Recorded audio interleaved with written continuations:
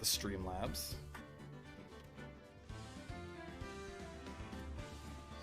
Alright.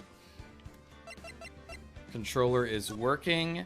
And we're going to be a little careful about soft locks from here on out. I don't know if there's many soft locks. I've heard there's a few in this trilogy on the PC port. I think on Switch you could retry the entire trials or something. Or the courtroom cases. You could start back from the beginning of those chapters. But for some reason on Steam, the Steam version doesn't allow you to do that. It is weird. Is this the right one? No, this is the right one. Yeah, this is the one. I almost forgot. Let's turn off the music. Even though it's very quiet. I'm doing like a very early start here today. Do I look good like this? I feel like my head's too... Wait, I think it's my camera. My camera is further that way than usual. That might be better. Actually, it probably would be best if my camera was further this way. That way I'm looking towards the... like inwards here, this way. This direction. And it looks more natural.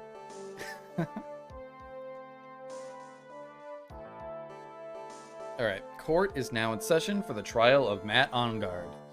And I believe we have to get an acquittal on the very first day of the trial, making me think there's not a part 2 to this case, which is weird because most of the trials take 2 to 3 days in court. So I'm wondering if they're going to really stretch out this day in court. Are the prosecution and defense ready? The defense is ready, Your Honor. Wait. I say, Mr. Wright, what happened to Miss Von Karma? I don't know, Your Honor. Why are you getting mad at me? Your Honor. Please be quiet, bailiff. Court is in session. If you must tell me something, please keep it brief. Now then, what is it? Prosecutor. Prosecutor Von Karma has... This morning, Miss Von Karma was shot by an unknown gunman? What? Shot? Uh-oh. Somehow. I think this is the present that man was talking about. Is present? Miss Von Karma is one of the top prosecutors in the country at the moment. If she were to disappear, it would be to your advantage. This is totally insane. Miss Von Karma, is she alright? I don't have the answer. She's alive and in stable condition. Oh, is Edgeworth gonna take over here? That's good. Phew. You're... I thought he'd show up. Your Honor, due to the circumstances, Miss Franziska Von Karma cannot appear in court today. I, Miles Edgeworth, will be taking her place. The prosecution is ready, naturally. Why are you behind the witness stand? Oh, okay, now he's moved. Okay. Miss Von Karma was shot in her right shoulder, and is currently undergoing surgery. Luckily, I have looked this case over, and am familiar with the details. The prosecution seeks to prove the guilt of Mr. Matt Ongard. The court acknowledges the prosecution. Right. I finally found the answer I was struggling for on my long journey this past year. By the time this case comes to an end, you too will know the answer. Now then, the prosecution would like to call its first witness. Please bring Detective Gumshoe to the witness stand. Witness, your name and occupation. My name's Dick Gumshoe, sir. I'm a detective down at the precinct for now. Oh, that's right, he got fired. After this trial's over, I'm supposed to turn in my badge, sir. Detective Gumshoe? The prosecution has no need for a depressed witness. Lift your head up and face forward like a proud officer. Detective Dick Gumshoe. Yes, sir. Now, let's have your testimony. If we want to explore the various facets of this case, we must start with that. Get ready, Phoenix. This is going to be one rough fight. Yeah, it would have to be with Edgeworth as my opponent. The answer he was struggling for. Interesting. Show me this answer you finally found, Edgeworth. Where did he go again? It didn't really specify where he traveled to. We just know he took a plane somewhere. This murder happened after the Hero of Heroes Awards ceremony, sir. The victim, Juan Corrida, was found dead in his hotel room.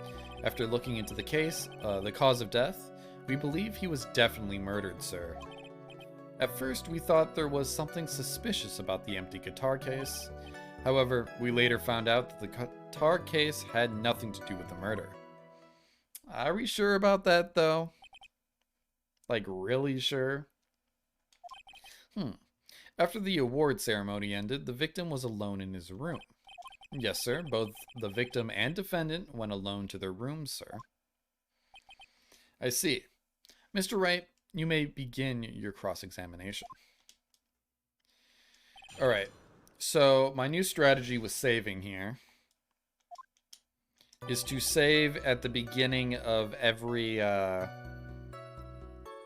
what is it called? Fuck. Cross-examination.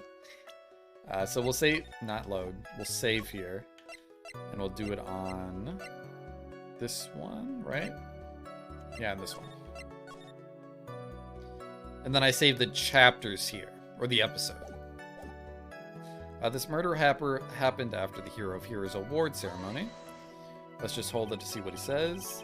Would you please give us a brief timeline of what happened after the ceremony?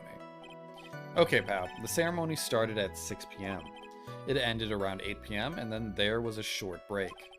A special post-ceremony show was supposed to start in the lobby 30 minutes later. And that's when the victim's body was found, correct? Which is to say the murder occurred during the 30-minute break period. Please continue with your testimony. Welcome in, Pisaria. Save the game, we'll save it again, why not? For you. As long as you don't save on a very, well, that was really far to the right of the screen. I've never seen one that far. Maybe we'll get one like in the very corner of the screen at one point. Kind of like the DVD logo bouncing around. Let's see. Did I save? I'll save again, because I'm not sure if I did. But how are you doing, Pisaria? How's work treating you? I don't know if you work today, but just in general. The victim, Juan Corrida, was found dead in his hotel room. True, true. The person who discovered the victim's body was Adrian Andrews, correct? Yeah. Who is this Adrian Andrews you're talking about? She's the defendant, Matt Onguard's manager. She's a really pretty lady, sir. Ah, so she's a pretty lady. I wonder if she will grace us with her presence. When the post-ceremony show was about to start, she went to get Mr. Onguard. After visiting his room, she next went to the victim's room to get him for the show, sir. I see. And that's when she found the victim's body. After looking into the cause of death, we believe he was definitely murdered. How? The cause of death?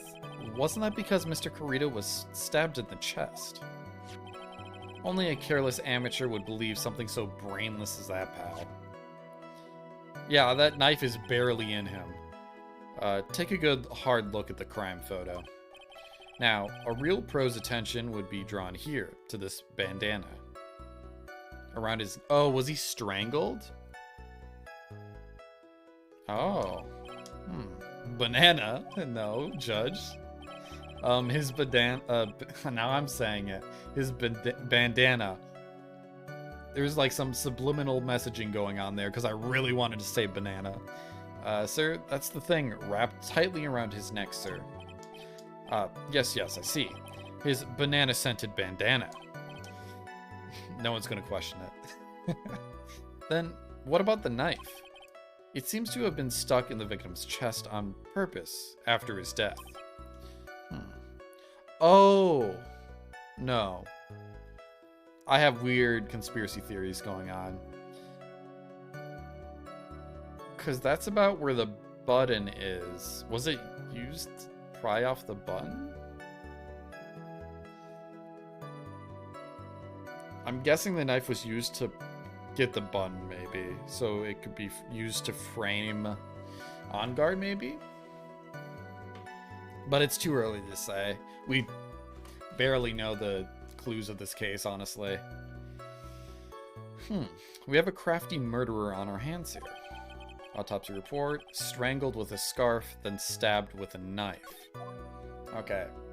We knew about the stabbing, but I didn't realize the handkerchief was used to strangle him. First, we thought there was something suspicious about the empty guitar case. And why did you think that?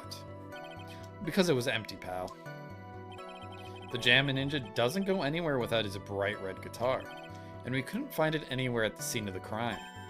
Oh, then how about this theory? A fan really wanted that guitar and did the crime to get it. How's that? Judge, that's not your job. Don't be fabricating murders. We thought of that too, but the only fingerprints on the guitar case were the victims. Only the victims, huh? I see. So much for my theory then. Wait. Did it update the evidence? Is that what I just saw? Oops. I didn't mean to do that. I think it updated it. Oh. Bears Carita's fingerprints. Okay, that's what it updated. But there might be a trap set up for us somewhere. Maybe. However, setting off traps is a part of a lawyer's job, too. If you say so. Of course, we're supposed to escape from them, too. What do you say? Okay, so I'm guessing the thing we have to press or present is on. However, we later found out the guitar case had nothing to do with the murder. That is a weird thing to say. What's up, Dick? Give me the deeds. What convinced you it had nothing to do with the case? The guitar wasn't at the Gatewater Hotel that night. Well then, where was it? The bright red guitar was eventually found at the TV studio. The victim, Juan Carita, had apparently only taken the case with him, sir. So you mean he forgot to put the guitar inside the case? Yes, sir. Even when he was on stage for the ceremony, he didn't have his guitar. So that guitar case was empty even before he got to the hotel. Yeah, that's right. So it really had nothing to do with the case after all. I believe that is enough. First, the victim was choked to death with his bandana. I really want to say banana. Work has been a shit show, but it's your last weekend before starting a new job next week. Ooh, well that's good. Hopefully the new job treats you better and isn't terrible. First, the victim was choked to death with his bandana. Then, after the victim was dead, the killer deliberately stabbed him with a knife. Which brings me to my next point. Why then did the police arrest Matt Ongard? Because there was no reason enough to suspect him. Here it comes. Looks like Edgeworth's back in full swing. But it's walls of text. I mean, I feel like you're the only one here. You're free to do it. I'm literally reading walls of text right now, Passaria. Like, if I pulled out the whole script, it'd be... The script to this game would be huge. But it's up to you if you want to share. Or deliberate. Very well, Detective Gumshoe. Please testify about this matter. Yes, sir. Why arrest Ongard? Oh, you already had it prepared. Or you type fast. I was supposed to start a new job next week, but moved to the week after. New job sounds similar to where I am now, but this job I'm at now is fine. It's just the amount of work they want you to do is a little too much than what I want to do. We're being sent home 6 to 7 hours into the 12-hour shift. Okay, so they're taking your time away. Okay, that is a wall of text. 1 second. So I'm not hitting the hours I need to pay the bills. Okay. Comfortably hourly, not salary. Sure. So there's no benefits to that, right? No. Am I reading that right? Yeah, hourly, not salary. Yeah, so you wouldn't be eligible for benefits, I suppose. I could choose to stay technically, but then I'm now doing the job of 10 people. Oh, are there a lot of people leaving then? Or is it just you? Because I know when jobs kind of get that way, other coworkers kind of get in the same mentality and might drop as well. I had that happen with my summer job in high school, where we had a lot of crew members. This is when I worked fairs. I was a carny, if you would. And the first summer was really easy. You could take breaks whenever you wanted to. And then half the crew got just decided not to do it the summer. And God, that summer was the worst summer of my life. Oh, I wish I could take it back.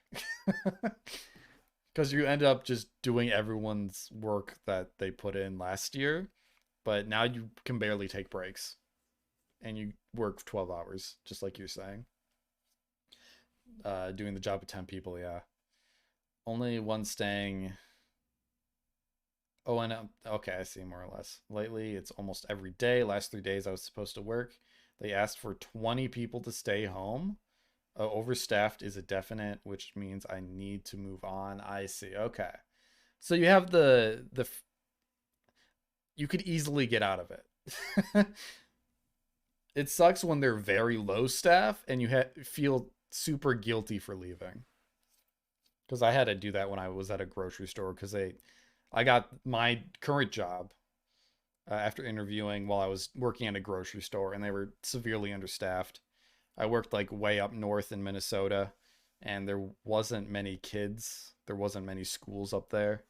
So they couldn't get many people to work there. It was a bunch of retirees that live up there actually. And retirees don't want to work in a grocery store. They're already retired.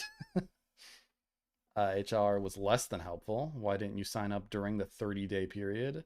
Try to. It didn't let me. Dead end. You're glad to be moving jobs. I'm glad you're moving jobs yourself. I think Mary's in the same mindset. She talked about that last stream, on her stream. The job itself is fine when you have to work, but then I'll look for things to get rid of people for, also known as enforcing standards like they are. Put on PIP. I don't know what PIP is. Then during, oh wait, personal, no, I don't know what that is. Maybe I do. I just can't think of it right now. During the supervisor eval, I exceeded the required work by 20% and was removed a day later. Okay. Wasn't the only person on PIP, including some of the hardest workers there. Why does bad management run every decent place into the ground? It's just trying to penny pinch for the most part, I feel. Let's see. People are talking about doing DoorDash or picking up other jobs just to make ends meet. I know a lot of people that are doing DoorDash at my current job, actually. And my job pays not too bad. It's hard to move up, but it's not bad. It's pretty decent pay. But I think they just want more cash. We're supposed to be an overtime season. That isn't happening this year. I only started this job in December, so that sucks. You had a rant in the Discord? Oh, sure. It continues. They just texted yesterday asking for 20 volunteers to stay home. Like they have every day of this week. I can't get out of this job fast enough. Oh, personal improvement program. Paperwork to fire you? Interesting. I don't think I have that at my job. Or I've never ran into personal improvement programs. Unless that includes training. I've taken plenty of training in my current job, so. But I don't know if that's considered PIP or PIP. But hopefully the pasture's greener on the other side for you, Passaria. Keep me updated. I'd be interested to know if it improves and it's not the same shitty management, because I would suck. Matt on. Do you have to move for your new job? I know moving for a new job is kind of tough too. Matt Ongard and Juan Carita were huge rivals with each other. They each thought the other guy was in his way. That's motive enough in my book. As for evidence, there's the Jammin' Ninja's button. It was ripped off of the ninja costume and was found in Mr. Onguard's hakama. Okay, interesting note here. There is a button on... Oh, wait, there's blood on this button. Meaning, I don't know if this is going to be important or not, but I'm making a mental note of it right now. Wait, was this it? Murder scene, check. Actually, wait, there's... Ooh, the hole gets deeper. There's two things here. There's blood on the button, meaning that he was stabbed while the button was still on him. Because it's on the button. But there is blood underneath where the button was. And it doesn't seem like it bled too much where it would cover the whole... He would be covered in blood if it was really deep. Okay. Mental note taken. You aren't meeting standards. They come talk to you, write a paper up, saying we want you to at X standard. I mean, we have something similar to that, but it's like above expectations, below expectations, at expectations. But it's never been... I've never felt it was like to get you fired. Because that's how they determine raises at my work. If you're above, you get like a 10-cent raise, typically. No, I think it's more, it's close, I think it's 80 cents actually for the next year or pay period or whatever. Oh, no move, commute time, the exact same. Okay, so that helps out too. I would hate changing jobs where I have to move. I had to do that for... I had to do that for my current job from the grocery store, although it was in my hometown, or it's close to my hometown. So it wasn't that hard of a move, because I've lived there my whole life. Because I was like northern Minnesota. Now I'm back down in the cities about. I've already said that before. It's not doxing myself. Don't worry. All right. It was ripped off of the ninja costume and is found in Mr. Onguard's hakama. The defendant's fingerprints were also all over the knife. The defendant bought the knife for the crime. Wait. Bought the knife for the crime, which makes this a premeditated murder? But it was... What do you mean bought the knife? That was like food service, wasn't it? I don't think they bought the knife. Has doxed themselves in some way or another, including me. Oh, dude, I had the worst... I mean, I don't want to keep bringing it up. I brought it up a couple times, but during my first 12-hour stream, my friend was ordering pizza, and he said, "Is this address right?" And he said the whole address out loud, so... Don't worry if you're there. I'm not calling you out. I'm just saying that's the biggest scare I've had so far, but it's not too big of an issue because I was very low on viewers at the time. Not many followers. I didn't save VODs at the time either. And I immediately... Well, no, I did save VODs, but I immediately stopped the stream, deleted it, solved it there, moved on.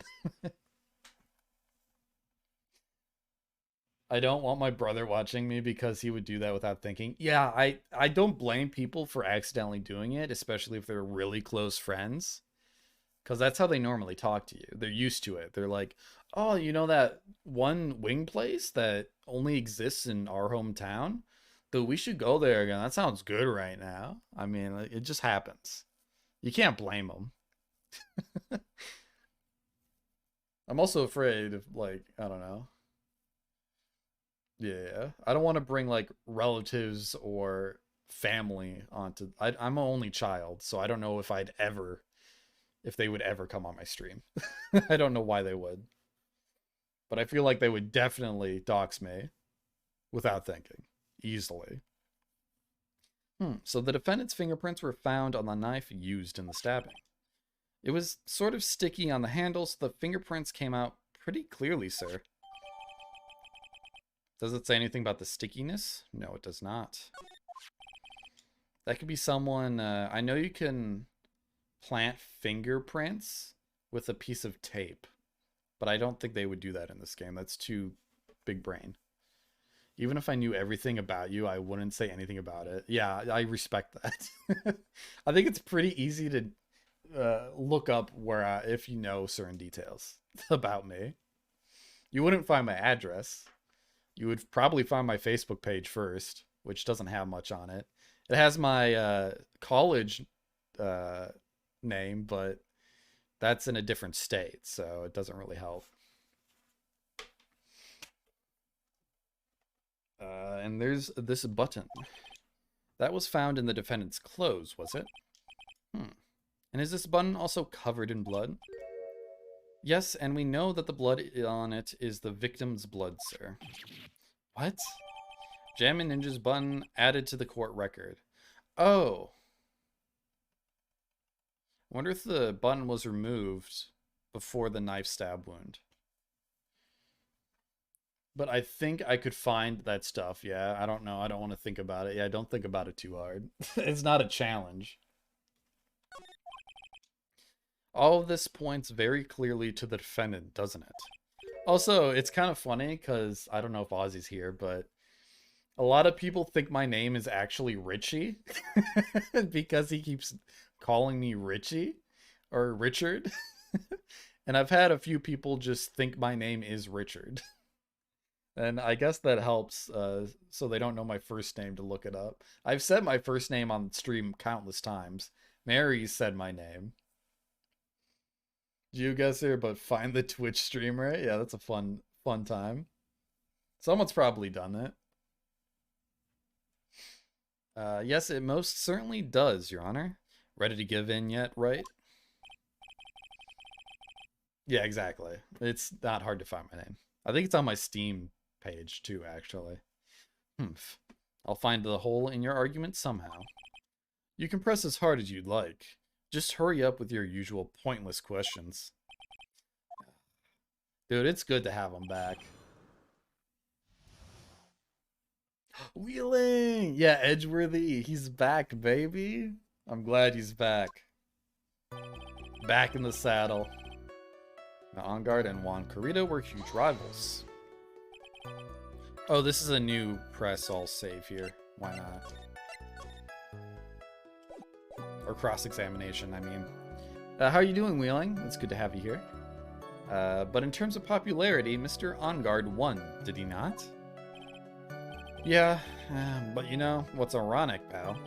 Juan Corrida was always one step behind Mr. On Guard in everything. This year, it seemed like he'd finally caught up, ready for the big final showdown. But Mr. Corrida lost the Grand Prix in the end. That is too bad. He must have been pretty downhearted after losing. They each thought the other guy was in his way. That's motive enough in my book. Wait just 1 second here. Mr. On Guard was beating Mr. Corrida in the popularity polls. Well, yeah, I guess, but... Which means that in the defendant's eyes, the victim was not a rival at all. Which means he had no motive to kill at all.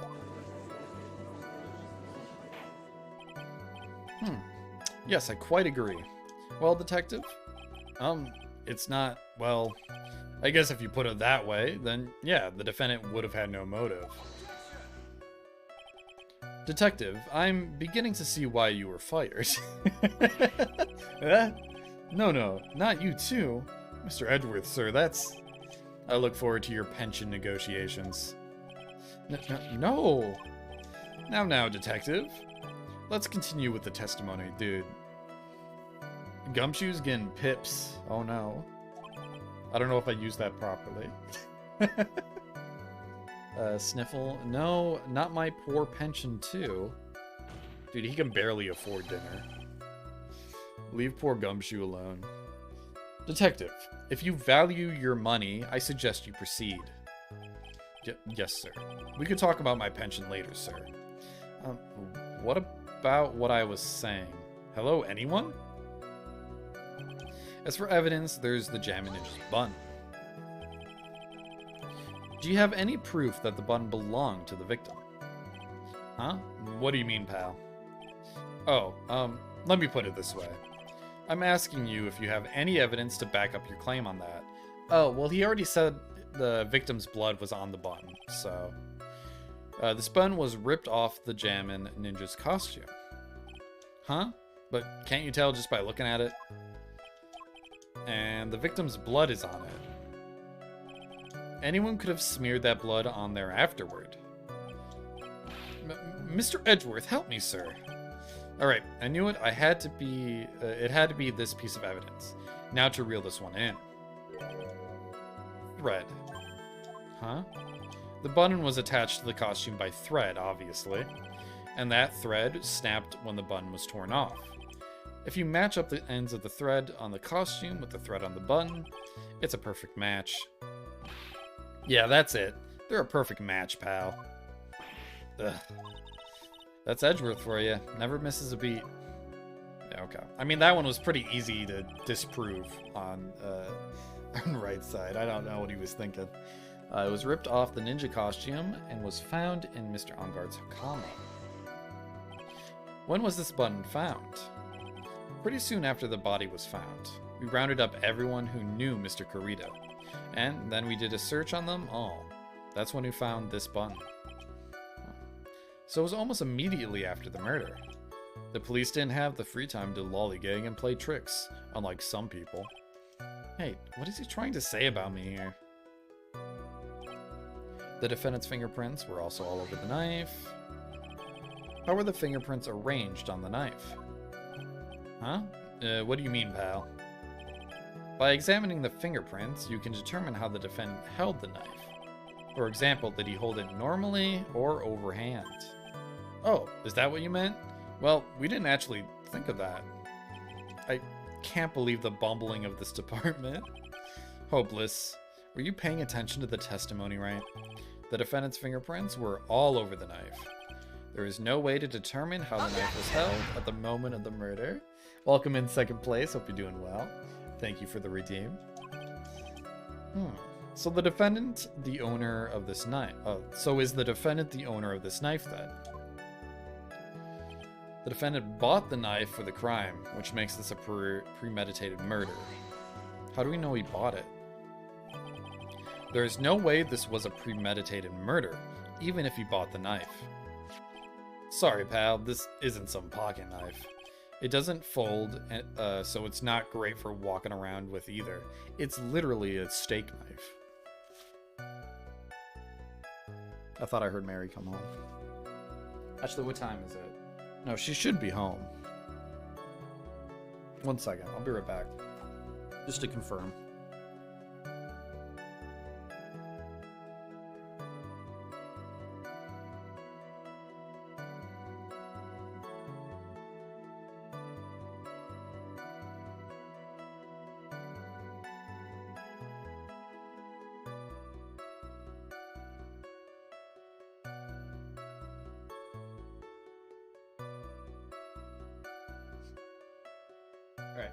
Yeah, I don't know where she is. She's probably... we have friends coming over Friday. I'm still gonna do the movie night, though. I'll just have to leave real quick afterwards. Alright. It doesn't fold, so it's not great for walking around with either. Ugh, well, this is not good. If the prosecution can prove it was a premeditated murder, we're done for. Phoenix. Yes? There's something very interesting about what the detective said just now. Think carefully before it's too late. A button covered in the victim's blood, and a knife with Engarde's fingerprints. Be grateful if the judge were more rash, he would have already pounded his gavel in closing. We're still in a world of trouble. Well, before any battle, you must find your enemy's weakness. So, let's find the weakness in this testimony. No matter how small it may be, okay, Phoenix?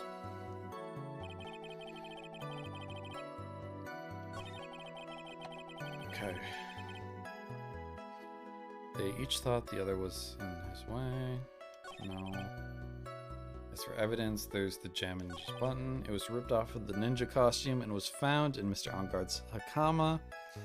There's no way of disproving that because I think it was literally found in his Hakama. The defendant's fingerprints were also all over the knife. This one's weird to me because why would he buy it? It looked like a steak knife.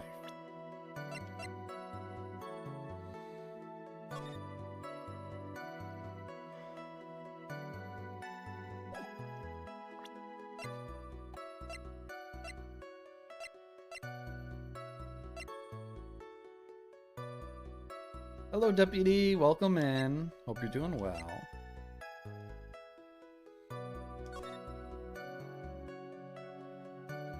There's no way. I didn't have any clues.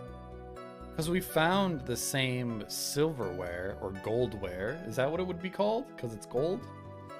Early stream? A little bit early, yeah. I usually go live around 6:37. So it's been about almost an hour. I'm not sure how long this trial is, so I wanted to get an early start on it. Let's see. Oh, wait, it's here. Bears the victim's blood and on guard's fingerprints and the grip. Gatewater is engraved or graved. So. Oh, Mary's home. That's very fair, yeah. 1 second.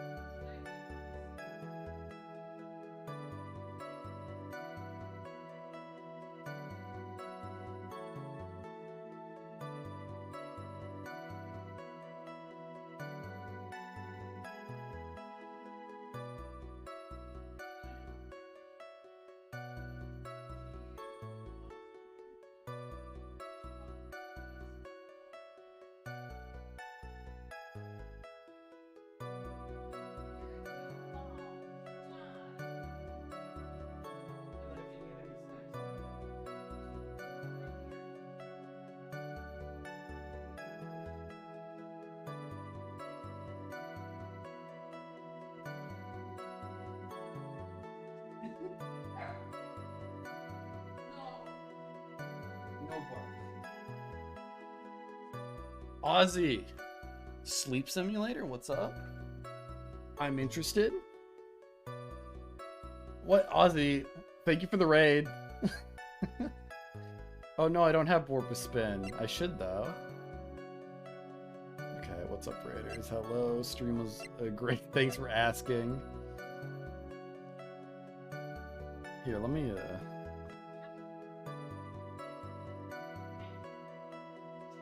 Is this how it works? Is this gonna work for me or nah? No, it's not. I don't know why my shadow thing is not working. That's weird. Like, certain people don't show up on it for some reason. I wonder why. But I'm sorry I'm back. Mary got home. Had to catch up with her. Figure things out. You know the whole deal. Charlie went crazy.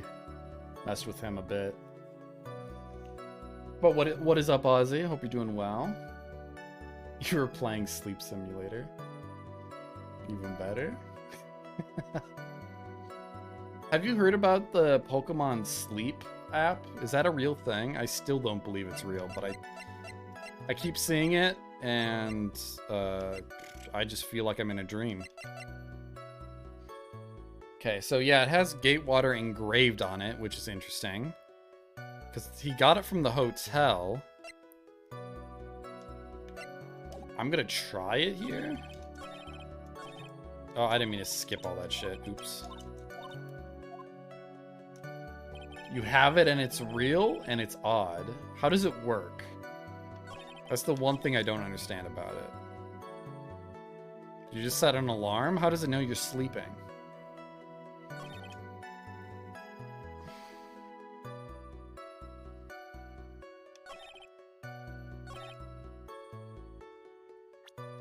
See, this seems weird because we got this piece of evidence from this dialogue, didn't we?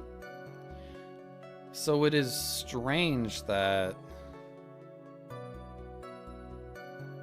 I'll try it. I don't know if it's right, though. Wait a second. Okay, I think we're in the right mindset. What? So the basis of your argument that this was a premeditated murder is simply that my client bought a knife beforehand? That's right, pal. The defendant did not buy this knife. Huh? Take a good look at the handle of this knife, and you'll see what I'm talking about. Huh? It has a Gatewater seal set into the handle. Gatewater? I think I've heard that name somewhere before. Oh my god. I mean, it makes sense that he was fired. He's kind of shit at his job, but you gotta love this oaf. It stalks you. A little Pikachu just watches you. What the fuck? How? Do you like put it under your pillow or? It seemed like a joke when they brought it up. I had to check the date when I saw, like, maybe it was April 1st. Because it's a very good April Fool's joke. Thank you for the pufferfish sound. If you put it under the pillow, Pikachu won't be able to see you, but he can feel you. That's the sound of Gumshoe's brain. Whenever I counter his point, he's like, ugh. Yeah, it was in the Pokemon Direct. That's when I first saw it. That's the name of the hotel, the Gatewater Hotel. Oh. Oh, wait, he said, uh-oh. Oh, he made a oopsie. The murder knife was actually property of the hotel, which means this murder was not premeditated. Makes sense. Yes, that is very true. This is a very big... What is it, Mr. Edgeworth? I'm sorry, but the defense is simply too careless. What? Dude, I missed that animation. I think whether the crime was premeditated or not has already been determined. How so? I admit this knife is hotel property. There is no one currently on the police force that is dumb enough not to realize this. Well, too bad he's not on it. But I didn't know... Oh, yeah, he's not on it anymore. The question is, where did this knife come from? Why, that's obvious. It came from the victim, Mr. Kurita's room. Oh god. Sorry, Your Honor, but that is incorrect. Dude, I love his smugness. Why can't every prosecutor be Edgeworth? It was, wait, no, never mind. I'm just rereading things. The victim ate a last meal before he was murdered. With that being the case, I would like to draw the court's attention to what is on top of the table. There's a knife and fork on the table. Then, where in the world did this knife come from? If it pleases the court, I would like for us to recall the room of the defendant, Mr. Matt Ongard. I was curious about this because we didn't find many clues inside of Ongard's room, even though there seemed to be clear evidence there about the missing knife especially. I think that's what he's going to bring up here, though. Especially what was on top of his table. There's something missing. Perhaps it is a single knife. We investigated the leftover dishes for fingerprints, and while we were investigating, we came to the conclusion that Mr. Matt Ongard's knife was missing. Ugh. Mr. Ongard had gone to the victim's room with the knife he had used during dinner. Why would he carry a knife on a visit? To kill, of course. And with that, I believe the prosecution has proven this was a premeditated murder. But why was he choked out?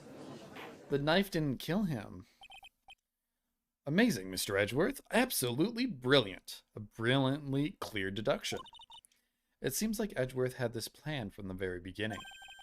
This must be one of those traps I just walked into, or headlong into.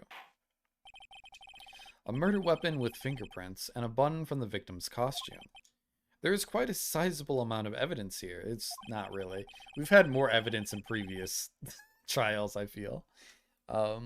I can safely say that any further deliberation is a waste of your honor's time.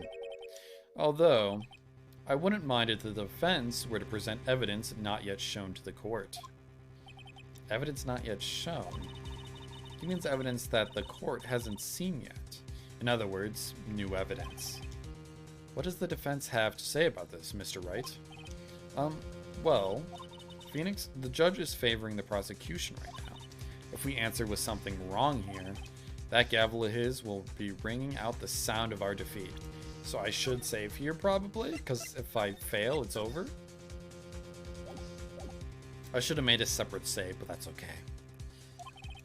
Mr. Wright, do you have something important and necessary to present to this court? Let me check.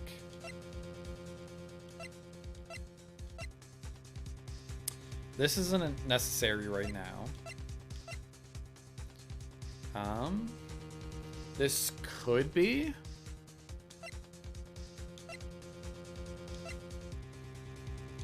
No.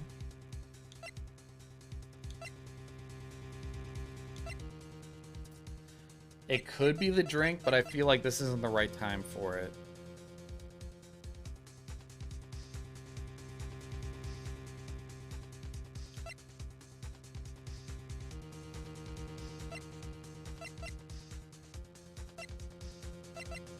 Man, this one's tough. Is it a profile? I don't think it's a profile.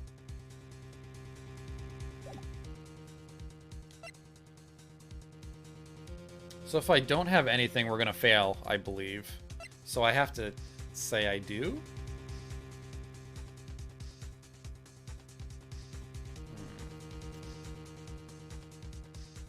I think the right answer is I do. There's one. One piece of evidence that catches my attention. Something that this court has yet to see. But Mr. Wright, I will say this one more time.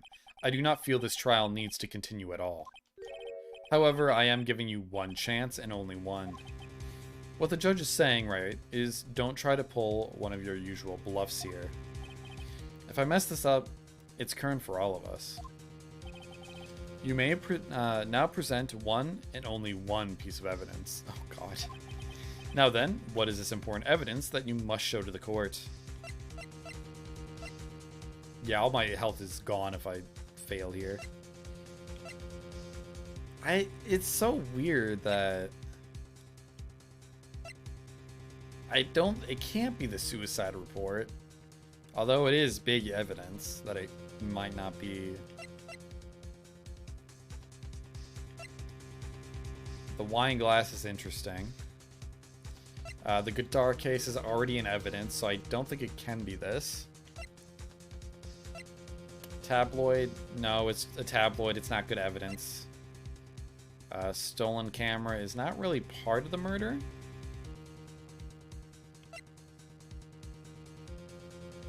This we can't bring up or else we lose our hostage, honestly. Seems like the Nickel Samurai is to confess something after the post-ceremony stage show. It could be this.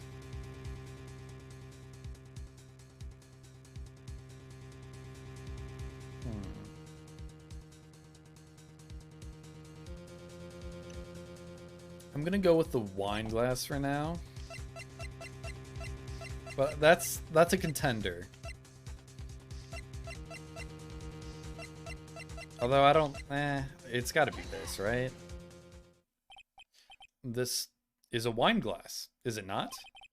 Please look at the photo of the crime scene one more time. The scene is a mess because of the victim's struggle against his assailant. The vase was broken, his makeup is all over the floor. These were all things that were at one point sitting on top of the dresser. Well, yes, I see your point. However, this glass that is sitting on top of the dresser is mysteriously untouched. The only thing that had not fallen over along with everything else is this wine glass. Who drinks tomato juice out of a wine glass? I guess if you're in a hotel, that's all you really have. I mean, most hotels have those little paper cups that you use for coffee, though. This piece of evidence is more than strange enough to warrant further consideration. Does it? I don't think they're convinced. Well, what do you all have to say? Well, yes, it is a little peculiar. Yes, isn't it? I thought it was. You can stop looking at me with those puppy dog eyes of yours now. Mr. Edgeworth, what is it, Your Honor? Your opinion. You don't need my opinion. Because there is no special meaning to that glass. What? It's safe to say that the glass was set there after the crime took place. By the person who discovered the body, Adrian Andrews, for example. She could have easily been so shocked that she set the glass down without thinking. That does sound very plausible. That's a very stupid reason, Edgeworth, actually. I think that's a terrible reasoning. Because there was literally a murder that happened. Well, I mean, if she went there... Oh, after... I feel like she would have seen... On guard. Whatever. Could Miss Andrews really have set the glass down without thinking? I don't think so. I mean, she's a manager. She keeps track of details. I feel like she would have told people. But other than that, there is... If it asks for evidence, that's not it. Oh shit, wait. Oh, we don't have a photo of the fucking scene, do we? Damn it. Oh, no, it is in the bottom right here. There's the actual bottle of tomato juice.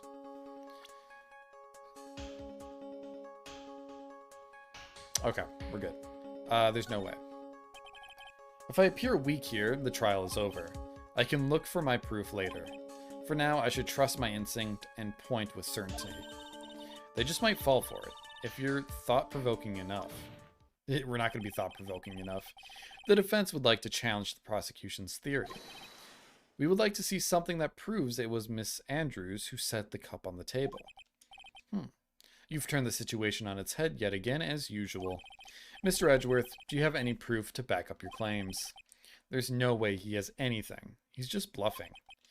Unlike Mr. Wright, I never say anything unless I have the evidence to support it. What? You're not thinking hard enough today, right? Did you think this wine glass escaped my notice? Then, of course it has been thoroughly inspected for fingerprints. Fingerprints. There were only one set of fingerprints left on this wine glass. Only one? Well, whose were they? They were not the victims nor the defendants. Rather, they were of one Adrian Andrews. What? Okay, so that's new. That is why I said that the person who had discovered the body had left it there. Are we done here, Mr. Wright? Ugh, I can't believe I fell into another trap. Miss Andrews was probably holding the glass when she went to see Mr. Carita. But upon seeing his dead body, she was stunned and set the glass down on the dresser. What you just said makes a lot of sense. Tisk, tisk, tisk. Now do you see, Wright? You can't change any part of my scenario, as it explains everything all too well. I've thought long and hard this past year about what it means to be a prosecutor, and from here on out, I will show you the answer I have come to discover. Wait a second, Mr. Edgeworth. I think the prosecution hasn't provided enough evidence for me to enter my verdict. Unfortunately, I cannot allow you to pass judgment just yet. The prosecution has yet another witness he would like the court to hear from. Another witness? Yes. Bailiff, please bring me the next witness. What in the world is Mr. Edgeworth thinking? Well, I think he knows the right... Oh, God. I think he knows maybe who the killer is, and he's just trying to give me a chance to win. Uh-oh. There's a dog staring at me from across the room. He noticed my gaze and he left. Okay, I guess he didn't need anything. Now then, witness, please state your name and occupation. Witness, your name and occupation, please.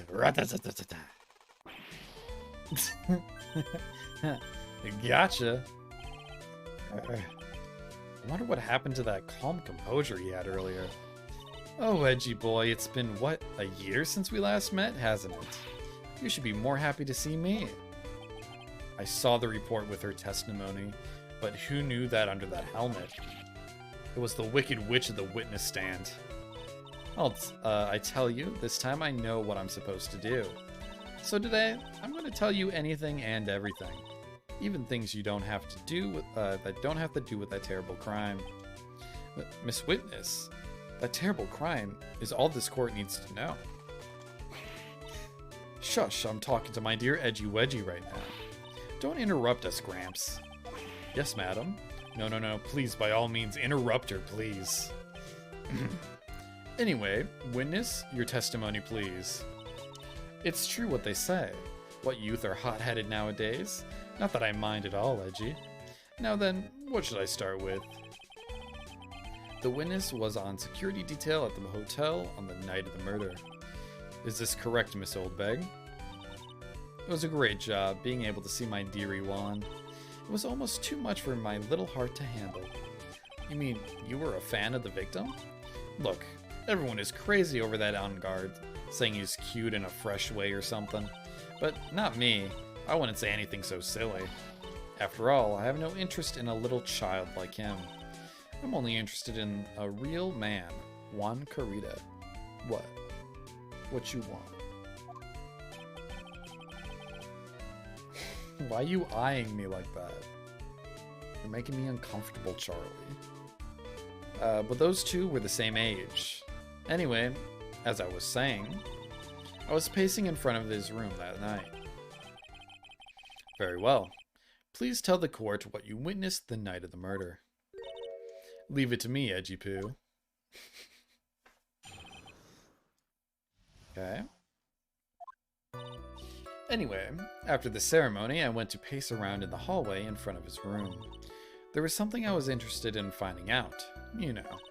Well, since I was on the job, I made sure to keep a good eye out the whole time. That's when someone showed up. It was a man coming out of poor Juan's room. It was Ongard, Matt Ongard. He was trying to sneak his way out of Juan's room. So Mr. Ongard came out of the victim's room. See, it has to be him. He's the murderer. I see. Well, Mr. Wright, you may begin your cross-examination.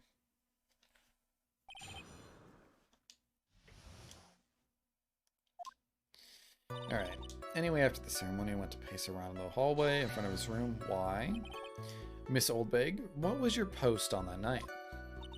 The lobby. I was supposed to help set up the stage for that trifling show, but I refused to help. I'll have you know, it was for that lead-headed samurai show. I even took out a few of the nails.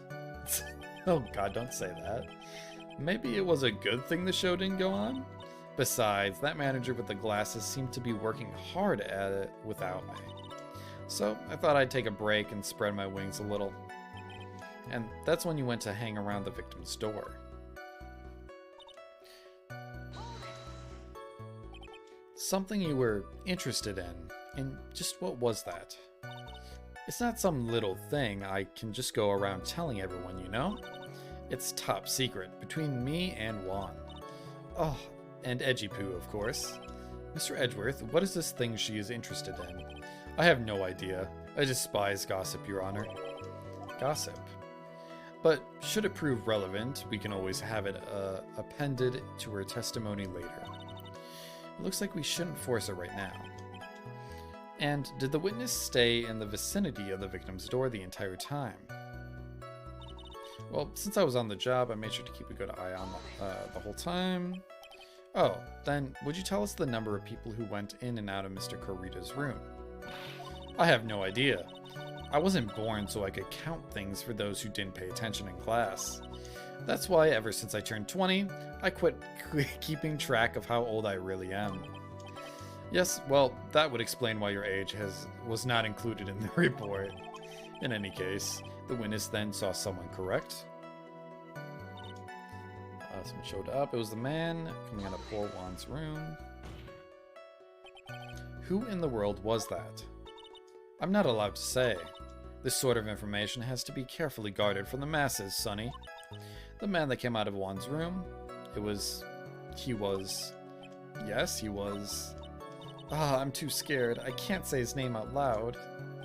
Oh, what I wouldn't give to have Franziska's whip right about now. Well, I guess I can tell you, since he was such a bad boy anyway. It was Angard, Matt Angard. He was trying to sneak his way out of Juan's room. You saw my client. Are you sure about that? Yesy. Really? Annoying brat. When I say I saw someone, I saw that person. Why do I get a sense of deja vu? Maybe to avoid a repeat of last year, I should delve a little further into this.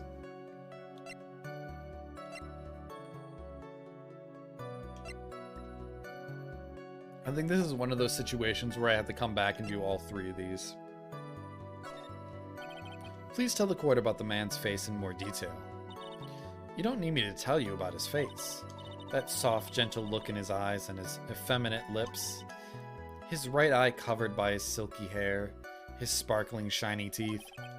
His teeth were shining? Well, he's shining all around in this week's pinup poster, dearie. This week's pinup? Why do you... I mean, I don't care how he looks in this week's issue.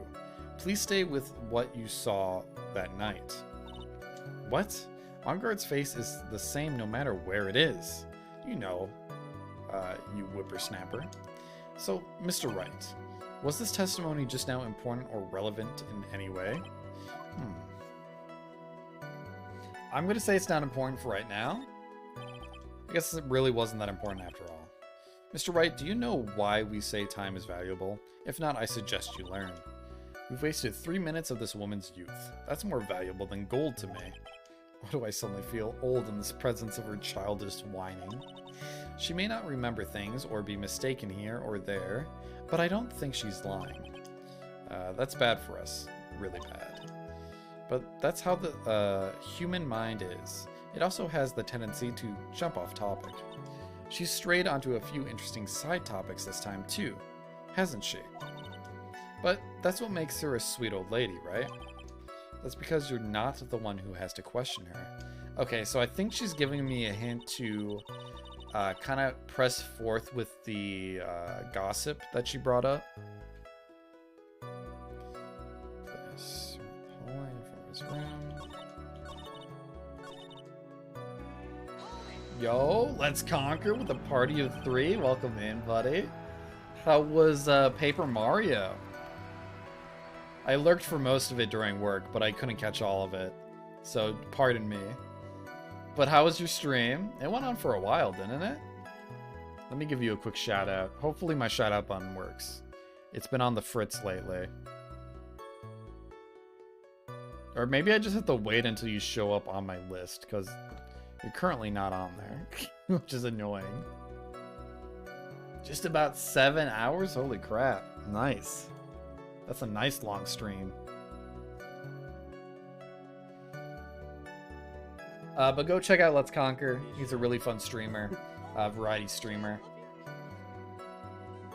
Plays a lot of Zelda. Yeah, it's a cool emote, Sasha. Wait, I missed something. Yeah, the emotes have been weird today. It was awesome, dude. Nice. Oh, yeah. You could let VIPs do shoutouts if you wanted. Yeah, but I have a lot of VIPs. Also, Ozzy would have access to it, and I don't want him to have access to it. You don't know what that clip is? Have you caught a Conquer stream before, Ozzy? I can't remember if I think I have raided Conquer before. Once before? Maybe. Have I?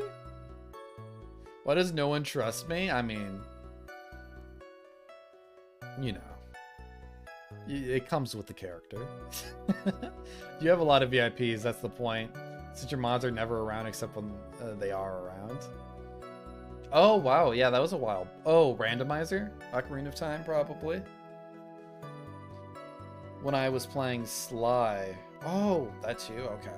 Interesting. You saw my client. Are you sure about that? Yes, see? Okay, let's see. What was the person carrying? What was the man you saw carrying? In which hand? His right or his left? Now this is a real mess. I mean, I can't be expected to answer such a vague question. Indeed, please be more specific with your question, Mr. Wright. Sorry. What was that man you saw carrying in his right hand? He wasn't carrying anything in that hand. Then how about his left? Empty. Just say he wasn't holding anything, Jesus. Well, this whole thing has been a lot of nothing. So, Mr. Wright, was this testimony just now important or relevant in any way? Would he have brought something back after killing the victim? The button is in his clothing, so he wouldn't be carrying it. He left the knife there. What would he have brought back? I guess nothing? Maybe it's not relevant. That's not important. Alright. I just want to see the last thing I could ask.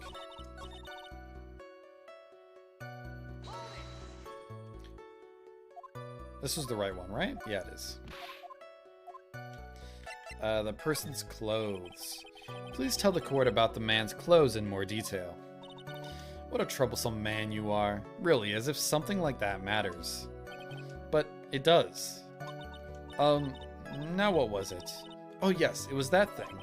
What thing? That gaudy thing he's always wearing. That racing jacket? Wait a second. Okay, but he had the button in his hakama. So he couldn't have been wearing his jacket at the time. He would have been wearing his outfit. He was wearing that at the detention center too. That thing's meant for nothing but seducing women out of their pantaloons. Humph, men. So true. Right. So, Mr. Wright, was this testimony just now important or relevant in any way? It is, actually. It's very important. Hopefully I'm going in the right direction. Of course it was important, Your Honor. Then perhaps you would like to point out what part of that testimony was important. Yeah, you missed the whole investigation part of this trial, so you're out of context. But it'll make sense, maybe. If you have any questions, I'll answer them.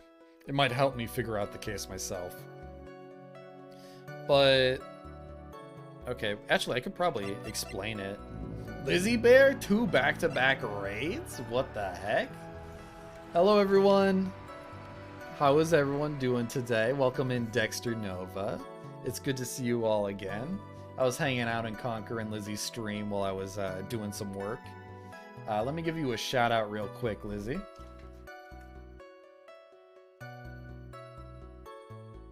Wait, no, it's... Right? Yeah. How you doing? How is Paper Mario? You enjoying it? Or wait, you fully played it before. Is this early, Liz? I can't tell. This looks like an old layout that I'm not familiar with. But it's good to see you here. See what I mean, Neon? All the shoutouts the streamer has to do? It's fine. It's quick. I have a stream deck that doesn't work.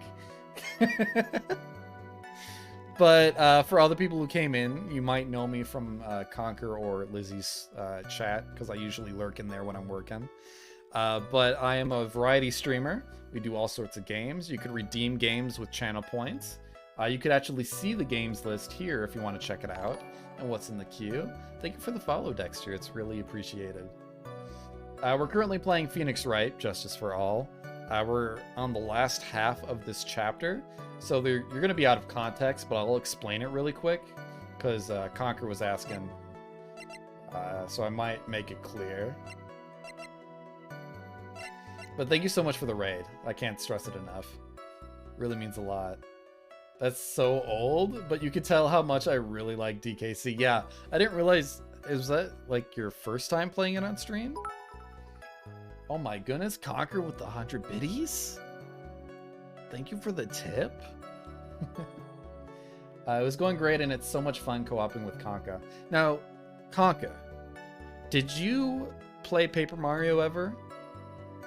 Of that one? I know you played Origami King. Or was it Origami King?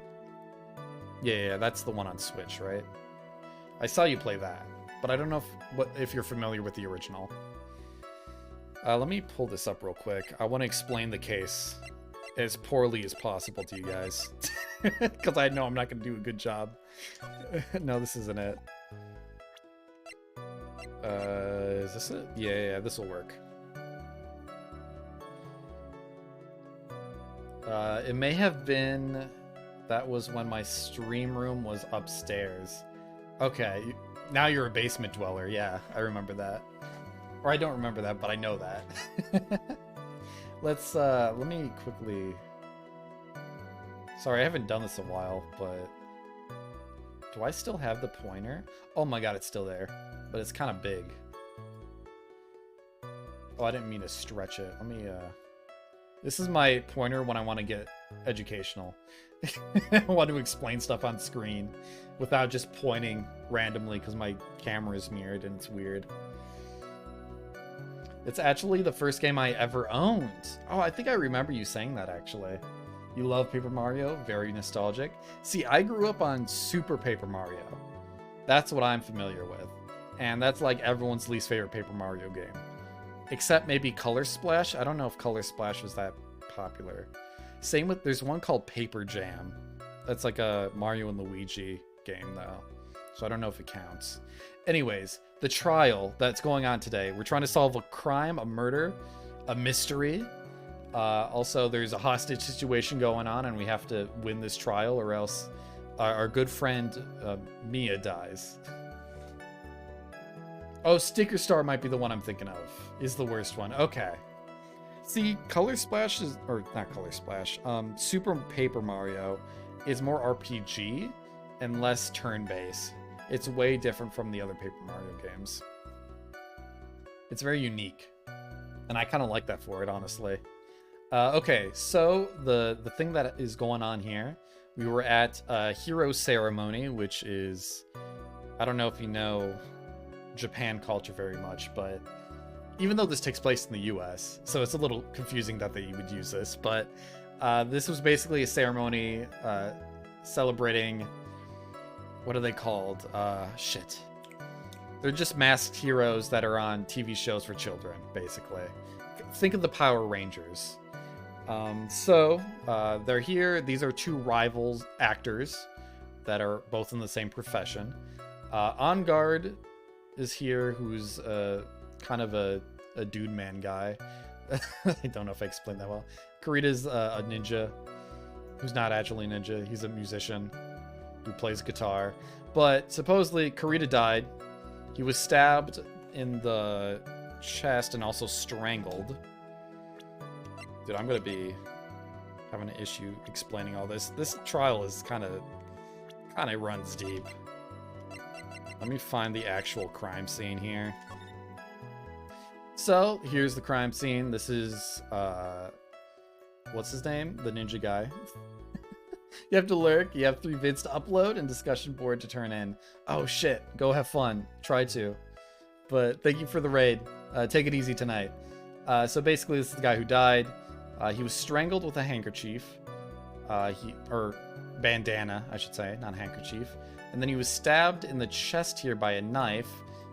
It's not very deep, which confuses me.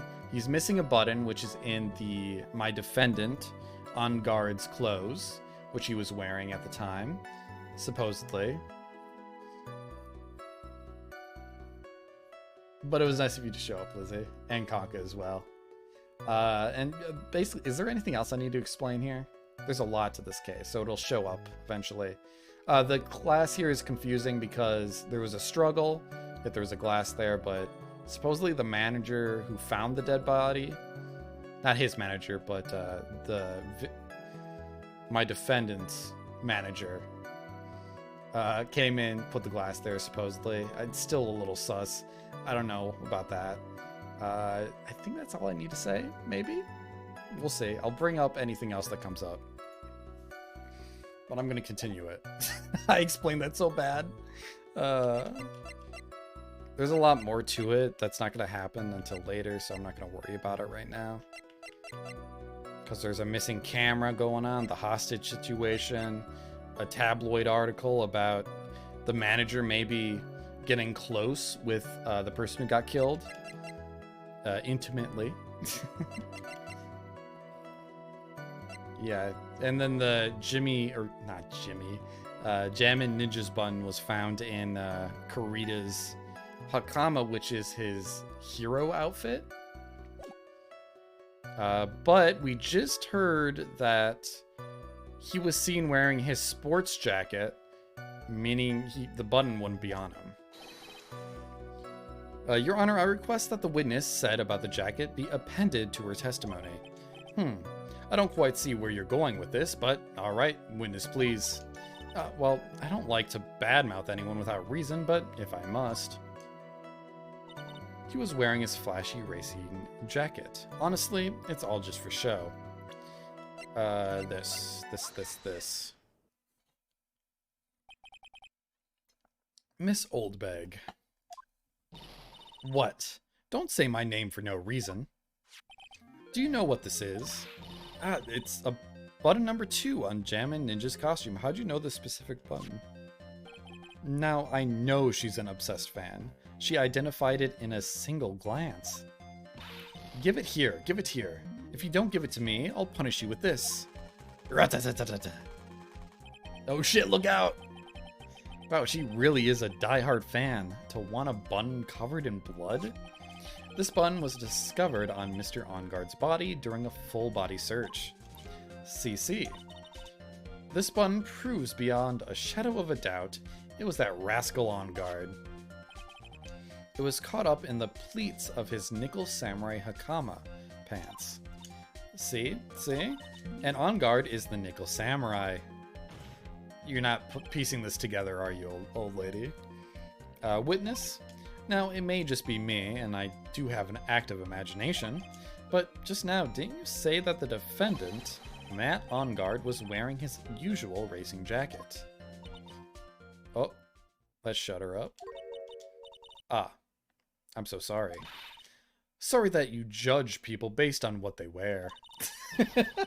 If I wore the trendiest... Oh, she's going into a tyrant. I'm not gonna try reading it. Someone... I'll say that one, though. I like doing that. Now, hold your tongue still there for 1 second. So what you saw in actuality was not Mr. Onguard, the man? The myth, the legend? But Mr. Onguard, the Nickel Samurai? But when you think about it, they're really one and the same anyway. Miss Oldbag, this is a very important point we're talking about. Edgipoo, do you think so too? Well, it might be something worth considering. Just say it's important and agree with me for a change. Witness, think carefully and try to remember as much as you can before you testify. Ah, alright, if you insist. I should be the one sighing, not you.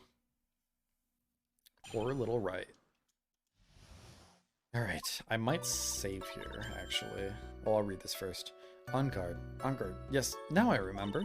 The Nickel Samurai. That's right, it was the Nickel Samurai that I saw. Yes, it would have been convenient for him to wear his costume during the murder. He had to go to that post-ceremony stage show, right? After the crime. You know.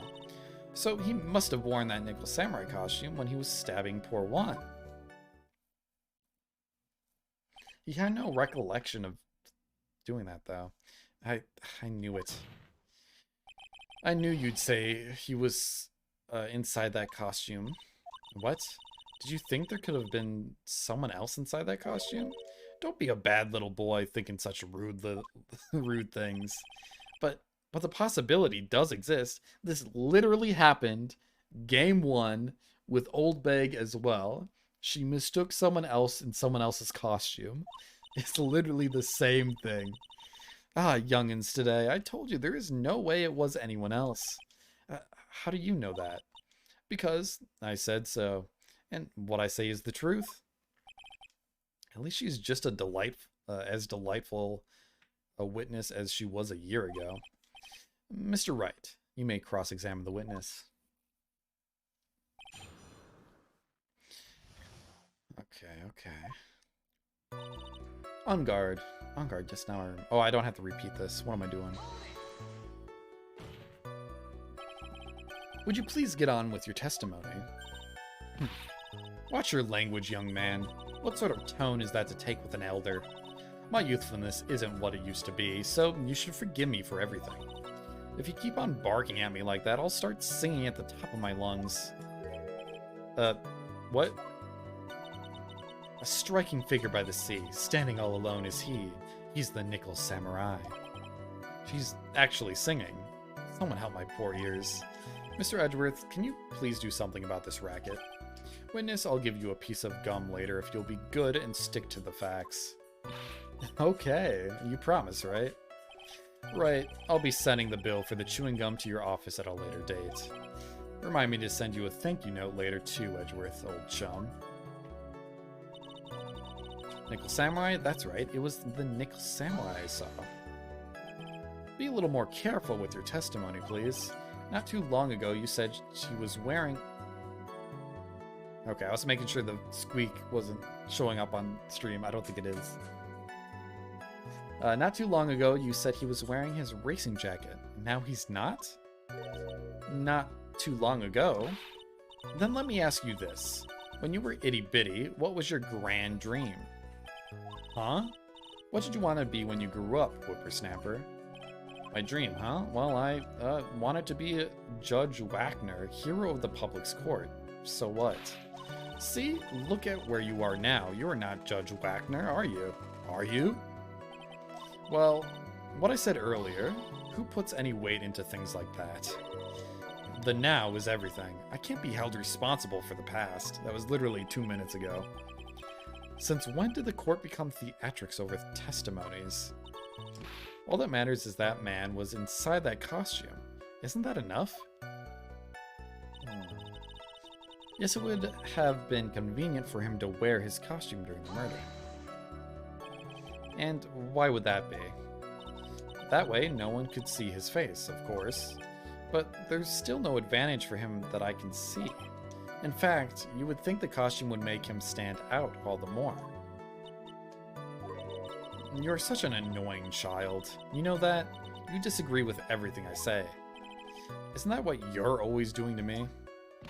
I got it. Maybe it was more troublesome for him to change in and out of his costume. Was there anyone else scheduled to appear at the post-ceremony show? Well, all the contestants were supposed to go on stage in a friendly gesture thing, and that included the Jammin' Ninja. Of course it included him. That's why when Angard came out of Dear Juan's room, I didn't give it a second thought. I see. Well, anyway. So he must have worn that Nickel Samurai costume when he was stabbing poor Juan.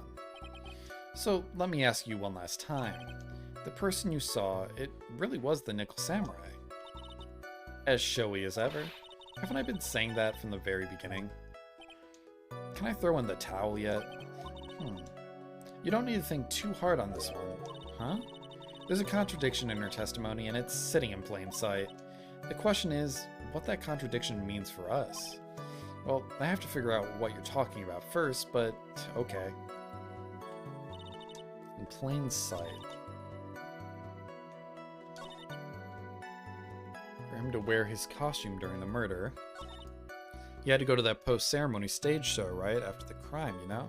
I'm guessing it's here we need to present evidence. He must have worn that Nickel Samurai costume when he was stabbing poor Juan. It could be there too, I guess.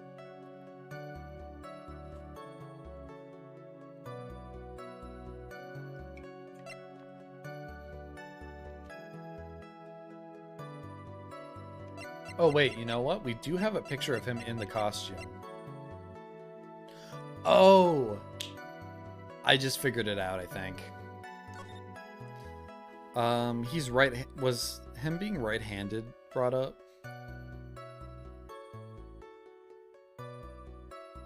If he stabbed him with the knife with his right hand? There wouldn't be fingerprints on it.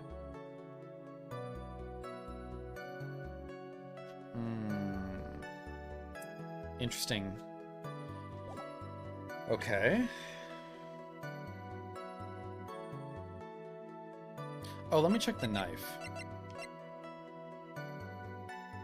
In the grip, wastewater is engraved. Does he wear... What's on his other hand? He's also gloved, so...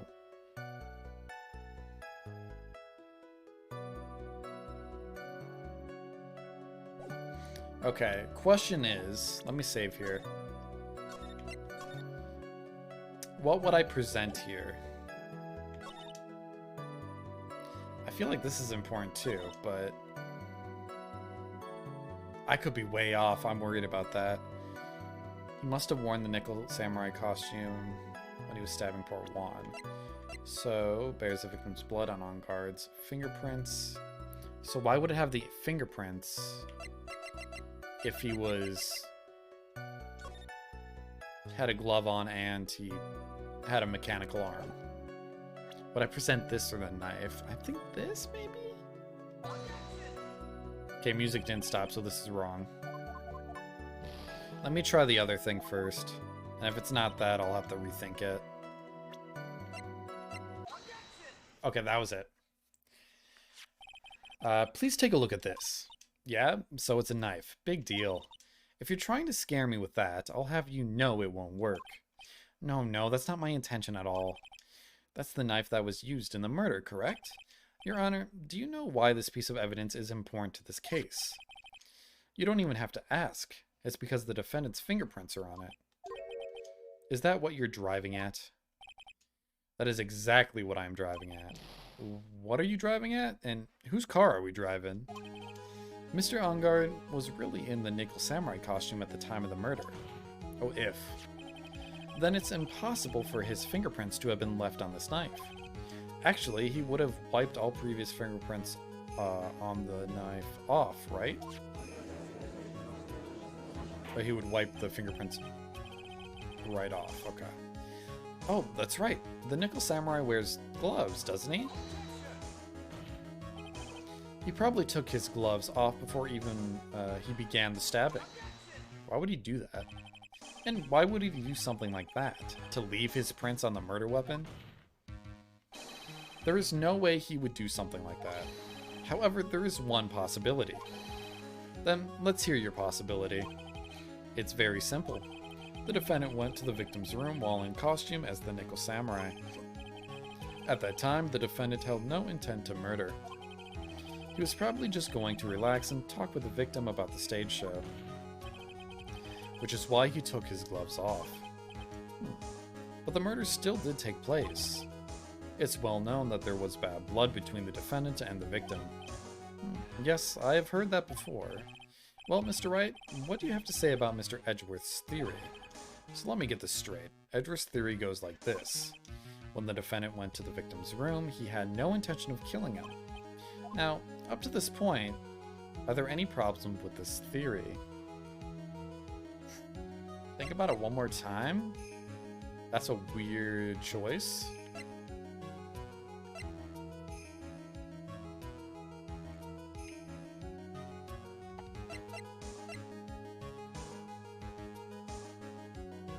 So he went in there with ill intent. What did you say earlier about the Gatewater Hotel knife?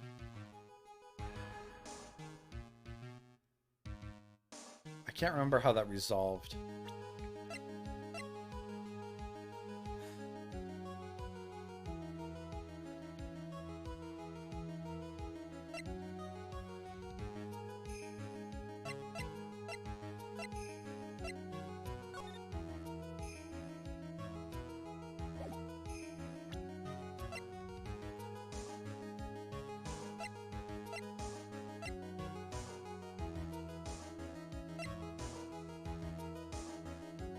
I feel like this is a trick question. They've been throwing a lot of trick questions at us. Is there a contradiction? With Edgeworth, I feel like there would be no contradiction in what he's saying. I just want to see what this is. I think I need a little more time on this one. So let me get this straight. Edgeworth's theory goes... Oh, it's just to reread this. Went to the victim's room. He had no intention of killing him. Well, isn't the fact that he brought the knife a contradiction? I feel like this is a trap.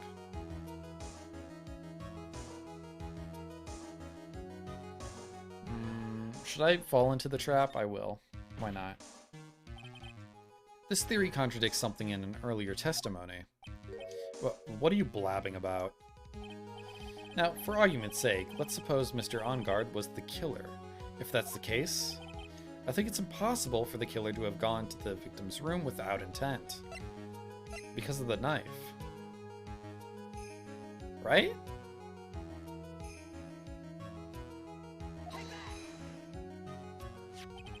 This knife. This was used by Mr. Onguard at dinner. When are you going to put shit on the green screen behind you?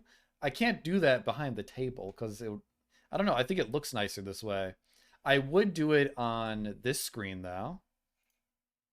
I think I need something behind me here, but if I'm doing stuff here, it's not going to look that good.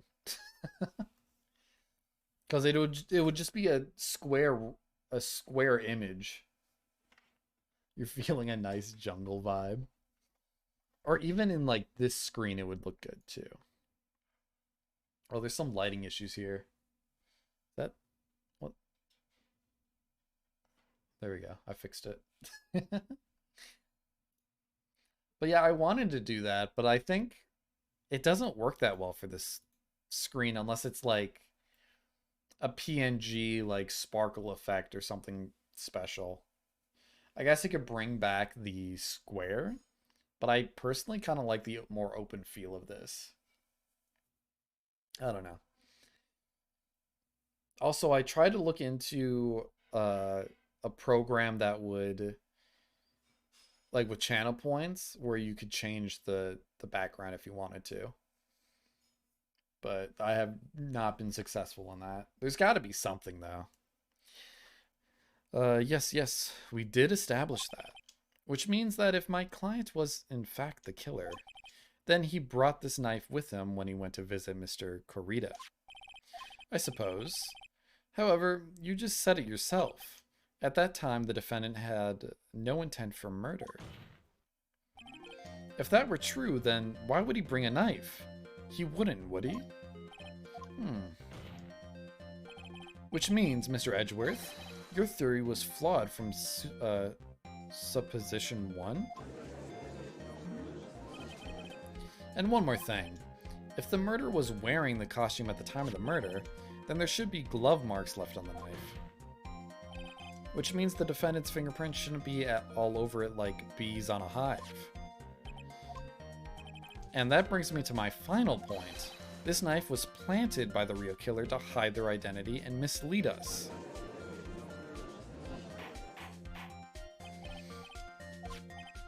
Was this knife really planted by the killer?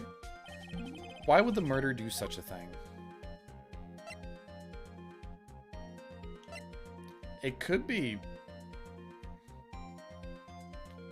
Well, the murder method was strangulation.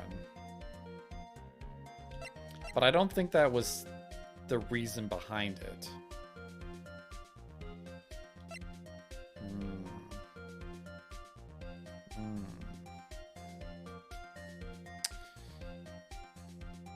Probably this, yeah. This, along with the button, makes it seem like they were framing him. It's to frame my client, Mr. On Guard, of course. To frame? Aren't you forcing the interpretation just a little too hard on this one? But we just established that the witness saw the Nickel Samurai in costume. And if that were true, then there shouldn't be a single fingerprint on this knife. Witness? Looks like I've made your life a tiny bit more difficult, huh, Edgy Poo? Witness, did you or did you not really see the Nickel Samurai? Well, I guess at first I might have forgotten, but... Oh my fucking god, this lady. Are you saying you mixed up Mr. On Guard with the Nickel Samurai, his character on TV? But, I mean, I can't really do anything about that now. Look, I was waiting around in front of their doors because, well, I wasn't waiting around for the Nickel Samurai, that's for sure. She wasn't waiting for the Nickel Samurai. Alright, then, who were you waiting around for then? That's top secret to anyone outside of security. I have a feeling that you were waiting for Mr. Juan Corrida, am I correct, witness? Ha ha ha. The way you think. You are a sad amateur with a terrible case of nearsightedness. Amateur? Me?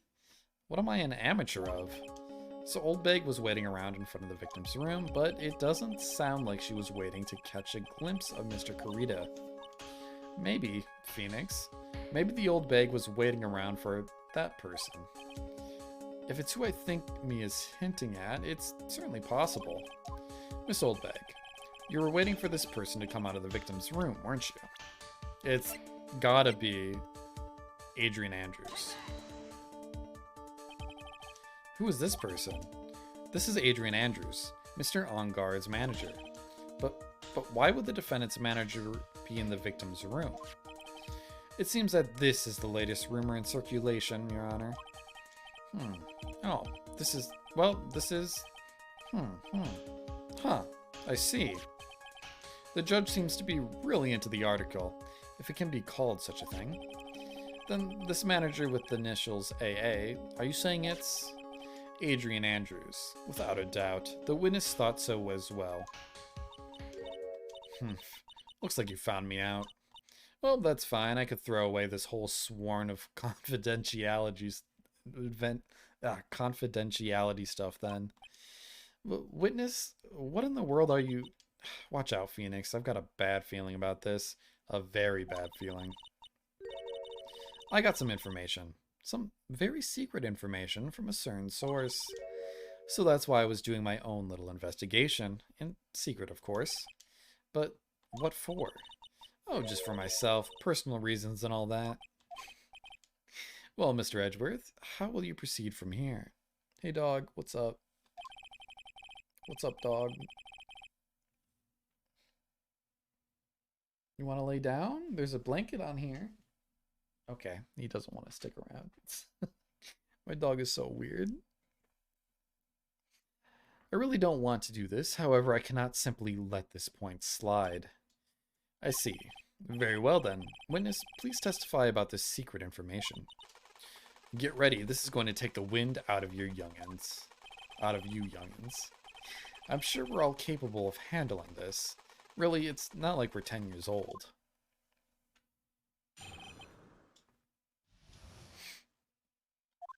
I wonder if she comes back in the third game. I really hope not. But she might. That on guard is one evil, evil man. He thought he could ruin poor Juan by causing a huge scandal. So to do that, he set his own manager to get in close with Juan. I cannot condone such dirty tricks, so I took action. Oh, and this is top secret. You got that? Nobody else but you and me know yet, okay? That's not true, though. The defendant sent his manager. What a distasteful topic for this court. What? Nobody's above gossip. And isn't there a saying, the truth is never pleasant? Never heard that one before. Mr. Edgeworth, what about this Adrian Andrews person? We have looked into this matter, and found that the truth the article proposes is, in fact, baseless gossip. But should this be true, then this proves that the defendant did bear ill will towards the victim. So this means I have to smash this rumor once and for all. Now then, Mr. Wright, you may cross-examine the witness. Be careful. The old bag seems rather excited right now. That's right. On guard is nothing but your average foul-blooded youth. Well, as the old saying goes, you've got to burn old bags with fire. Time to fire up the afterburners and hit the highway to the danger zone. Dude, he's so cool in this trial. He never says cool shit like that. Let me save real quick.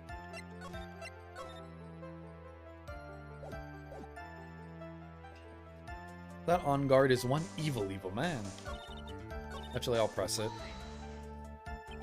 You can't say something like that without proof. That's just slander. But it's true, that woman was getting intimate with poor Juan.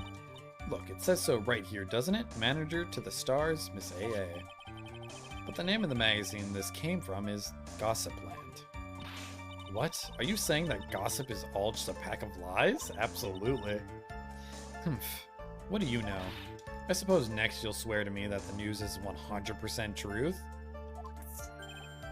Honestly, Sonny, you can't discriminate between the news and gossip. Yes, discrimination is bad, Mr. Wright. Oh, come on, Judge. When did I do anything like that? Anyway, On Guard will never get me to say touche. A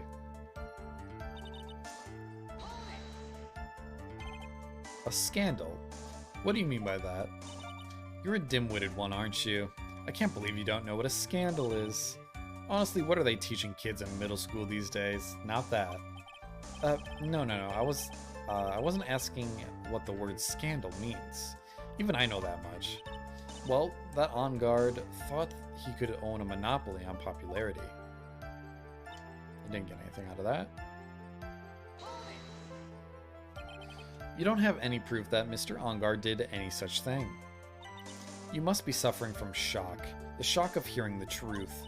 And now, since you're in so much shock, you can't do anything right. You're right, I can't do anything. But boy do I wish I could do something about you. Alright then, Sonny, show me what you've got. Can you show me proof that On Guard didn't bear any ill will towards Juan?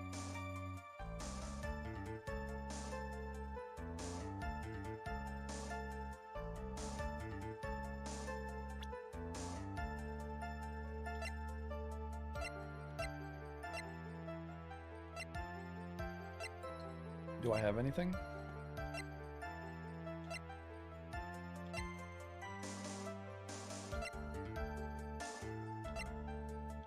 I don't think I have anything, really.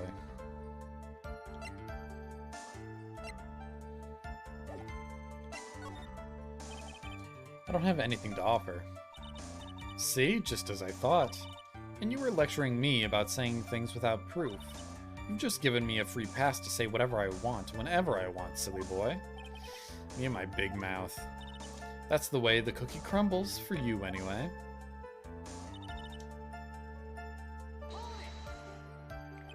So, what do you mean by I took action? Like I already told you, I was lying in wait, close to the crime scene. Once that slimy woman came out of Juan's room, I was going to capture her and teach her a good lesson. Something you youngins need. You were going to teach her a good lesson? I was going to make her eat the damaging beams of my ray gun. Damn. No, stop! Well, it was too bad that woman didn't come through that door that night.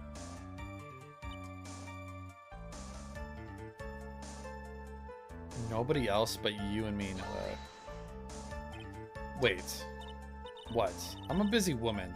Tea time with the kids is over. Secret information that no one else knows yet. If that's true, then how do you know this secret information? Huh? Well, that's because I'm a pro. Yes, that's it. Did she steal the camera? It's a secret. Even if you drilled a hole into my brain, you'll never find out. How in the world did that old bat get such a secret piece of information? Can I press further and then present evidence? If you don't be a good girl and tell me, don't say that, where you got this secret information, you won't get to go home today. Edgipoo, what are you doing? Help me. Nick, what do I have to do with this? Just do this for me, you'll get your reward. I don't want your reward, but you don't leave me much of a choice. The witness could have gotten her information from anywhere. It's even possible that it was spontaneously made up inside the witness's head. And he lectures me on reckless blabbering? As long as we don't know where the information came from, it's quite a waste of time to focus on this line of questioning. Where did Old Beg get her inside information? There has to be something I can use to figure it out. Sounds like just another tidbit of gossip, doesn't it? But you can't just ignore it either. It makes your client look bad either way. Well, I don't think I heard anything really out of the ordinary just now. There has to be something we can catch her on. Yeah, and when I find it, I'm going to press the heck out of it. Okay.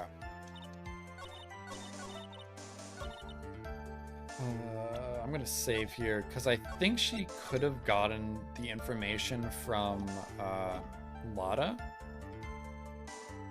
I'll press this. I don't want to present evidence.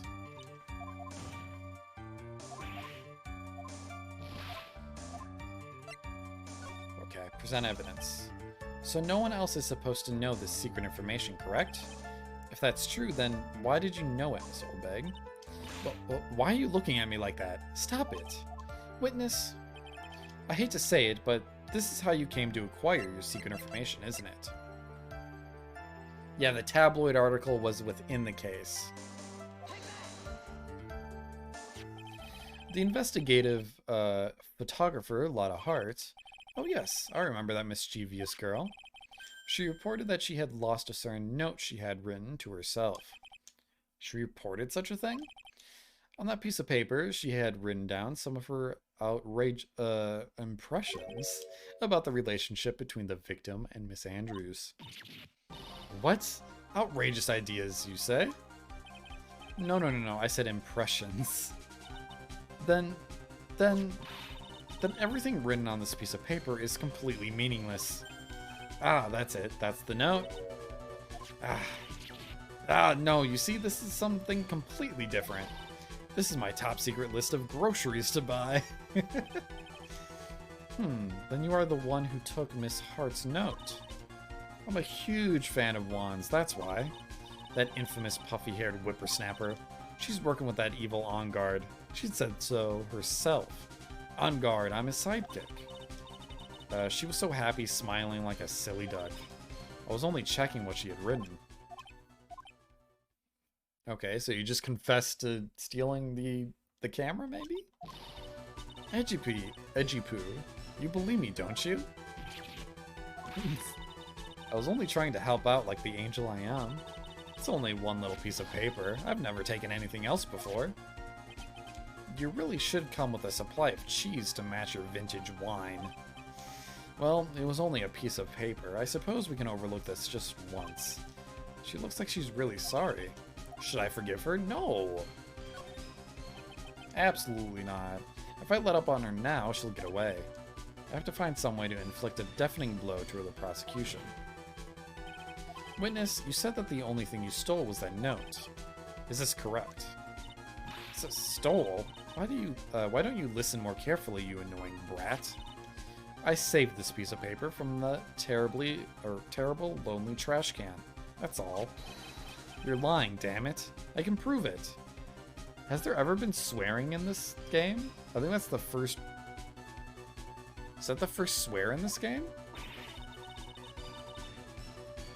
Are you putting my credibility under scrutiny again?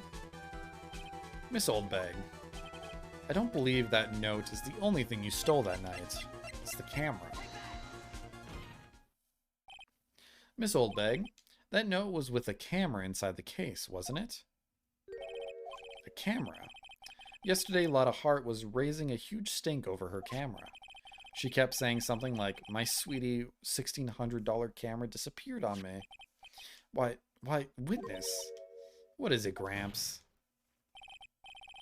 If you have the note, then it is only logical that you have the camera too. Ugh. Looks like you found me out again, Sonny. Is this the camera you're looking for? That's... What? Even though I look like this, I'm still a person, you know? I still eat meals like you, I fall in love, and borrow things from people. I think your definition of borrow is a little off. Oops. I may have to let my dog out here in a bit.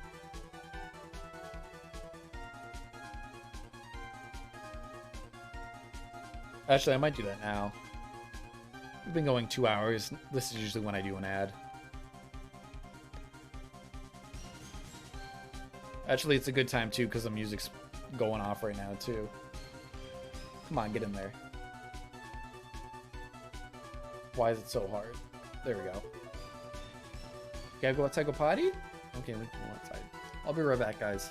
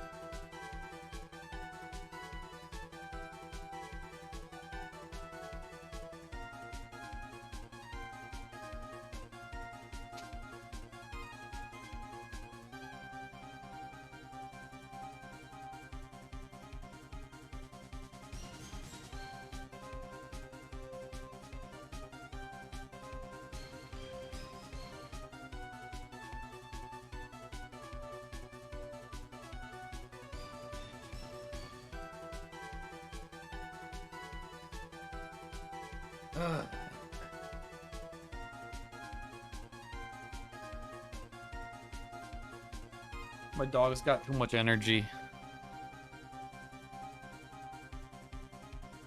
Alright, I'm back. Let's continue on with this trial. We're not doing so bad. Honestly, that second trial of this game was the hardest trial by far. I mean, we're not done with this one. I might be... knock on wood. I don't have any wood in here. Oh, I do on my futon. Okay. But so far, this one isn't too bad. I kind of get all the thought processes. I was lost in the second trial, though. Holy shit, that was tough. Okay. Also, the third trial was kind of stupid, too. Although the second one wasn't stupid, it was just hard. I saw that woman's business card, and that's when I noticed it said, Slime Bag Celebrity Photographer Extraordinaire. Well, when I saw that, I had to know what sort of pictures she had taken. I'm a professional security guard. It's my business to know these things. Not really. It's not in your job description. Bailiff, check this camera's photos. Hurry. Oh shit, that's right. I forgot they probably need to do this. Well, Mr. Edgeworth, what do we have here? There is only one photo that seems to be relevant to this case. Please present it to the court. Ah, so he was in costume. This is the Nickel Samurai. Yeah, he's wearing the gloves. See, I told you. That's the guy I saw. This proves that the witness was not lying earlier about this matter. Lada's photo added to the court record. Well, what does this all mean, Mr. Edgeworth? This photo by itself does not prove that the person in it is the defendant, however. In his own confession, Mr. Engard clearly stated that, at the time of the murder, he was still in his Nickel Samurai costume. If that is the case, then this Nickel Samurai is the defendant.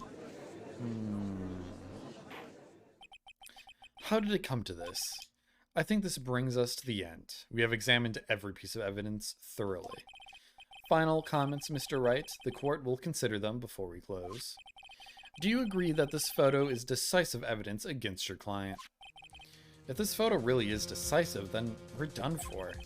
But if I raise an objection here and blow it, then I would put Maya's life in jeopardy. I can't make a mistake here. There's only one road out of this mess.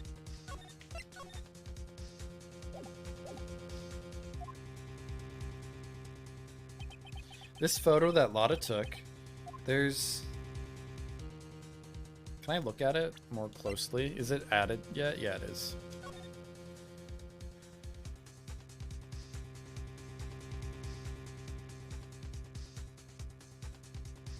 This is when he left the room, it looks like. Not when he entered it.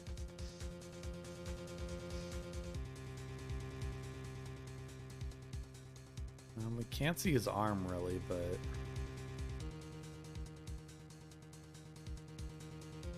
Is there something weird going on here?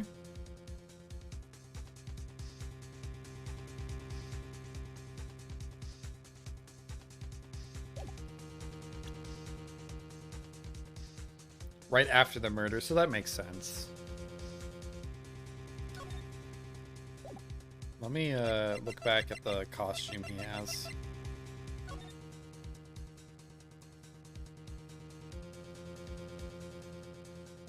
I mean, it all seems there.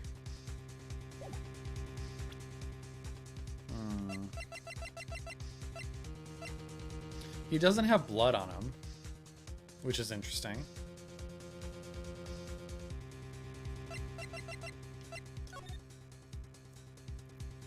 Or there's no clear indication of blood on him. But I don't know if I have evidence to prove that it's weird.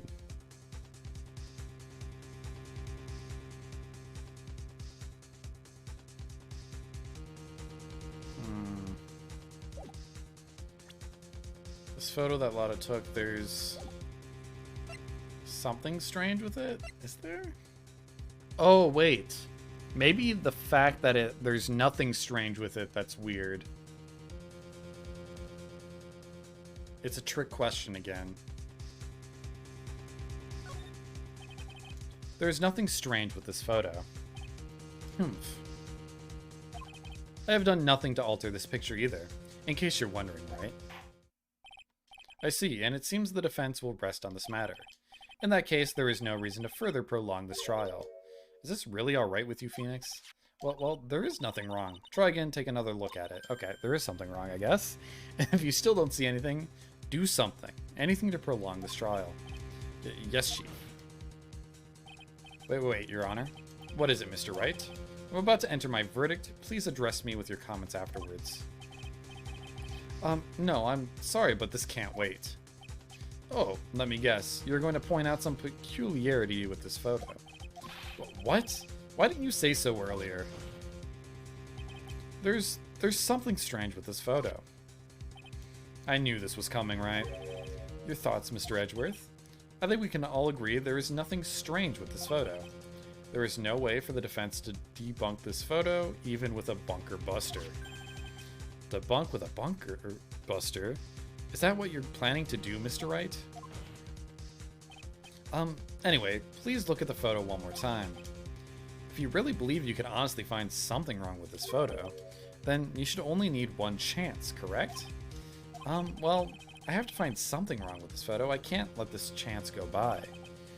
Where in the heck did she take this photo from anyway? From the bathroom. It's all out of focus. Why can't she take a good shot? Especially when it counts. Now then, let's hear your objection. What about this photo is strange? So... Wait. What is this? Why is it being blocked off by a wall?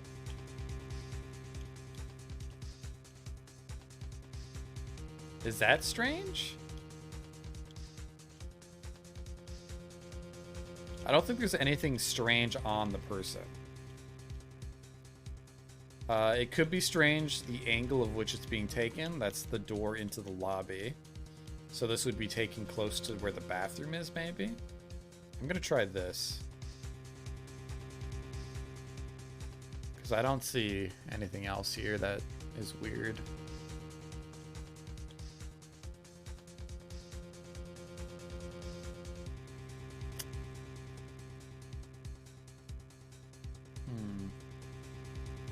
Check the penalty? Oh yeah, it's my full health bar. I know that. It's all my full health. I get that. I saved earlier, so I don't know. It could be.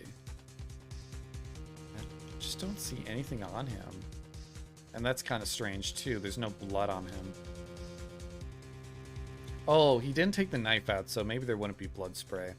He was only stabbed once. All right, I'm just gonna send it. Maybe. The strange thing is somewhere around here, I think. Oh, it's wrong. Somewhere. Around here? I think? Am I seeing something you all are not? Okay, that was wrong. It looks like there was no problem with this photo after all. The problem was with the brain of that lawyer, Your Honor. Stop dissing me. Wait. You're the one who let your last chance fly away from you, Mr. Wright. Alright, got bad ending. That's enough. This court sees no reason to further prolong the trial. Nor is there any need for more time to decide the case against the defendant. This case is extremely clear. I see no room for misinterpretation of the facts. This court finds the defendant Matt Ongard guilty. Okay, we fucked up. Maybe. That is all. The court is adjourned.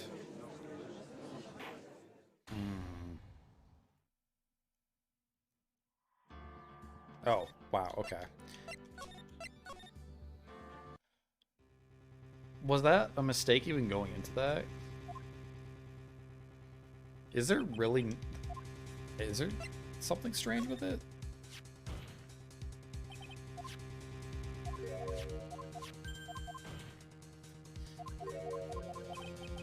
It's all out of focus. Why can't you take a good shot, especially when it counts?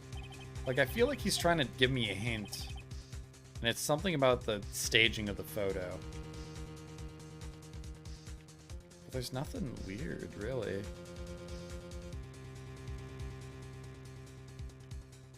Is it the door? No. Is it that door?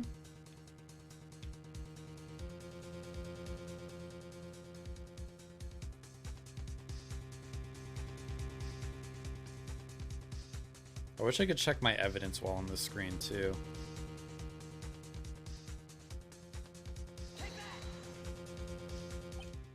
Okay, it's not the door. Oh, wait, can I just load?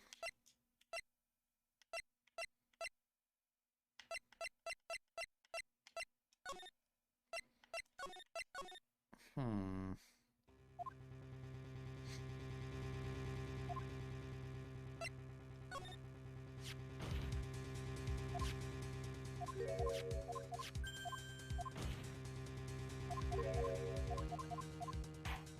I don't really know what it's trying to get me to see.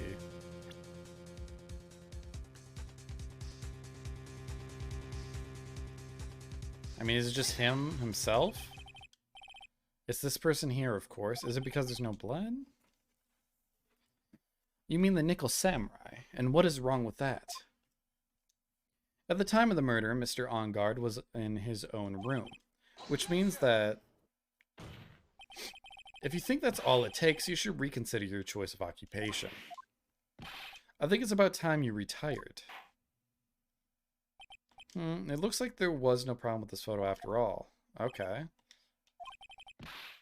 Okay, I thought there was a chance there. Fuck. Oh, I can't load from this fucking thing. Okay, wait. Huh.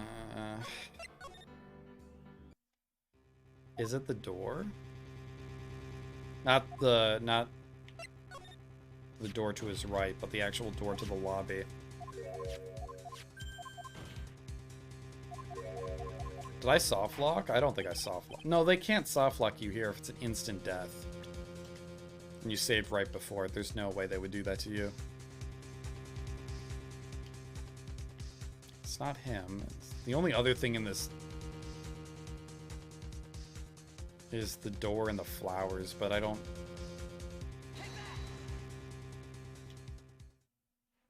Really? What am I doing wrong? What else could it be?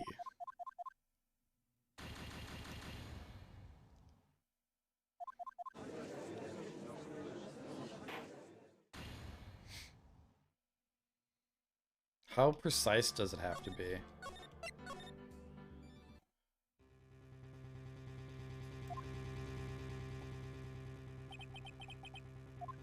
I could look at the record now.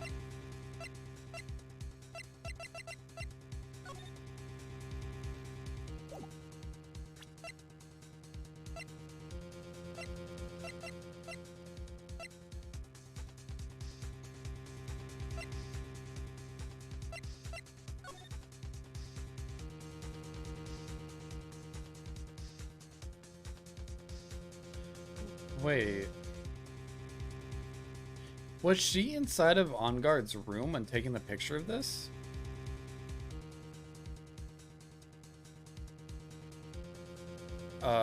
That is weird. Okay. So, what I am seeing here...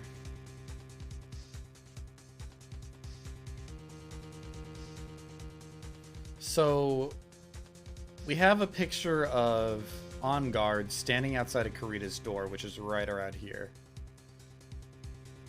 And we see the doors to the hallway here, or the Viola Hall, in the picture as well.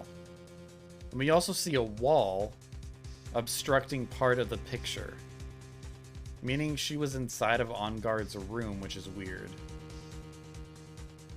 But I don't know what I would even point out in that picture that would imply that, other than what I've already tried, which is the wall in the photograph. And Phoenix did hint that it had something to do with the way the photo was taken. but I don't know what the fuck it wants from me.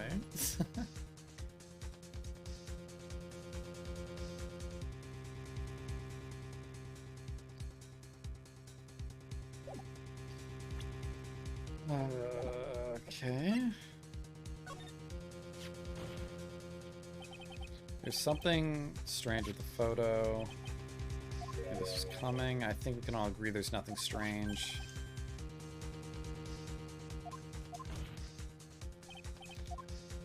If you really believe you can honestly find something wrong with this photo, then you should only need one chance. It's all out of focus. Why can't you take a good photo?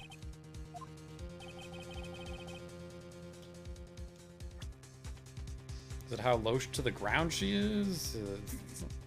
I doubt it's that. I don't know. This one's tough. I don't think it would be the flowers. Is it? Can I choose the glove?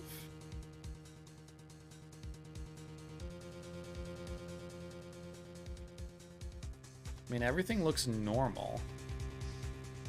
He looks like he did in the one photo.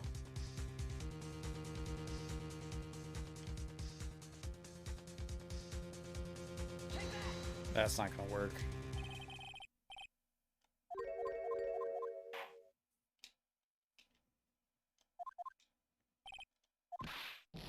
Okay, okay. Damn it. What the fuck is it? I've gone this whole way without looking up anything, and I really want to keep it that way. Does anyone know this case at all? Did I soft lock myself here by saving here? Like, is there actually something wrong with this photo?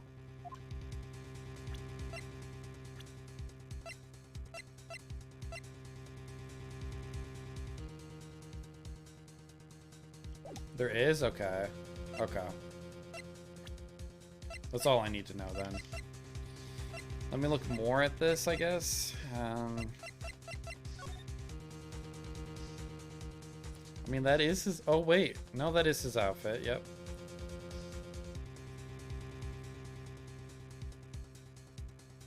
Yep, everything's correct from what I'm seeing.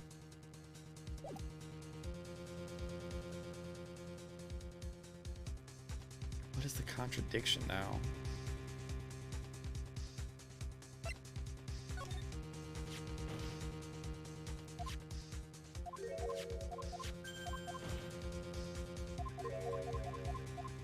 That stumped me the most out of the 3 games. Well, honestly, I thought it was like the wall because she would be inside of On Guard's room, would she not? Based off the map we saw. And that's suspicious. But apparently that's not it. It's not the fact that she can see the lobby door. There's nothing wrong with the appearance that I can tell. Other than there's no blood on him, but the crime wasn't that messy. I doubt it has anything to do with flowers.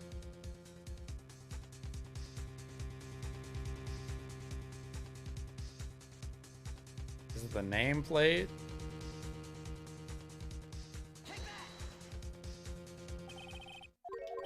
No, it's not that.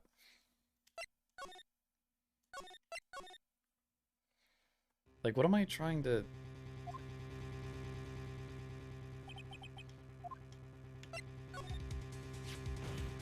Photo that Lotto took. Something strange with the photo.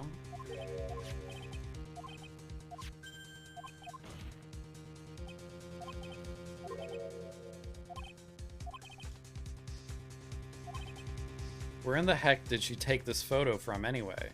She took it from On Guard's room. It's all out of focus. Why can't she take a good shot, especially when it counts? That should be the hint at what I'm looking for. If it's not, that's poorly written. Maybe not. Maybe I'm just being hypocritical, but I think it's hinting at this. Where it's being shot from, it's inside of On Guard's room.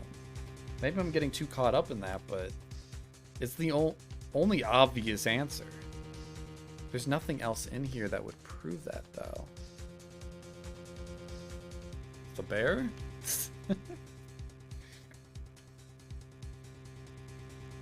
I've already tried the doors, the wall.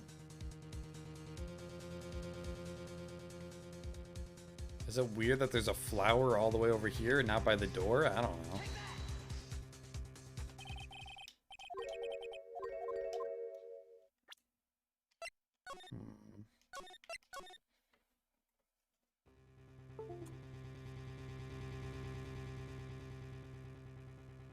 Am I on the right track with it being in the on-guard room?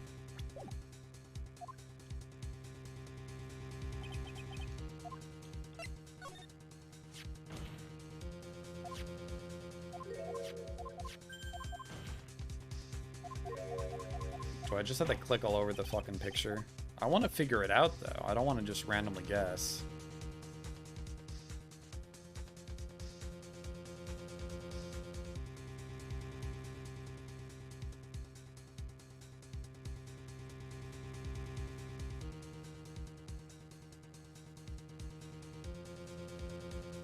I'm guessing if I click anywhere on him, it'd be wrong because that was brought up too.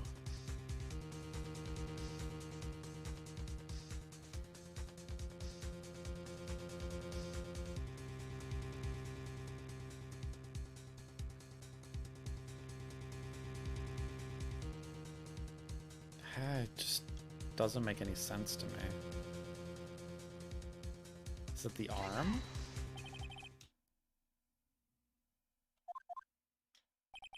No, that's wrong. I didn't get anything new here either, right? There wasn't a choice I had to make, right? No.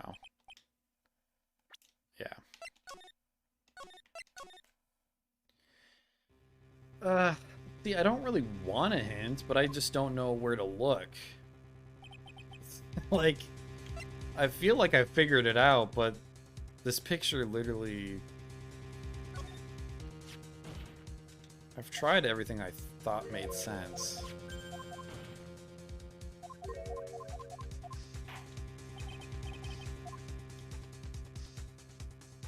Okay, just tell me, like, from middle down, is it on the left or right side of this frame? Actually, from this midsection here, left or right? Is it down the hallway to the left that I have to click? Or that's contradicting? It is on the left, okay. See, I was hoping you would say the right because there's less things over there. Is it on the person? Is there a specific part on the character I need to click? I assume anywhere on the... It is? Oh god, it has to be something specific? Is it the belt? Is it like how the button could have gone on him, maybe?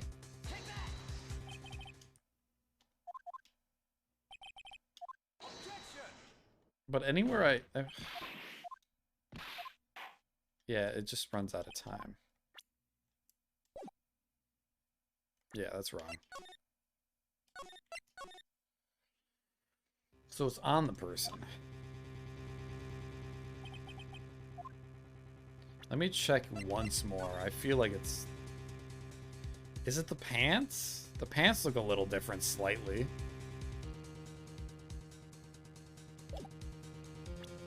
Is it the face?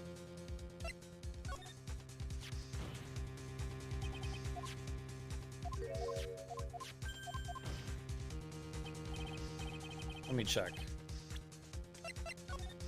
The face. Is the symbol different on the forehead?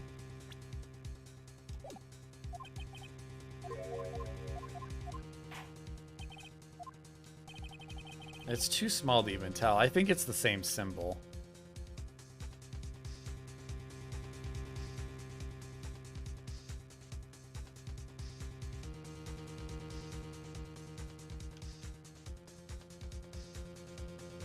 I have no fucking clue. Is it the Mount Fuji?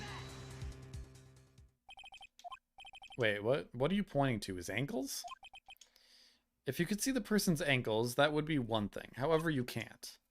And what does that mean? The costume person in this photo could not have been Mr. OnGuard.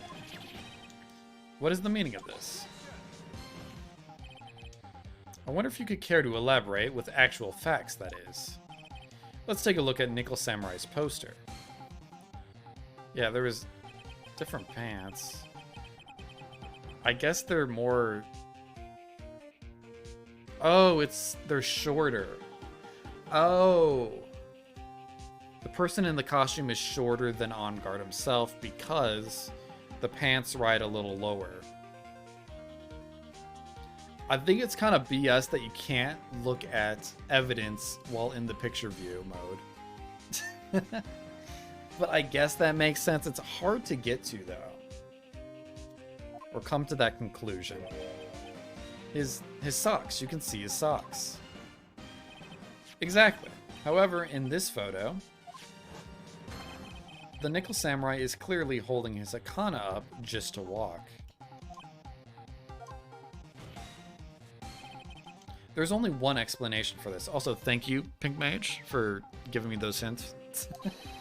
The person inside this costume is clearly much shorter than the defendant. Yeah, I did notice that the wave was missing on the left pant leg, but I just figured that was an art issue. Alright, I think I've turned things around for myself this time. That's curious. Huh? What is it? Edgeworth is unusually calm today. That's true. He's just letting the trial run itself, as if he's only along for the ride. Along for the ride? What do you mean by that? I can only guess that perhaps he doesn't feel under attack at all. He doesn't feel under attack, then I haven't damaged his case at all.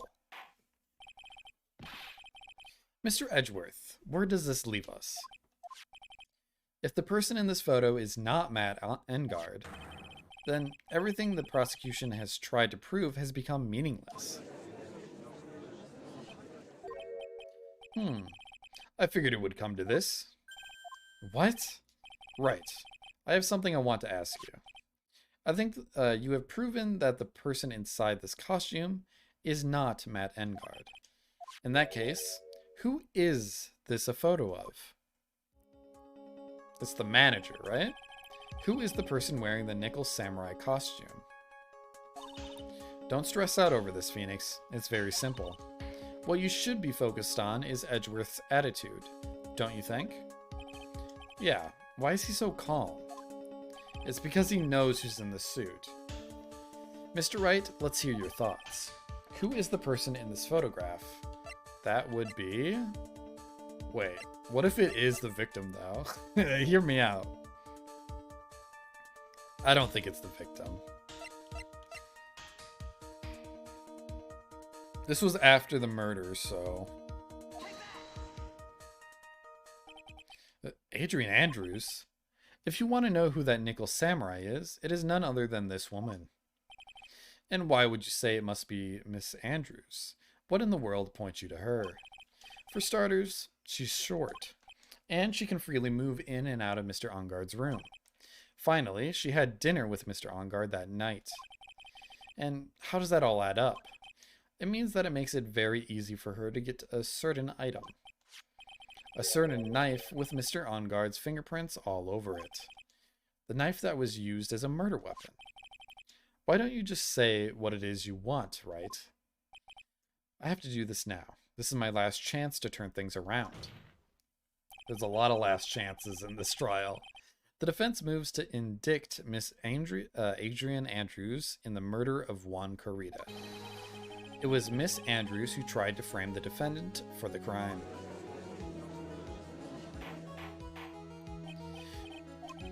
It looks like this trial has hit a most unexpected development. Mr. Edgeworth. Yes, Your Honor. This court is issuing a subpoena of Miss Adrian Andrews. A verdict cannot be passed without first hearing her testimony. Alright, this is it. This is kind of bad for us. Huh? What do you mean? If Adrian Andrews is summoned to court as a witness, it means that the trial will go on for another day. Yeah, okay. One more day? Ugh. If I don't get a verdict today, then Now then, we shall set Miss Andrews' testimony for tomorrow. What am I supposed to do? The judge is about to adjourn the court. I got to object, right? Now then. Please, Your Honor, continue this trial. You must pass a verdict today. I can't do that. We cannot hear Miss Andrews. Edgeworth, yeah? I abhor wasting such valuable time. Edgeworth? Your Honor, I request that you please continue with today's trial. But we cannot continue due to this unexpected development. Tisk tisk, unexpected development. I think you underestimate me, Your Honor. And what do you mean by that? That Mr. Phoenix Wright would slave his way of how do you pronounce that? Subpoenaing? What? Subpoenaing Miss Andrew. Wait, you know what?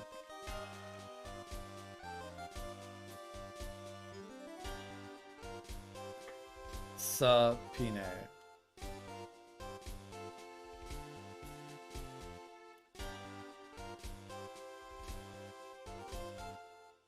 Okay, yeah. Subpoenaed. Subpoenaed. Subpoenaed?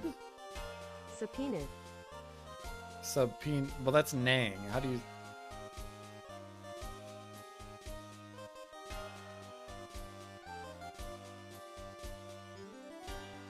Subpoenaing. Subpoenaing. Okay, it's just quicker. Okay, whatever. That's a weird word. Happening according to plan, even if Wright was a bit slow to catch on. Thank you, Ozzy. What?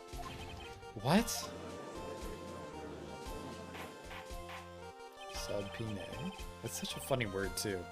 What is the meaning of your statement, Mr. Edgeworth? Miss Adrian Andrews is currently waiting in the prosecution's lobby. She is the next witness. Everything was planned out in advance by that man. Somehow I knew there was no way Edgeworth would overlook Miss Andrews. Looks like this battle is far from over. Exactly. Very well. We will call the next witness. However, before we proceed, we shall take a 10-minute recess. Please prepare your witness in that time, Mr. Edgeworth. The court will now take a 10-minute recess. Okay, next part. Let's go. I'm gonna make a new save here.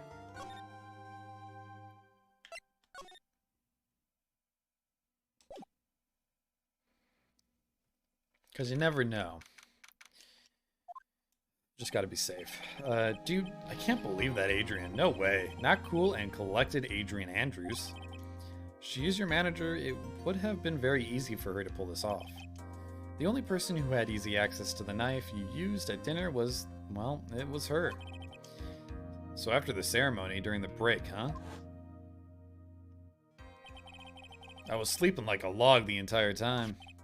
See, she could have also easily planted that blood-covered button on your Hakama. Because she was the one that came to wake me up?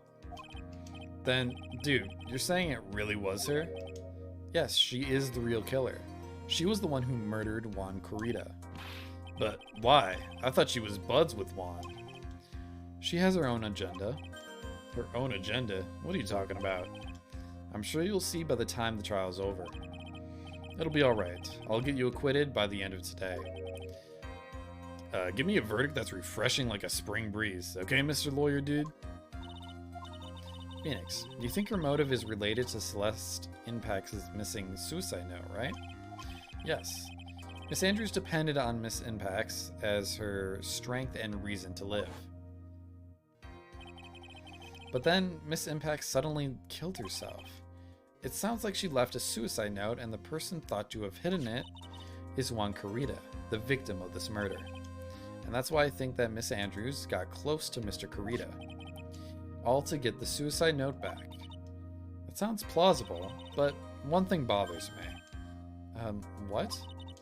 Who was it that first told us about the relationship? Better stated, Miss Andrews' dependency issues with regards to Miss Impact's. It was Edgeworth. It looks like he's still the one in command of the ship. Don't let your guard down yet. Okay. I'm interested to see where this is going to go. Court will now reconvene now with Mr. Edgeworth, if you please. The prosecution calls the witness subpoenaed by this court. Miss Adrian Andrews, the person who discovered the crime in Mr. Juan Carita's room. What is your occupation? I'm the manager of the defendant in this case, Mr. Matt Ungard. I see. Now then.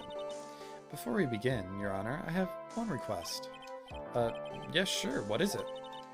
I'm sure everyone in this room is wondering the same thing, and would love to find out more about my relationship with the victim. After all, it was the topic of a certain weekly magazine recently. No, I have no idea what you mean. I've never even heard of Gossip Land. If the judge was ever a prosecution witness, he'd do all my work for me. Anyway, I was wondering if you could please tell us about your relation to the victim. Yes, I was seeing Mr. Carita. I was also aware of this rivalry that existed between Matt and Juan. But this was a private matter between Juan and myself. So it was a fry and bait matter, or was that bait and fry? It reminds me of fishing. But I didn't kill him. No one is accusing you of that. I think there's someone who would beg to differ. I think we all understand your relationship with the victim now, Miss Andrews. Very well. Then, witness, please testify to the court about what happened when you discovered the murder that had taken place.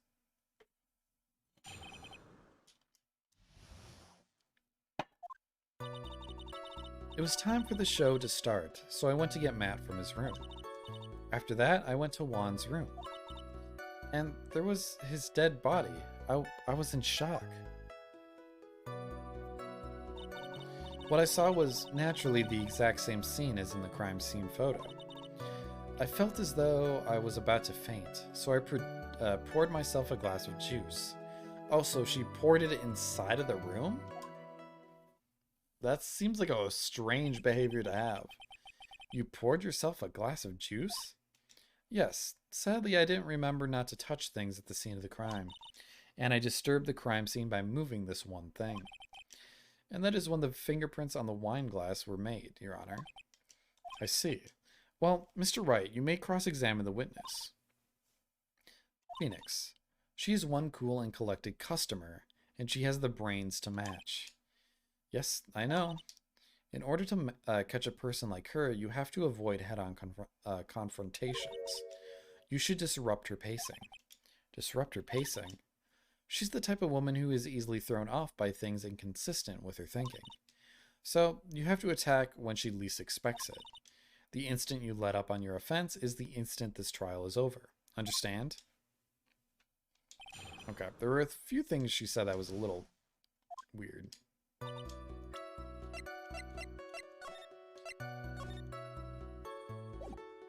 Okay. Yeah, why would you go to Juan's room if you're not his manager? And why did you do that? As a friendly gesture. Juan was to make an appearance with the other heroes. So the show was supposed to be a show of friendship, huh? Is that the only reason? I beg your pardon? What are you implying? You had a certain goal in mind when you started to get close to him, correct? So perhaps you had a more personal matter to discuss with the victim. Sorry, but I didn't have any such intentions in mind at the time. I can't get her to talk without a strong piece of evidence, I guess. May we continue now? Witness, what did you see when you got to his room? There was his dead body. I was in shock. What I saw was naturally the exact same scene as in the crime scene photo. This is the photo you're referring to, correct? Yes, the one with the knife lodged in his chest. And the guitar case was like this too? Yes, it was open and empty, of course. And then, what did you do next, witness? I felt as though I was about to faint, so I poured myself a glass of juice. Juice. Yes, there was a bottle of tomato juice on the table, so I helped myself. But you didn't drink any of it, did you? Huh? There were no lip marks left on this wine glass to suggest that anyone drank from it. I wasn't feeling terribly great, so I set the glass down without drinking it. It doesn't sound like there's any glaring contradiction in her testimony just now. I warned you earlier that she would not crack so easily. The only way to make her is to keep on the offensive and not let up. The only way you're going to catch her is with some very strong, decisive evidence. If I find something, I just have to.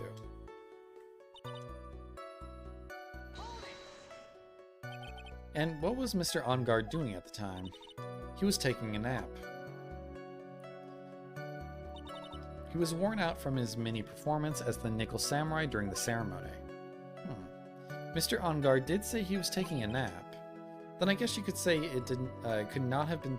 You could say it could not have been taken out of his room. Yes.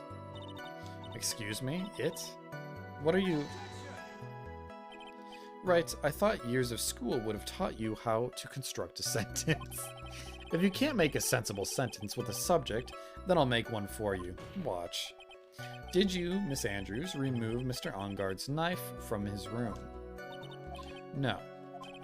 Subject, verb, object. Right, did you skip basic grammar? The witness may continue. Damn, I'm being schooled by him.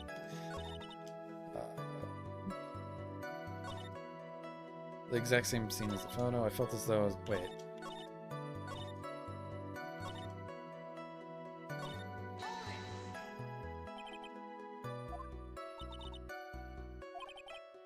Can I show? No.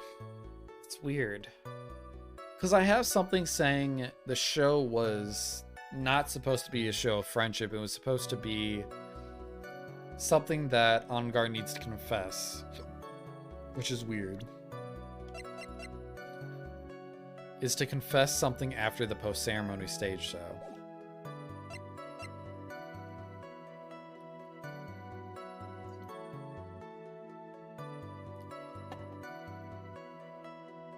Well, this isn't going to do anything, right?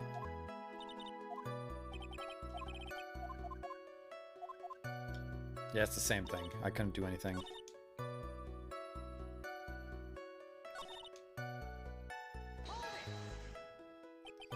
You were in shock. What? Was I not supposed to be? Miss Andrews is a very calculating person, and despite how close they were, I doubt she had romantic feelings for Mr. Kurita. Anyone randomly stumbling upon a dead body would be in shock, and you can't seriously expect that a young beauty like her would not be shocked. Somehow I don't think beauty has anything to do with being shocked or not. I see. Miss Andrews, I would like to confirm with you one more time. When you discovered the dead body of Juan Kurita, you were in great shock? And that's when you poured yourself the glass of juice, correct? And what of it? My mind really was a complete blank at the time. Your mind was a complete blank. I didn't think that was possible for you. Aren't you rude today? I was so dazed that I made one careless mistake. That one thing. What one thing? Never mind. It's no big deal. What was she starting to say just now? Miss Andrews, I'm convinced that, as you said, you made a mistake at the scene of the crime. What I really want to know is what this mistake was. Actually, so would I. I'm sorry, it's kind of embarrassing. When I set the glass down on the dresser, I accidentally knocked over the flower vase. Flower vase? Are you talking about the one in the floor in the crime photo? This mess of glass shards? It was originally on top of the dresser, but when I bumped into it with my elbow, it fell onto the guitar case. Why did you withhold such an important piece of information? I'm sorry, I thought that since the crime scene was already in disarray, that people would simply assume the vase was just another part of the mess. Looks like yet another fact has come to light here. Please add this to anything else you have to reveal to your testimony. I'm sorry, but I have nothing more to add. I didn't touch anything else. That's not true.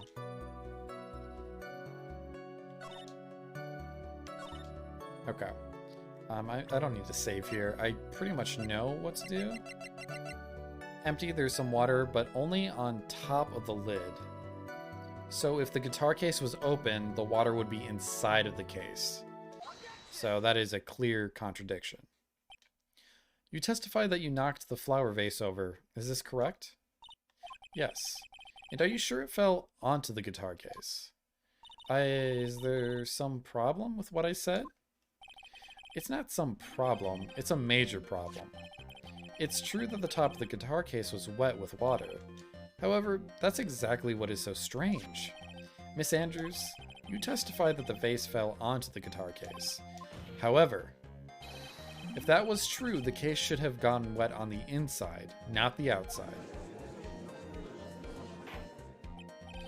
That's very true. Furthermore, there is one other strange thing about this guitar case. And what is that? Let's take another look at the crime scene photo.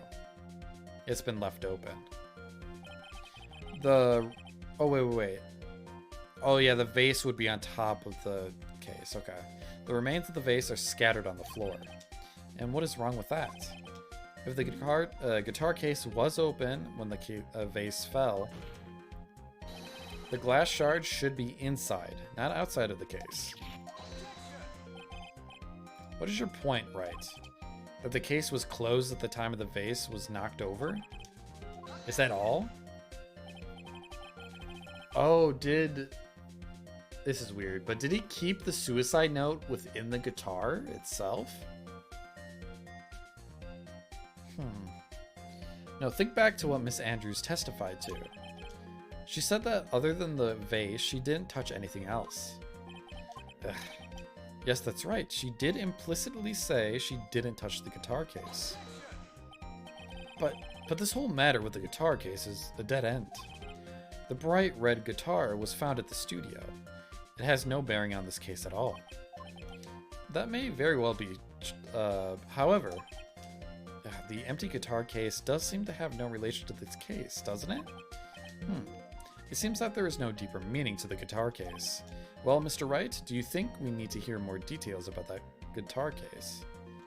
Yes. The empty guitar case. We have to keep attacking. I believe this is a crucial piece of the puzzle. Huh? I can't believe anyone would reach for straws like this. But it is you. I can't believe I'm doing this either. Alright, I'll follow along, for now. Miss Andrews, please testify to the court about the guitar case. Yes, Your Honor.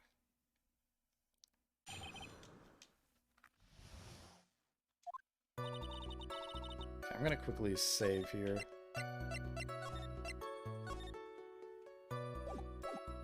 I don't remember too clearly because I was a bit dazed.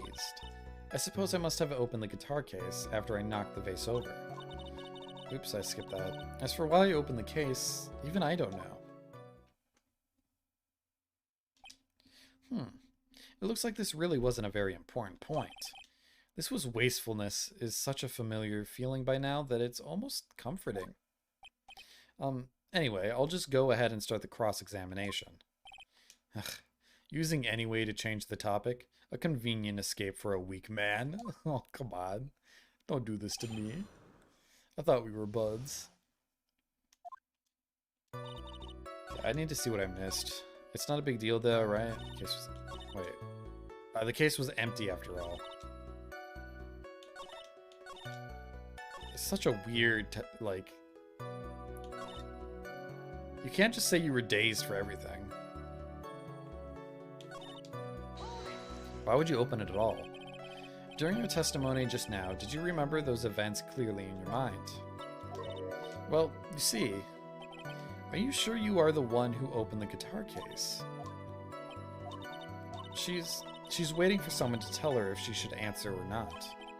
Sounds like her dependent side is taking over. Well, Miss Andrews? Yes, it was me.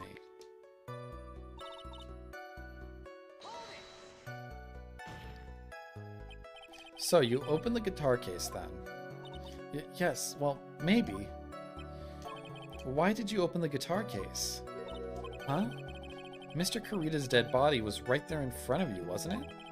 I would think that the first thing you would do is call for help, not open a guitar case.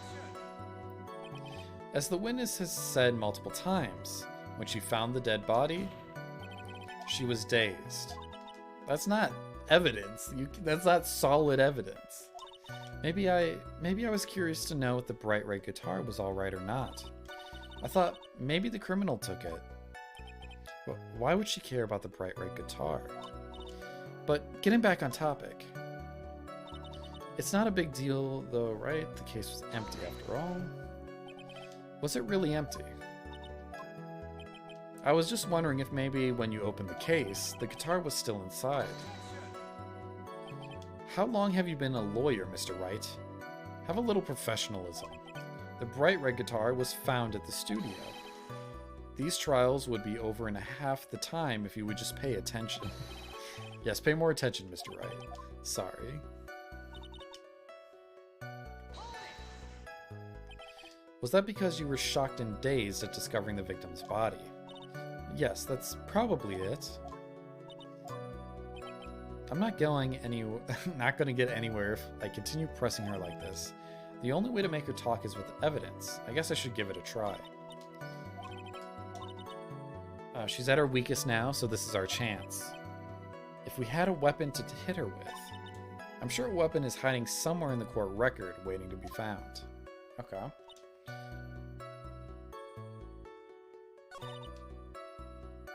After I knocked the vase over, it's not a big deal though, right? The case was empty after all.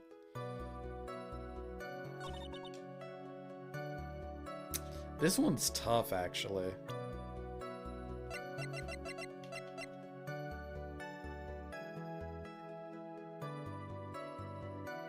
Wait. It only had Kurita's fingerprints. Her fingerprints were not found on the guitar case.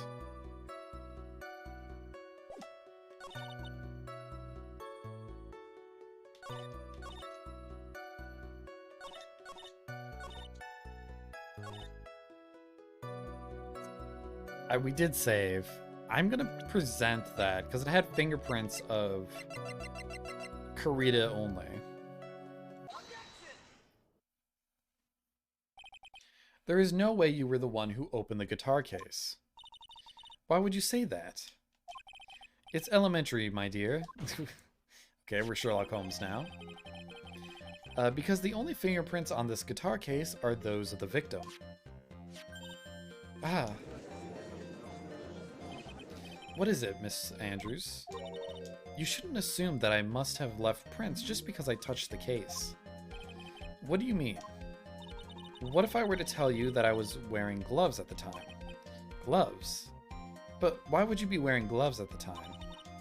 It was the night of the award ceremony, so of course I dressed up for the occasion. Yes, now I remember. I'm almost sure I was wearing a pair of thin gloves. I see. Well, Mr. Wright, it seems the witness was wearing gloves at the scene of the crime.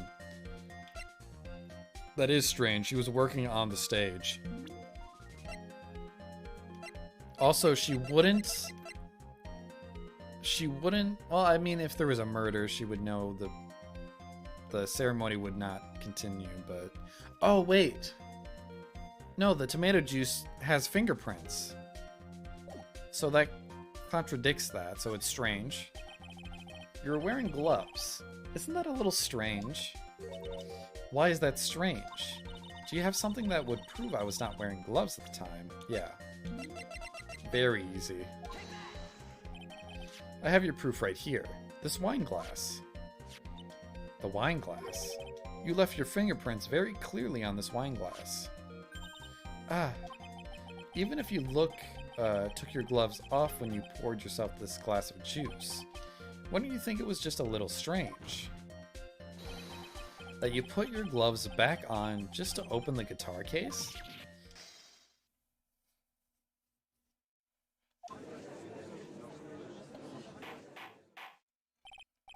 Okay, we're getting somewhere finally. Looks like you hit the nail on the head this time. What do you mean? I believe the guitar case plays a very important role here, but it's just an empty case. I wonder if it really was empty though. But the guitar, the bright red guitar, was at the studio. Phoenix, drop all of your presumptions. What was in the guitar case was not the bright red guitar. You don't mean it was a bright white guitar? Wait, that's not right either. I admit it would be unnatural for someone to do that. So the witness was not wearing gloves, despite the fact that on the case... Your Honor, this is obviously the defense's usual misdirection tactic at work. Steer the court towards an unrelated topic and lull us all into his misguided...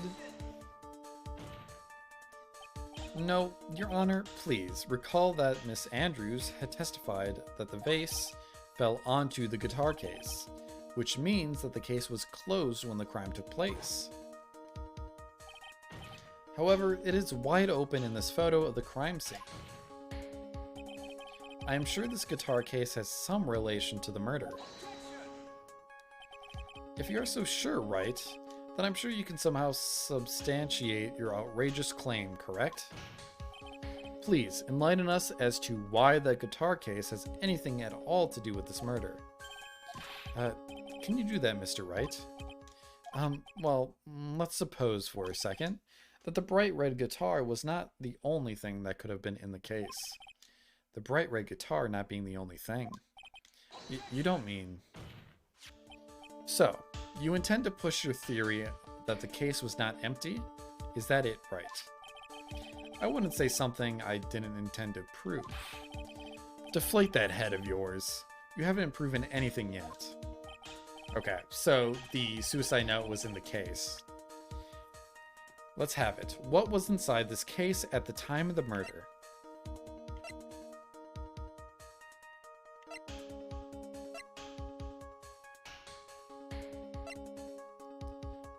The suicide note, right? Is this what it is? I don't take much damage from this. And why would something like that be inside a guitar case, let alone this one? Well, I just thought it might have been possible. Oh shit. Okay, well I didn't lose much health there. I have a suggestion. Why don't you put that in the void where your brain is supposed to be? Damn. Okay. Maybe there's something else that proves the suicide note? Was not empty. Oh, can you prove the guitar case was not empty? Okay.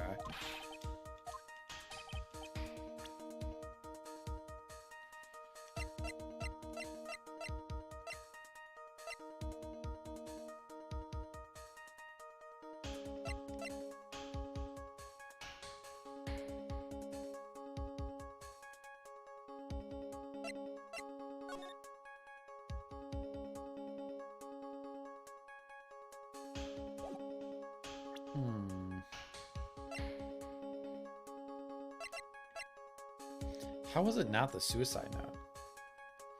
It does do an excellent job at roasting me when I fuck up, yeah, it's true.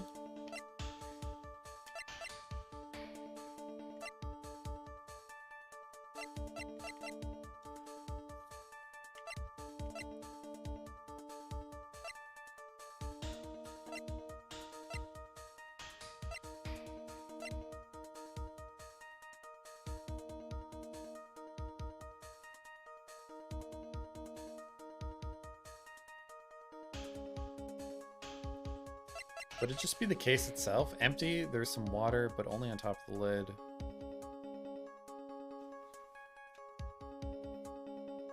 No, he's asking specifically what was inside the case.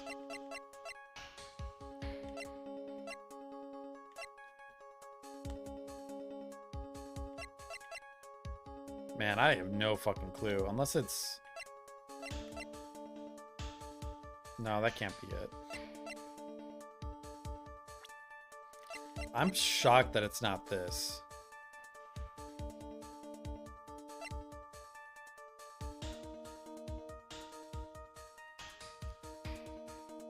Adrian Andrews, attempter. Shock from Celeste impacts his suicide note.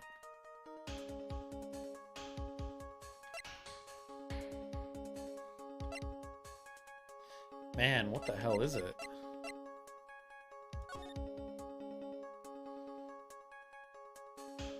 How can I prove that there was something in there? The costume? Was it the costume?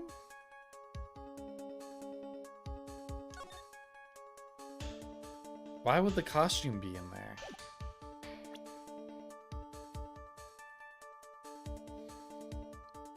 Was there any point where someone said they saw Adrian go in there? I can't remember if that's been stated or not. It's been stated that the Steel Samurai left the room, but I don't think anyone saw anyone go in there. Could it be the costume? Huh.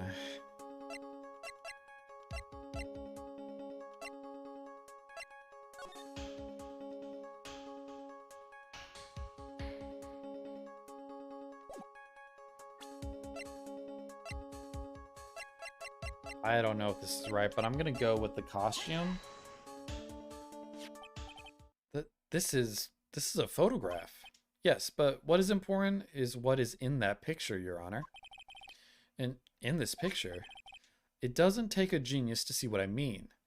What I am proposing is, inside the guitar case was the Nickel Samurai, the hero's very own costume. What? I don't know how it would have got to that conclusion, but it makes sense that someone saw Steel Samurai leaving the room. Okay, well, it'll explain it maybe. Mr. Wright, explain yourself. Right, are you saying that the witness opened the guitar case to take out a costume? What insane point would there be in doing something like that?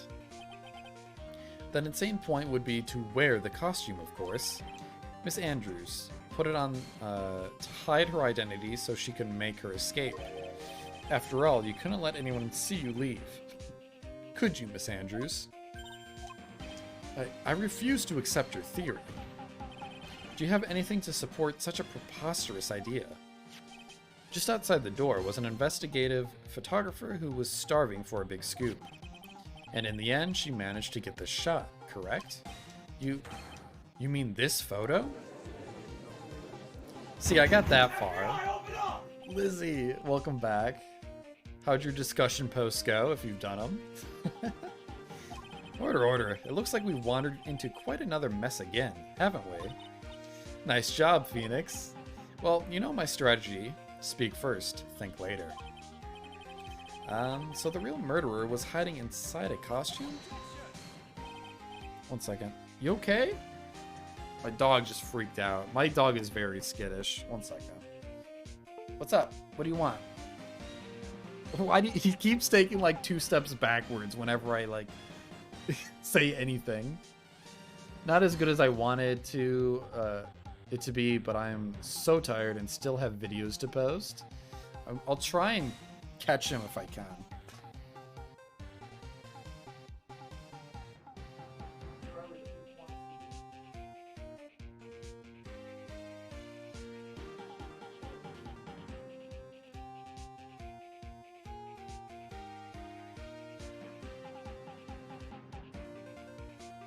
Okay, I caught him. Here he is, Charlie in all his glory. He doesn't sit still like Tom. He's afraid of everything. I have a studio light in here that he does not want to get anywhere close to. But yeah, this is my good boy Charlie. Well, it's actually my parents' dog. I'm taking care of him for like a week until the weekend's over. Look, what's that? What? Is that a squirrel? Is it a squirrel? He's shaking now. He's so afraid. Okay, you can go.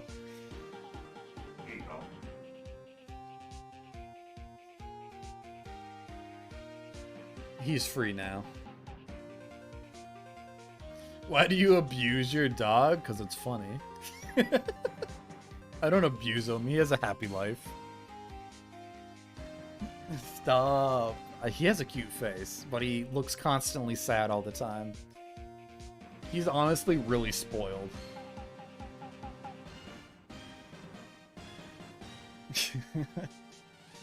Ozzy, you're the one who keeps telling me to muzzle him. I don't want to hear your sass. Wait 1 second, Your Honor.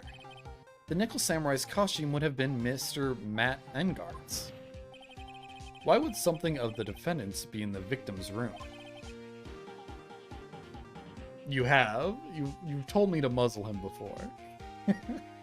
And inside the guitar case of all places. True, that is a little baffling. Mr. Wright, the court would like to hear your thoughts. What was this Nickel Samurai costume doing inside the guitar case? Oh, wait. Is there two? Oh, did... You know what? What if the button wasn't planted, but... Oh. She opened the costume, stabbed him, and the button fell off into the clothing. Is it a spare? I don't think it was stolen. Well, maybe it was stolen. I have no evidence of that, though. If it was a spare costume, I feel like she would have changed the measurements. So I'm going to say it was stolen. I hope that's right. I don't lose much health from this, so it's okay. I think it may have been stolen from Mr. Engard. Stolen? But why would someone do such a thing? Maybe the thief wanted to interfere with the post-ceremony stage show. And so, if he didn't have his costume, then Mr. Engard would be forced to go naked. Maybe you should be stripped naked and run out for making a mockery of this court. Excuse me? Mr. Matt Engard did not take his costume off after the award ceremony. He even testified that he took a nap while still wearing his costume. Is this not correct? Yeah, he did say something like that, didn't he? That's what I thought. Okay, well, I'm bummed that we lost health, but I'm glad we got another Edgeworth insult. Because that was pretty good. Let's try that one more time, shall we, Mr. Wright? Mr. Wright, the court would like to hear your thoughts. I hear whining. Spare costume. Mr. Engard did not take his costume off during the break period. Off the break period, okay. In that case, the costume we are talking about was a spare one. What? Then, are you saying that on the night of the murder, there were 2 Nickel Samurai costumes at the Gatewater Hotel? Yes, that is what I am saying. And how do you explain the costume that was inside the guitar case? Oh, wait. Wait. Okay. So with the rivalry, Nickel Samurai is... Yeah, okay. So... The Jammin' Ninja set up the press conference because Nickel Samurai had something to confess after the post-ceremony stage show. So he set that up, and he was going to humiliate him in front of the press. Since there's a rivalry going on and they prank each other all the time, this would not be a crazy idea. So that explains... Because Engard had no idea that this press conference was happening. Interesting, okay. It would mean that the victim himself had brought the spare to the ceremony on purpose. But why? The victim, Mr. Korida, was the Jammin' Ninja. Why would he secretly bring the Nickel Samurai's spare costume with him? What could be the reason behind such a peculiar act? And therein lies the sticking point. What are you mumbling to yourself about now? Have you just been rambling all this time without any sense of inner monologue? Huh? No, I just... Mr. Wright, please explain yourself. Why do you think the victim had the Nickel Samurai spare costume? Phoenix, are you sure you can explain this one? Think carefully before you answer. and then answer with gusto. I believe in you. Have I watched Arrested Development? I have not, no. But I would like to, maybe. I really... What's the actor's name? Oh, shit. I really like him as an actor. He's in Ozark. Is it Bateman? Something Bateman? Maybe I'm thinking of a different actor. I can't remember the... I suck with celebrity names. You'll have to help me out. Alright, this is what I think. The reason the victim brought the Nickel Samurai's spare costume to the hotel was... for this? You are just like David Cross character in Arrested Development, and you are talking about Jason Bateman. Is that his... Okay, so Jason Bateman is the guy who plays Mr. Bird from Ozark. Oh no, David Cross character. Okay, no, yeah. Jason Bateman plays David Cross. Why? Why would you say this about me? On the night of the murder, after the stage show, the Nickel Samurai was going to hold a special press conference. Press conference? Yes, the Nickel Samurai was supposed to confess something at this conference. I heard about this as well. For once, you're not making something up, right? Oh, Marty Bird, right? No, I forgot his first name. It's Marty. But if I just said he's I knew his last name was Bird, is what I'm trying to say. But the whole show is focused on the Bird family.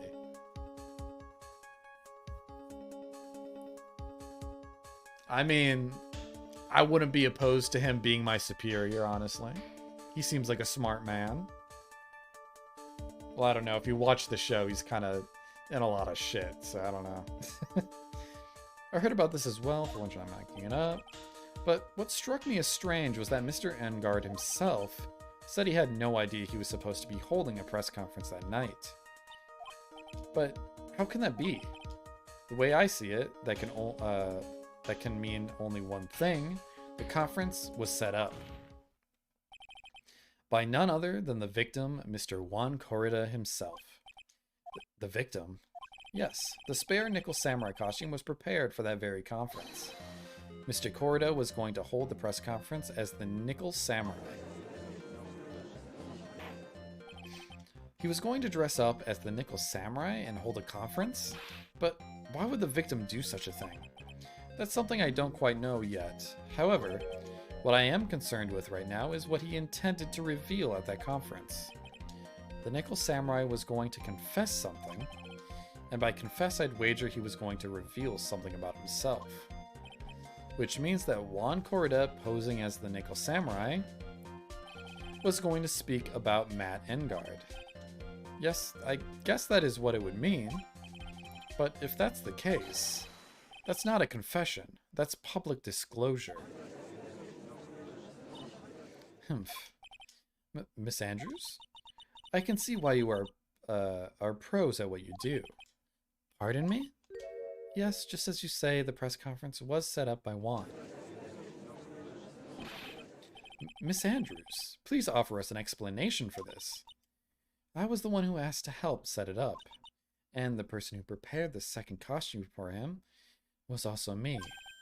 You? Juan had bet everything on the Jammin' Ninja this year, and if he lost the Grand Prix, he was going to make sure Matt was going down with him. That's what he thought anyway. He was going to ruin him? Huh? It looked like somehow Juan had his hands in a secret so powerful that it would destroy Matt's acting career had it been revealed. What? And do you know what the secret of Mr. Engard's was, Miss Andrews? That's something only Juan knew. I don't know what it is. Ah, I see. I've probably been coming off quite suspicious to everyone, but that's to be expected.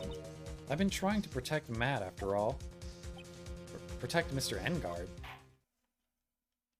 But you set it up.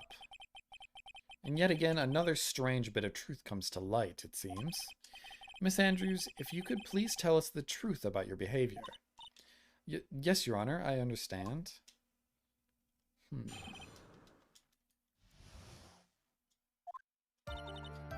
From the moment I saw the crime scene, I had a feeling that Matt was the murderer. Matt had to kill Juan no matter what. And he didn't have an alibi for what he was doing at the time of the murder. My thoughts were confirmed by the evidence, of course, the button and the knife. But I'm Matt's manager, so I felt that I had to protect him. But why would you dress up as him and frame him for murder? None of this makes sense. This does account for everything, does it? Well, I am the logical type. We're finally seeing her true self. She is more nervous than a scared rabbit. If the defense can find no fault with this testimony, I'm ready to make a ruling. Please keep that in mind as you cross-examine Mr. Wright. Looks like somehow everything has swung to the opposite end of the scale again. That just means I have to put my weight into this and turn her logic upside down.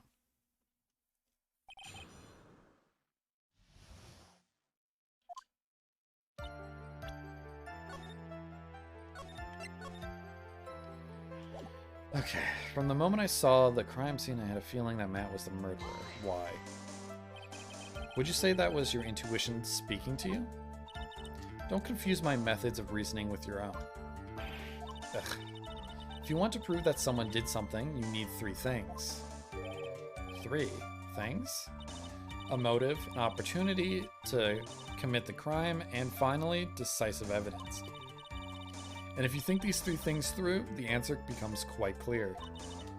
You should have already known that, Phoenix. They didn't teach that to us in school, at least not from what I remember. May I continue now? Matt had to kill Juan no matter what. Why? So would you say this need came from the press conference? Yes. Do you know why Juan chose that event and that hotel for the conference?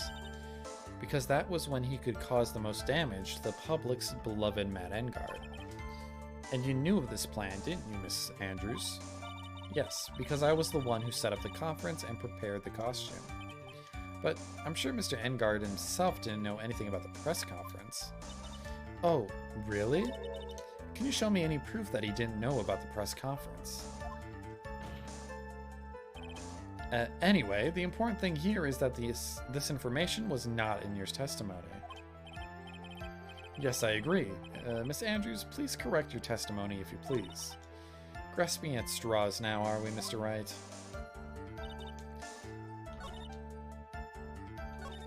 I know what his motive was, but I don't have any way to prove I'm right.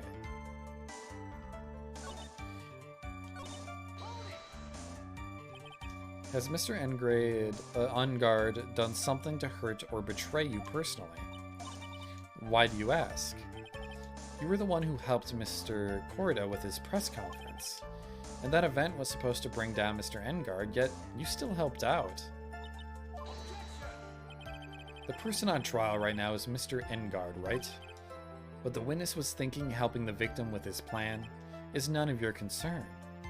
But it contradicts what the fuck she's saying, because she's saying she wanted to help Matt, but everything she said so far is against helping Matt. Setting up the press conference to make him look bad, dressing up as him to frame him. I guess we don't know about the knife. Oh no, she said the knife was already in him when she arrived.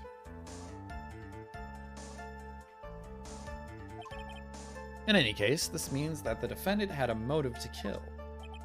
Why do I keep doing this to myself? And he didn't have an alibi for what he was doing at the time of the murder. Didn't you say he was sleeping? But didn't you already testify earlier that Mr. Engard was taking a nap in his room? Are you telling me now that that too was a lie? So you could cover for Mr. Engard? I'm not telling you anything of the sort. When I went to get him for the show, he honestly was sleeping. However, as to whether he was sleeping the entire time, I cannot say. I was too busy setting up the stage at the time. keep trying, but I can find no flaws with that. Miss Andrews, with what Miss Andrews has said. I can't say the same for some people here in this courtroom, however. The judge is glaring straight at Mia. He's glaring at you, smart guy. My thoughts were confirmed by the evidence, of course. The button and the knife. You don't have finger testing ability. Oh, wait, no. The knife was from their room. But the button doesn't make sense.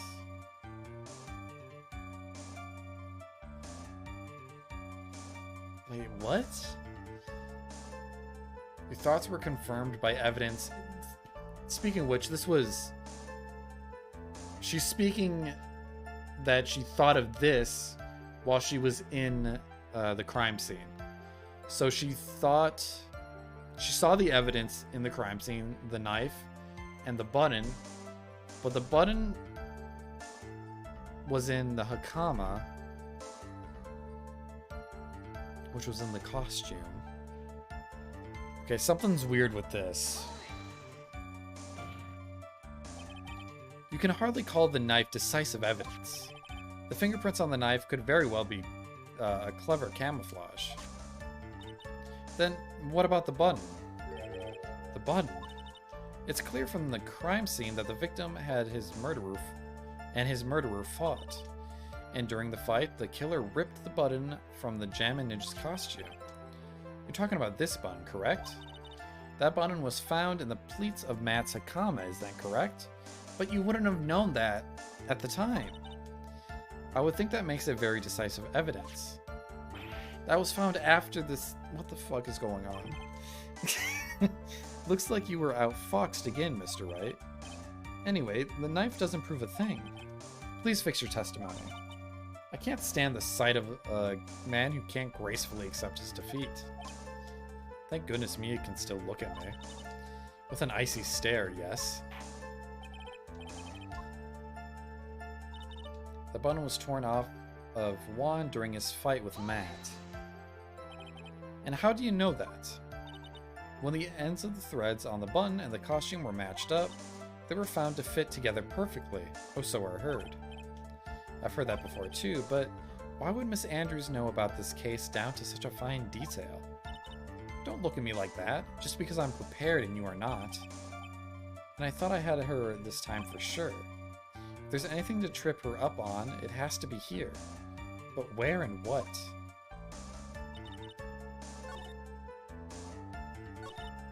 But I'm Matt's manager, so I felt I had to protect him.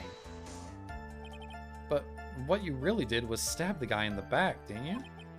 And at the worst possible time. Who's to say she really stabbed the guy in the back, as you put it? This witness could have disclosed things about Mr. Engard at any time. Why then would she wait until there was a large audience before doing so? It's the same reason why Mr. Corrida planned such an elaborate conference. Miss Andrews wanted to cause Mr. Engard as much damage as she possibly could. This witness bears ill will towards the defendant. This isn't the Phoenix Wright wax philosophical power hour, and please stop slandering the witness. As I expected, Miss Andrews' testimony seems pretty solid. Really? Because to me, it sounded a little wishy-washy. Well, I guess we'll see if I press a little more. You should know this by now, but you'll need strong decisive... yeah, I know. Okay, got it, Chief. Okay. I had a feeling that Matt was the murderer. I know that what his motive was, but I don't have any way of proving I'm right.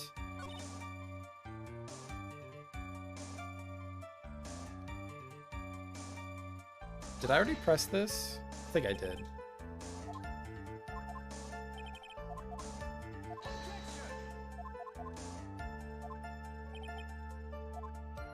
Okay, no, that's nothing.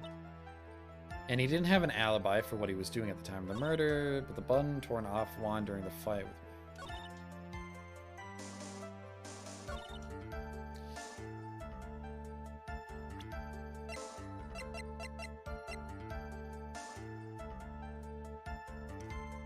Do I need to save here? I might save just to be safe. I'm pretty sure that you wouldn't have thought he killed him based off the button, because it wasn't there in the crime scene. It was found in his clothes in his room.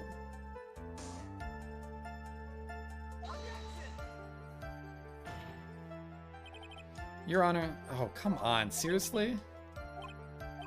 Am I wrong in thinking that?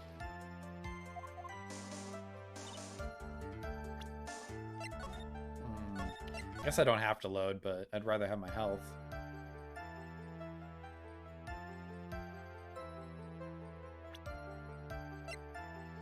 Is it the crime photo?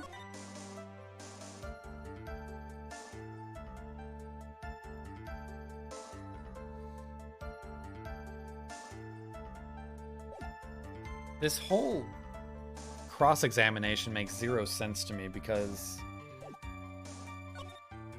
what is she trying to prove? She's trying to prove that she was trying to help him.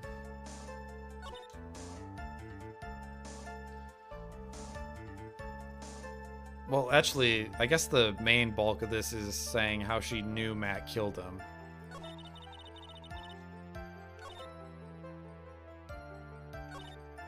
That button was torn off while during the fight with Matt, but I'm Matt's manager, so I felt that I had to protect him.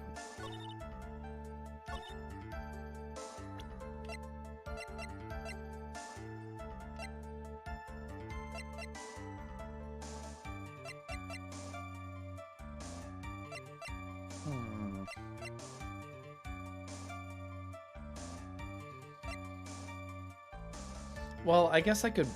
Is this right? Lada's photo? Because why would you dress up?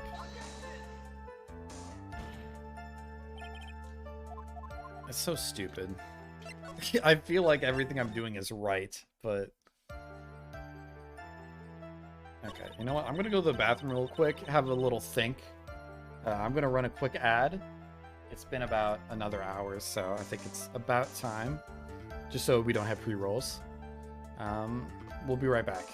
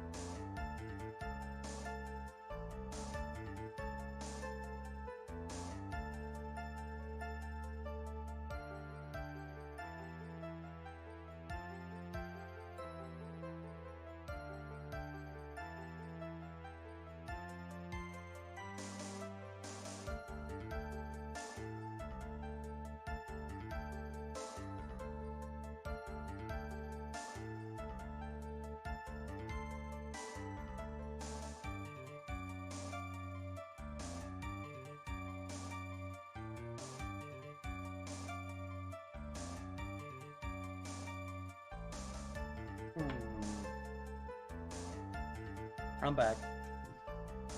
Hope you didn't miss me. I thought about it and I still don't know. Well, that's to be expected. He didn't have an alibi for what he was doing at the time of the murder, but the button was torn off during his fight. I know it has something to do with this.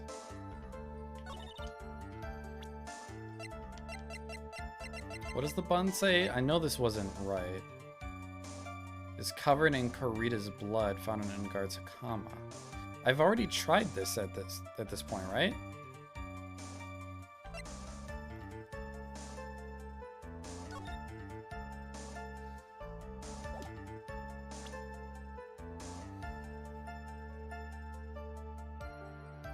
Wait, 1 second. Autopsy. Strangled with a scarf, then stabbed with a knife.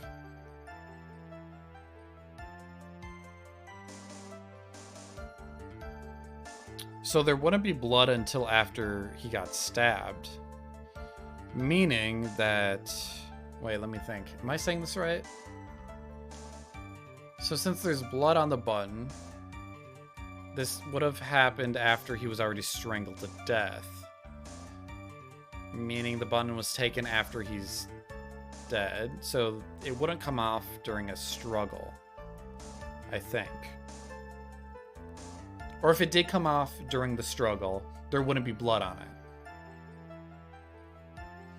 it. Is that logic right? It sounds right to me.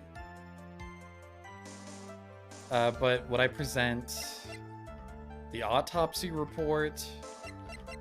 I already tried the button, which made the most logical sense. We'll try the autopsy report. Okay, that was it.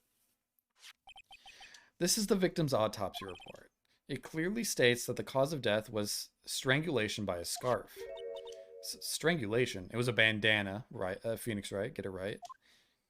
The knife stab to the victim was done after the victim had already died. And what does that mean? Let's examine the evidence. This button has the victim's blood on it, which would mean that it was ripped off of the costume when? After the knife was stabbed into the victim. Exactly, which means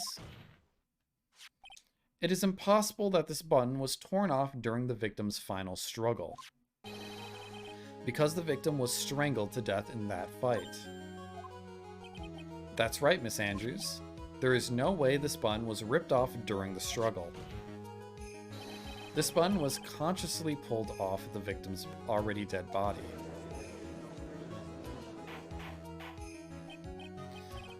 What is the meaning? What is the meaning of this, Wright?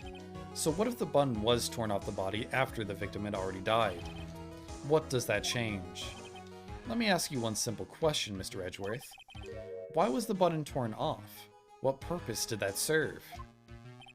What purpose? We know now this button was not torn off during the fight, so the murderer took the time and effort to purposely rip this from the victim's body. That would mean that the murderer had something in mind, wouldn't it? Mr. Wright, does this mean you know what the murderer wanted to do with this button? What was it? It's gotta be to pin the crime on guard. There's only one logical reason for doing something like that. It was to pin the crime on Mr. Engard. There's no way anyone would put a bloodied button in their own pants. That's right, Mr. Engard was set up. By the real killer, of course. And the real murderer is...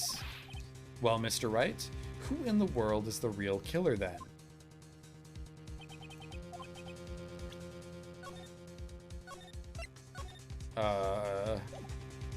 I can't believe I managed to bring this trial all the way up to this point. Phoenix, you can't let your guard down now.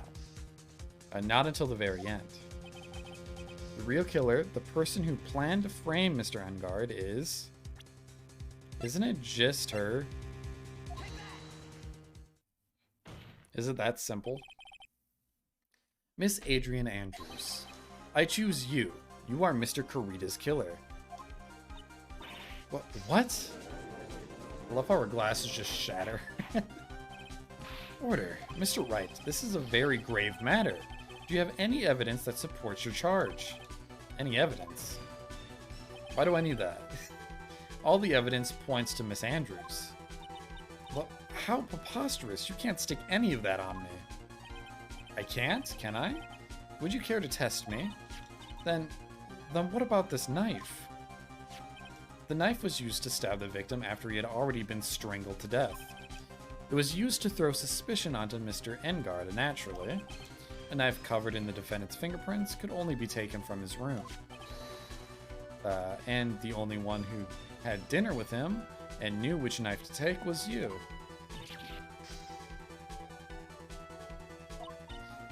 Then, what about the bun that was found in Matt's hakama? This bun was removed from the victim's body after he had already died. The only people who could have done so were the person who found his body or the killer. However, if Mr. Engard was the real killer, there's no way he would have put such incriminating evidence in his own hakama.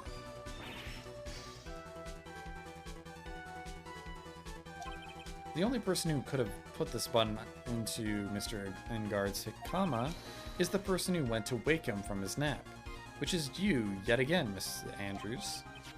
I see. What about the empty guitar case? That is also another piece of evidence that incriminates Miss Andrews. That costume was used to hide the real killer's identity as they fled the crime scene. Now, who could have known that there was just such a costume inside the guitar case? It could only have been the person who prepared the costume for the victim. And that person is you, Miss Andrews. No, Why'd she pour tomato juice? I still don't get that part. But Miss Andrews' fingerprints were nowhere to be found in the guitar case. And it was you who proved that she was not wearing gloves at the time. That's right. That's because she did not intend on leaving any prints. If anyone had found out that she had touched the case, they would have asked her why. So to avoid leaving any prints, she used a towel or something else to open it. But the glass of tomato juice is a different story. Miss Andrews purposefully left her fingerprints on the glass to show that, yes indeed, she was the classic dazed discoverer of the dead body. And to top it all off, there is this photo. A photo of the killer as they exited the scene of the crime. No reasonable person on Earth can believe this nickel samurai is Mr. Engard. He would be much too short for his own costume if it was him. Speaking of how tall people are, Miss Andrews, you're also kind of short in stature, are you not? But please stop. Well, how about it, Miss Andrews? I've got her this time.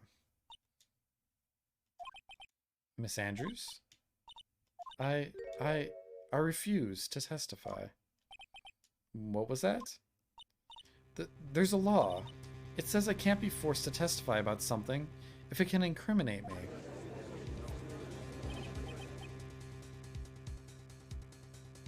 Well, yes. You are absolutely correct, Miss Andrews. The law does provide us with a way to avoid self-incrimination.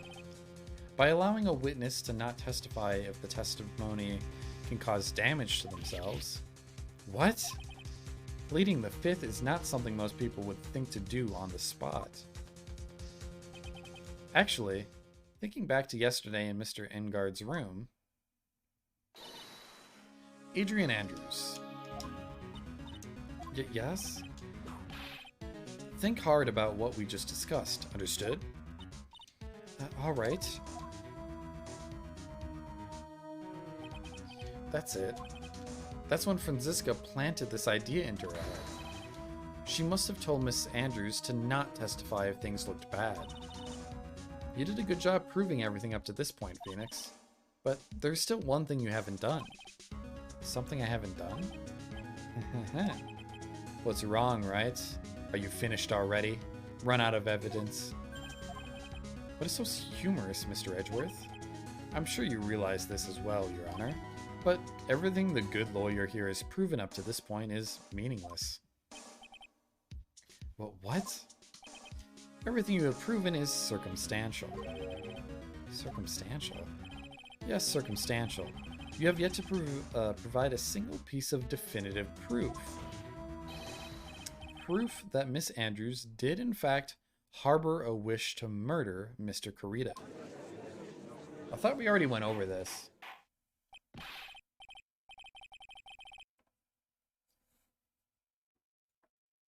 Uh-oh. I feel like my camera's weird right now. Like I'm too far to the left. Miss Andrews, you did want to kill Mr. Kurita. I believe this may lead to me incriminating myself, so I will abstain from answering. Oh, we also did promise not to bring up... Ooh, is this a Choice Matters thing? We promised her we wouldn't bring up the fact that she wanted to kill herself. But Miss Andrews, if you do that, it would be the same as admitting your guilt, don't you think? Maybe so, or maybe not. There's nothing to prove it either way. Besides, you don't even know what crime I would be guilty of due to my silence. No, she's talking, she's taking that defiant attitude again. Mia, what should we do? Somehow we've landed in the worst possible situation.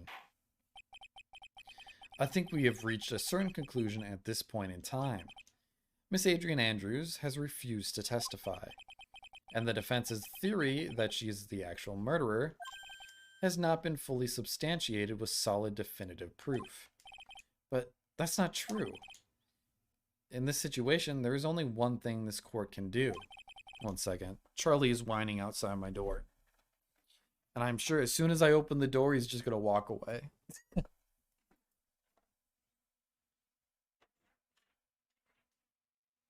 Want to hang out? Want to hang out here? Come on. You can lay down here.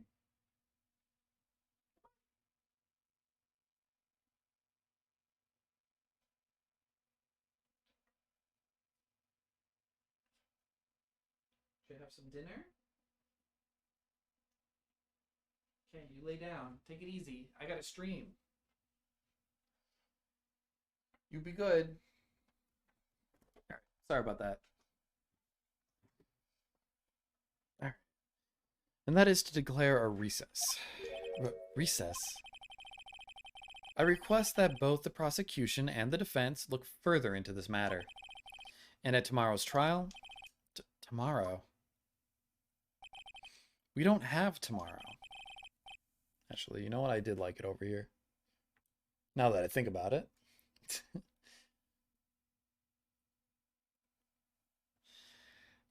If we don't get a not guilty verdict today, then...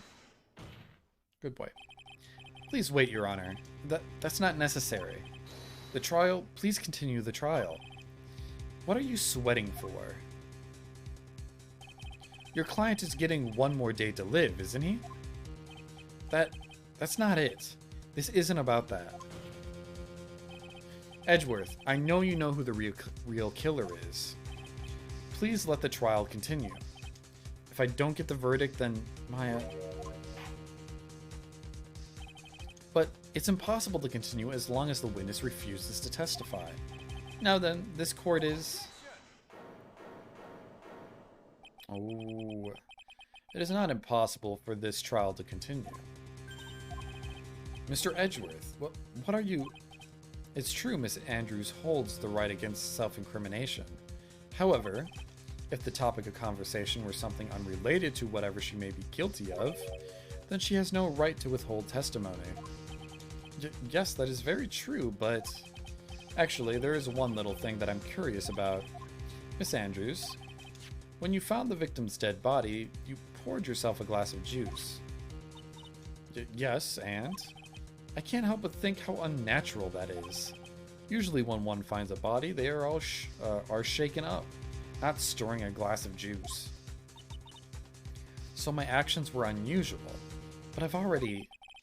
Before you speak, I want to state that if you have a reason behind your actions, I would like you to testify to that effect. Testify. Your Honor, I would like to request that the witness testify again as to what happened when she first discovered the victim's body. Whatever we find out in this testimony should in no way implicate the witness. I don't know what it is about Edgeworth today, but I can't get a good read off of him. Is he a friend or foe? I just don't know. He's a good pal of ours, but he's still a dickhead. The court acknowledges the prosecution's request. Miss Andrews, if you please.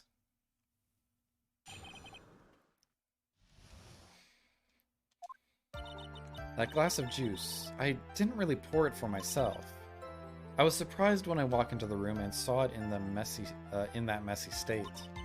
And Juan, he was sitting slumped over and tired looking in the corner. When I saw him sitting like that, the thought that he was dead didn't cross my mind. To be honest, I thought he had just fainted or something, so I went to pour him some juice. When I realized that he was dead, that's when I knocked the flower vase over. So you poured that glass of juice for the victim. Why didn't you say so in your earlier testimony? I didn't think I needed to include something so trivial. Phoenix, please be careful here. If you can't find anything wrong with this testimony, then there's nothing left. I know. Edgeworth, what the heck is going on in that brain of yours? Now then, Mr. Wright, you may begin your cross-examination. Dude, I think it'd be like, we just got through Psychonauts, which is a game where you could jump into people's psyches, into their brain. Dude, I would love to go into Edgeworth's brain, see what the fuck's going on in there. That glass of juice, I didn't really pour it for myself. But there wasn't anyone else in the room, right? Of course not. Then, who did you pour it for? Mr. Wright, there is a rhyme and reason for everything. Can you wait just a little longer for it to be revealed to you? In other words, Wright, be quiet and listen. Precisely. I couldn't have said it better myself. Ugh.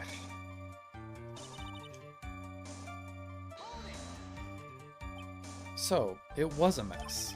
Are you sure it wasn't messy because of your fight with Mr. Carita? I understand your frustrations at not being able to prove your theory. However, before you go accusing people of crimes, go find yourself some evidence. And then, what did you see next, witness? And Juan, he was sitting slumped over, tired looking in the corner. Slumped over. Yes, he was just sitting there with his head tilted forward, eyes closed. He really looked like he was sleeping. Is it just me, or did that right there sound a little odd? So is she saying the night he wasn't stabbed yet? So I'm sitting like that, thought that he was dead didn't cross my mind. Then what did cross your mind? I thought maybe he had smashed everything up in anger because he lost the Grand Prix, and then felt tired after his rampage, so he decided to take a nap. Anyways, that's what I thought. I see, so you didn't think he was dead at all. To be honest, I thought he had just fainted or something, so I went to pour him some juice. You thought he fainted? I thought he was asleep at first, but then the room was in such a messy state. I thought maybe he had gone into a fight with someone. And that's when you went to pour the glass of juice. Yes, he always had a hard time waking up. So Juan always has a glass of tomato juice to drink. I see. And after that, what happened next?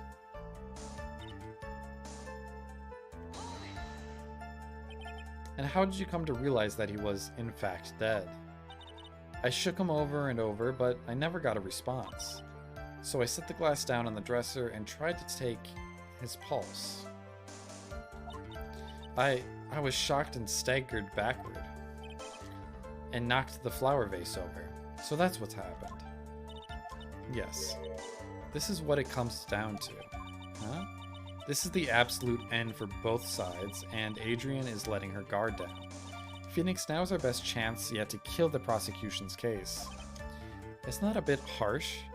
Miss Andrews, will you tell us the truth this time?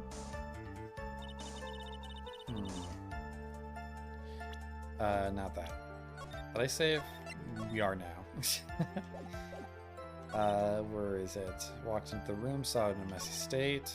I'm tired looking in the corner. When I saw him sitting like that, I thought he was dead. It crossed my mind. Well, are we saying he wasn't stabbed yet? He had a knife sticking out of his chest.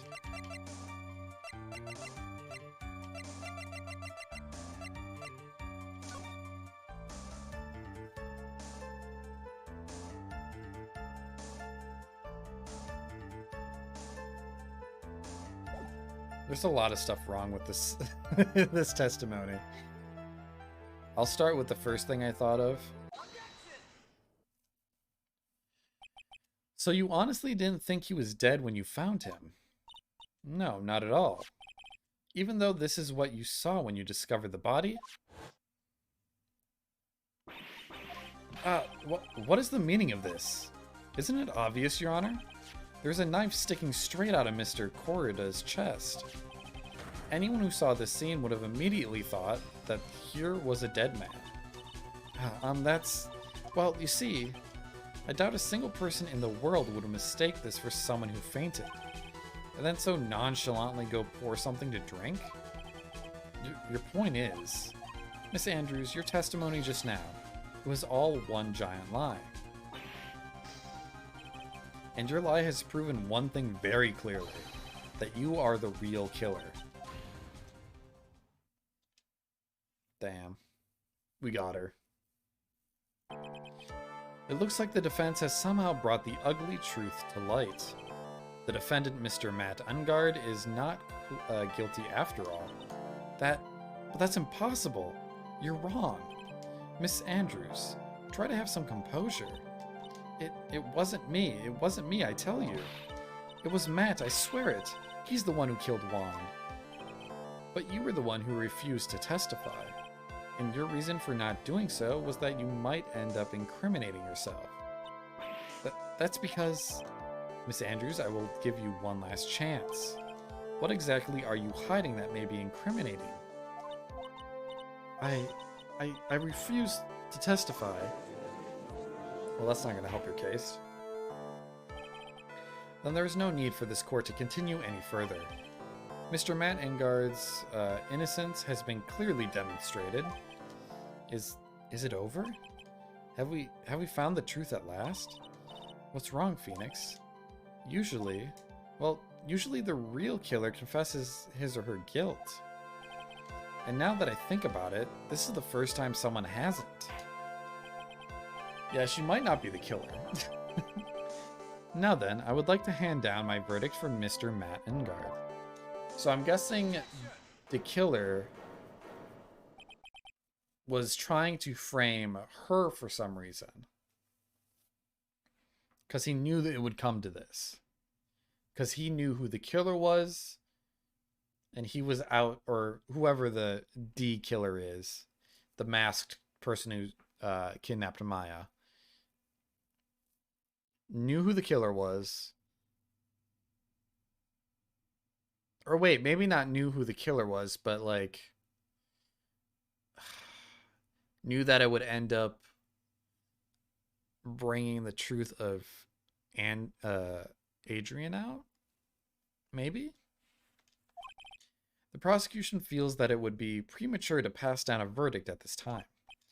What? The reason is quite simple. Edgy, what are you doing? This witness has yet to speak the absolute real truth. The absolute real truth? What are you... Witness, don't you understand yet? Huh?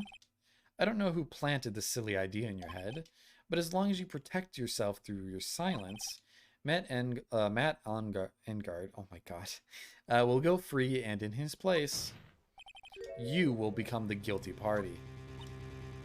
That's a lie. I don't believe you. What?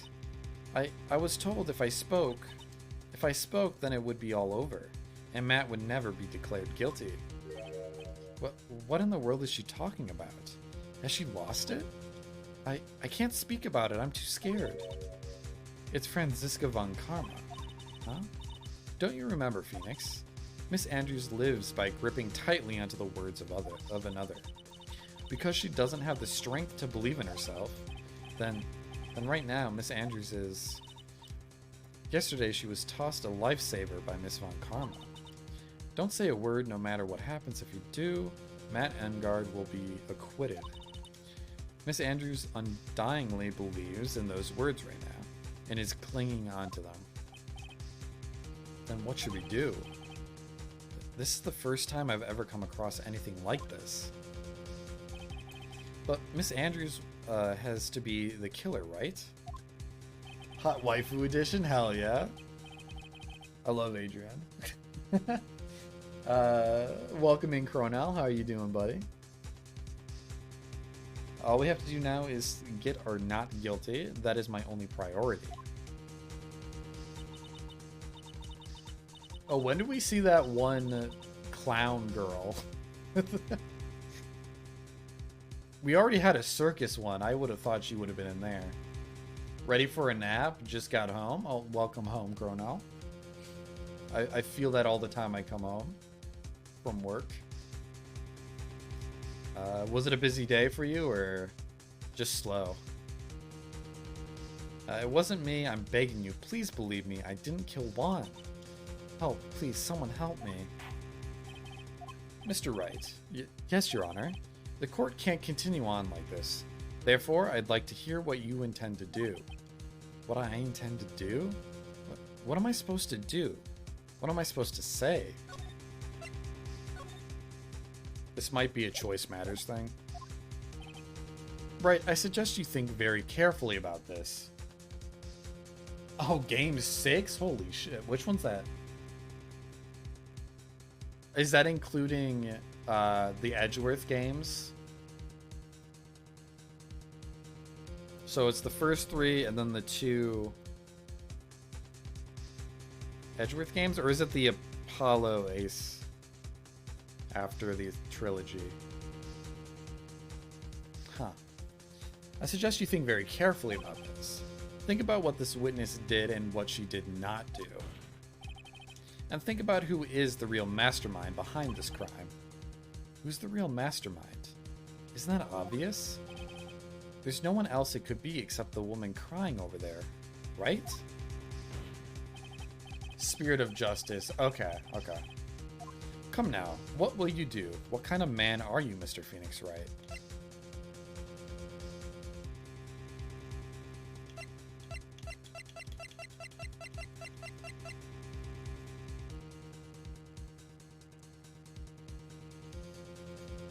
See, I think she's innocent. But we also have a hostage situation going on. We need the not guilty verdict if we want to save Mia. But if we really want justice, force Andrews to testify.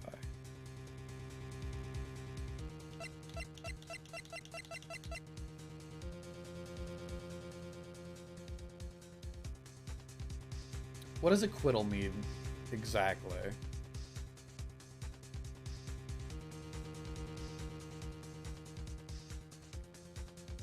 Judgment that a person is not guilty of the crime with which the person has been charged. So at this point, we've pretty much confirmed that Engard was not guilty. So forcing Andrews to testify doesn't necessarily make him guilty. So I think we're gonna go with force Andrews to testify. I have to win a complete acquittal today. There's no way around that. But I can't bring myself to do it like this. Not when she's making a face like that. Miss Andrews, I would like to know what you are really hiding. Mr. Wright, are you sure you know what you're doing? Sure, Mr. Engard would get an acquittal, but in his place, you would be found guilty. Is this how you really want this trial to end? But be quiet, how dare you? You're trying to trick me. That's enough. I commend you for trying, Mr. Edgeworth. However, it is clear that the defense's theory is the truth. You're wrong.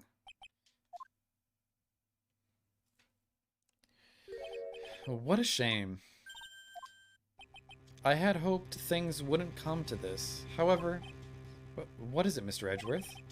Miss Andrews, since you absolutely refuse to testify, it falls on my shoulders to disclose this to the court. Oh, shit. Stop. Okay, he's gonna bring up the fact that she tried to kill herself. Which is something she does not want. This witness, how should I put this? She has an illness. What? And because of this illness, she has tried to commit suicide in the past. What a dick. Stop. Please stop. No matter how much you want to hide it, it's no use. I have the evidence right here. That's the second part of the suicide report. The attempted suicide report. What will you do now, witness? You know what I am about to do, don't you? I will now reveal to the court the true nature of the pitiful woman known as Adrian Andrews. The secret of her dependent nature. Having other people know about it scares her more than anything else in the world. Please stop, I beg you. If people find out I'll... If you're going to say you would choose death, that is of no concern to me, dude. Chad move? It's kind of fucked up, Ozzy. Edgeworth, how can you be so cold? However, before you die, I will pull the truth from your still breathing lips. God. I mean, you're... Okay. He is a Chad, Ozzy, I'll give you that, but it's still fucked up. No matter what I have to do. So, will you tell the court yourself, or shall I? Either way is fine with me. I'll talk, but please, help me.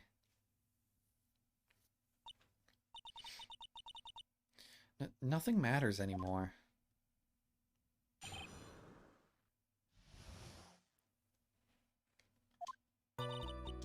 When I first saw him, I really thought he had fainted, honest.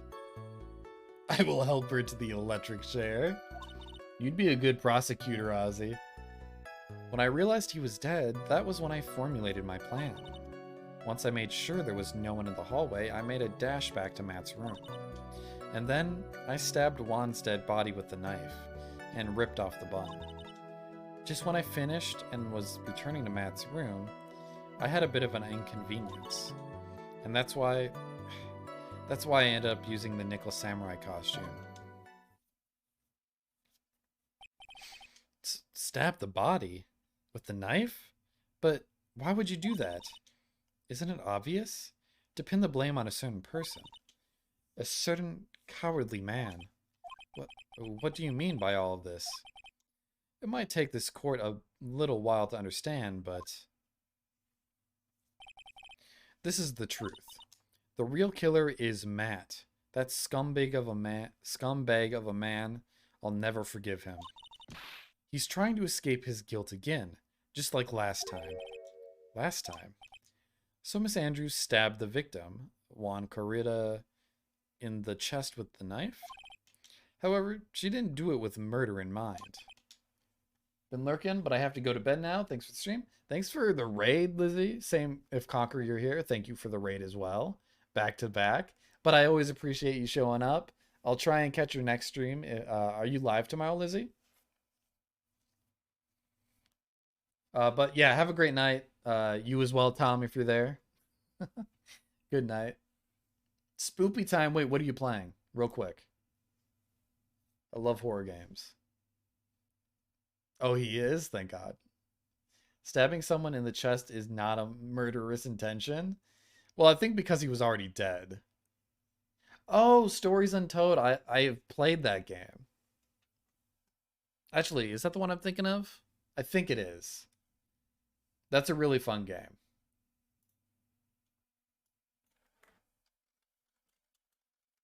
Is it the one I'm thinking of? No, not Untold Stories of the ER. That's not what I'm looking up. Yes, it is what I'm thinking of. I really wish they came out with a sequel to this game. I think you'll enjoy it. It's very short. Sassy. It's sassy too. But I'm excited to see that. I'm teleworking tomorrow, so I can easily watch your stream while working. Stabbing a corpse is just twisted. It is kind of, it's kind of a psychopath thing to do. Anyways, take it easy, Lizzie. Thank you for stopping in. Thanks for the lurk. We'll see you around. Take it easy. She did it with the intent of framing Matt Engard for the murder. And this is her crime. Yeah, have a good night. See ya. What? Is this possible? I mean, wasn't Miss Andrews supposed to be the real murderer? Mr. Wright, please get over your shock and commence the cross-examination. Okay. My crime. When I first saw him, I really thought he had fainted honest. When I realized he was dead, that was when I formulated my plan. Once I made sure there was no one in the hallway, I made a dash back to this room. Okay, let's start from the beginning. Oh, we should probably save too. But you could tell from the state of the room, the room was in, that there must have been a fight. Are you telling the truth when you say that you did not know he was dead? He had a scarf tied around his neck, but that scarf is part of the Jammin' Ninja's costume, so I didn't think anything about it was strange. His head was also tilted down a bit, so I couldn't see his face that well. That's why I thought I'd wake him up and went to pour the juice. When I realized he was dead, that was when I formulated my plan. What is this plan you had? I knew right away the murderer was Matt. I knew because, one, he was going to expose Matt's weakest weak point to the world. So Matt did this to stop Juan and silence him for good. That's when I thought I should forge some evidence and pin this crime on Matt. So the forged pieces of evidence were the knife and the bun. The first thing that came to mind was to plant the knife. But that means she would have had to leave to get the knife and come back, right? Once I made sure there was no one in the hallway, I made it. Oh, he literally said it. That was so you could get the knife, correct? The knife Matt used at dinner had his fingerprints all over it. I thought if I used that, then the police would certainly turn their eyes towards him.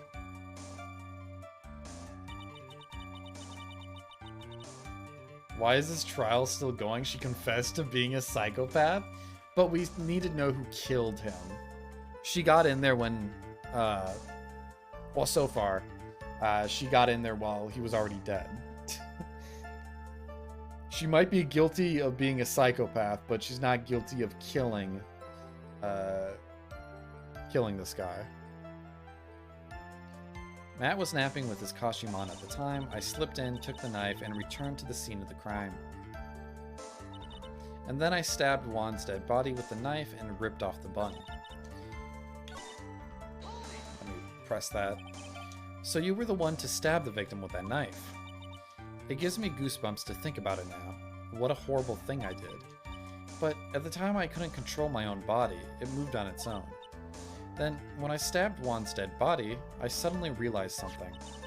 If I use the bun, somehow I can make Matt look even more suspect. So you thought to rip one of the buns off and then plant it in Engard's Hakama.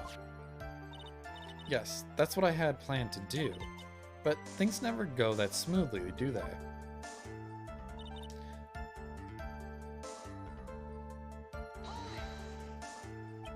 An inconvenience.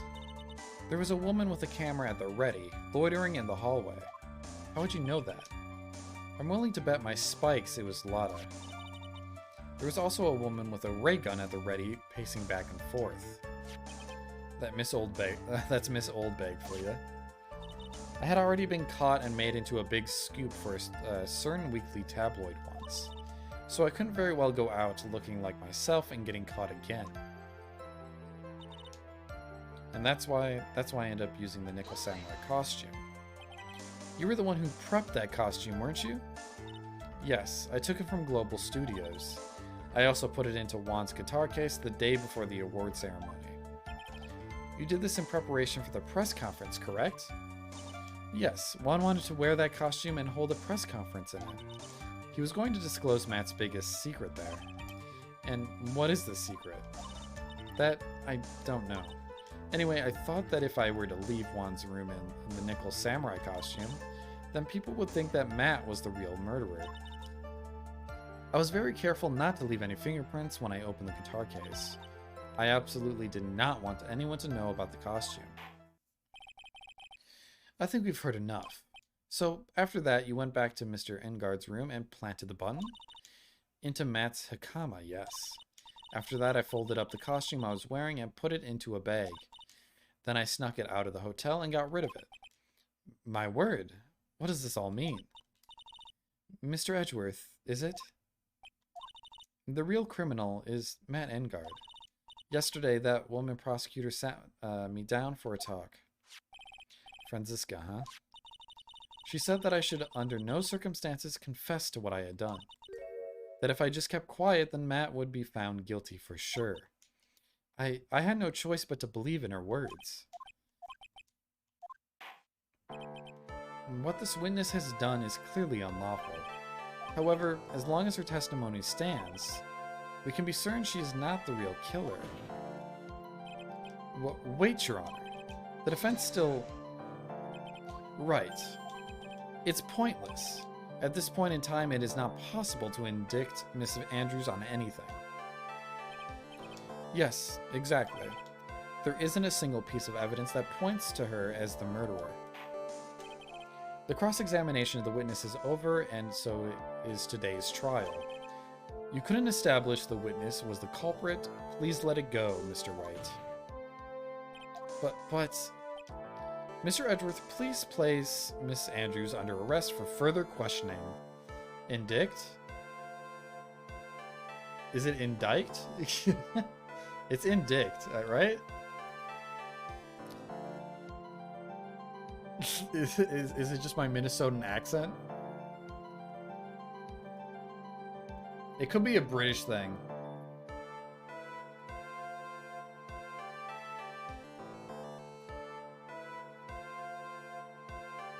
Oh, is it indict? Really? Indict. Indict. It's... Oh, wow.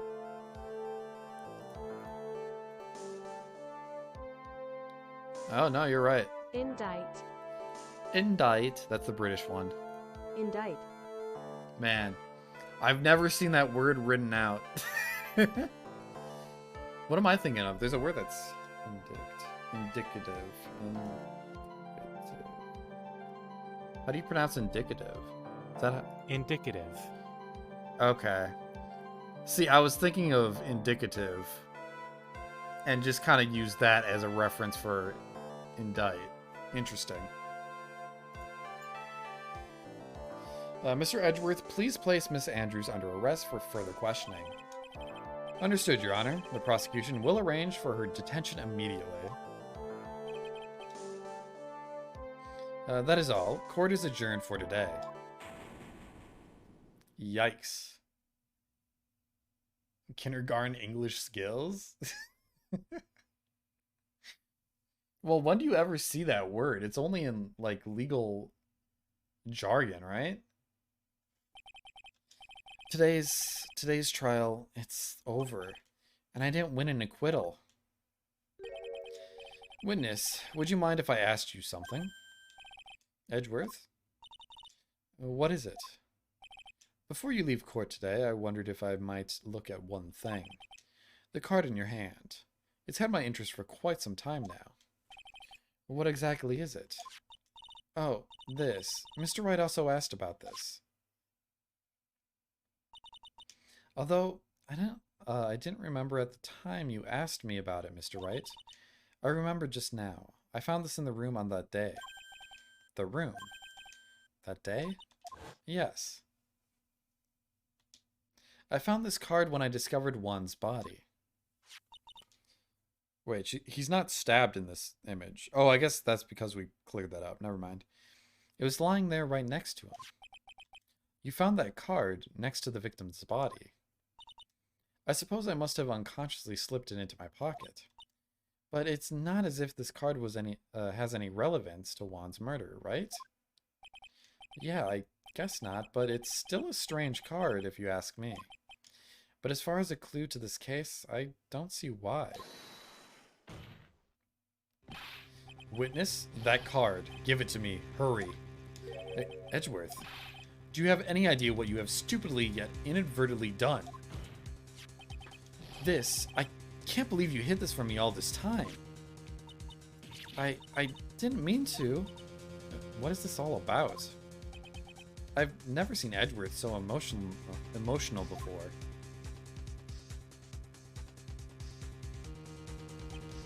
That card, what in the world is it? And what does it mean? Damn. Okay, so I think we're halfway through this chapter. Meaning, this is going to go on for quite a long time. I don't think I'm going to beat this game today. Oh, do you only get 10 saves? Oh, shit. We're going to have to save over... I mean, I don't mind saving over this game. Actually, I don't mind saving over episode 3 either. Although I would like to figure out what happened at the end. We messed up on a choice matter thing, and it just moved on. Although I could probably just look up a video on it.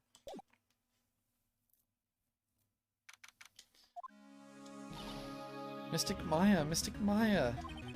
There, Pearls. I can't take it anymore. Look, it'll be alright. Everything may still work out. Huh? The condition was that we had to get a not guilty verdict.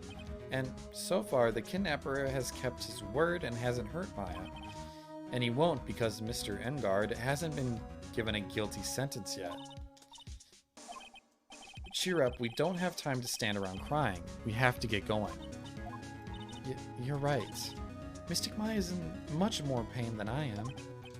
Yes, that's right. So... Hey, you guys. Glad I caught you, pal. Mr. Scruffy Detective? Oh boy, looks like a Detective Gumshoe. Has been dubbed Mr. Scruffy Detective in Pearl's book now. It's just plain old Mr. Dick Gumshoe now, and I came to talk to you, pal. But we're kind of busy right now. So, what are you going to do from now on? What do you mean, pal? Well, you've been fired, right? So, do you have a new job lined up? Oh, that. What am I supposed to do now, pal? I don't have anything coming in at all until my next payday. What are you talking about? You don't have another payday. I guess that means I'm just gonna have to work here at your place, pal. Say what? You'll be searching for things that will prove Mr. Engard's innocent all day, right? Well, yeah. So yeah, I'm gonna help you, pal. I've got lots of experience in investigating and watching over people's places. And I'm great at making really simple meals, pal. I'll take care of it all. Come on, Mr. Nick. Let's let Mr. Scruffy Detective take care of things. Okay. By the way, what's your best dish? Instant noodles, pal. Why am I surrounded by people who only eat cheap, unhealthy foods? That was the first time I've ever seen Mr. Edgeworth act like that. Never thought he'd say something like that. He didn't care if Mrs. Andrews killed herself. Man, I'm having a lot more trouble speaking now that you brought that up, Ozzy. Now I'm being put on the spot to speak everything correctly. He said that? That's horrible. But because of him doing that, we got the truth finally. The truth? Miss Andrews' last testimony. I wonder if that was the truth. I'll give you that there was nothing strange in her testimony either. But I still think there's something fundamentally wrong with the whole thing. You mean about that thing, pal? Why would she want to... No, I mean, almost need to frame Mr. Engard. I couldn't figure that out from anything she said at all today. Then, you're saying that testimony was a lie? Not a lie per se, it just feels like there's more here than meets the eye. Or that's what Edgeworth would like us to believe. That's such a dirty trick. Even that woman prosecutor was better than that. Franziska von Karma. Speaking of Miss von Karma, do you have any more information on her condition? Wasn't she shot this morning? Miss von Karma was shot today on the way to the trial by a pistol pal. But she's going to be fine, right? I mean, Edgeworth said she was in stable condition, but... well, she was shot in the shoulder, so she's okay and still hanging in there. They should be done taking the bullet out, so she's probably resting in the hospital. Which one? What? Are you gonna visit her, pal? No, well, I was kind of thinking about it. Hey, you've actually got a heart, don't you? She looked like she was being tortured to death not being able to go to the trial today. So maybe it'd be good for her if you went and let her whip you for a bit, pal. Let's go let her whip us, Mr. Nick. Now I'm definitely not going. Let's see. The name of the hospital. Oh yeah, the Hottie Clinic. Oh, we've been there. Well, I guess it can't hurt to stop by and say hi. Is there anything we can present? Not yet. I'm sure once he hears what happened at the trial today, he'll call pal. But remember, you can't provoke him when you get to talk to him.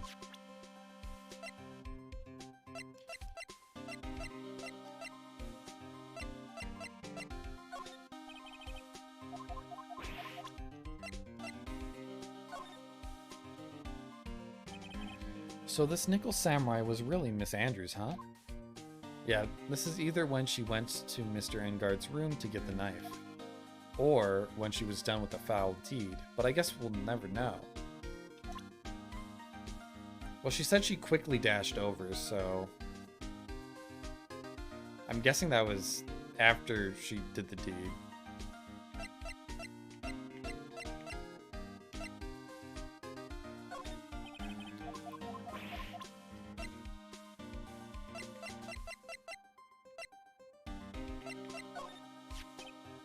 Look, it's my attorney's badge.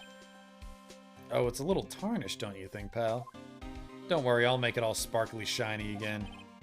I'm really touched. Okay. Let's move. Should we go to the hotel first, or... do we talk to Edgeworth first? Wow, everybody looks really busy with something or another. They're probably strengthening the evidence for tomorrow's trial. Hey, hurry up with that, will ya? Pass that victims list around. You've got to be kidding. There's over 100 people on here. Mr. Nick? Is Mr. Ungard really that big and bad of a criminal? Actually, never mind. It sounds like they're working on a different case.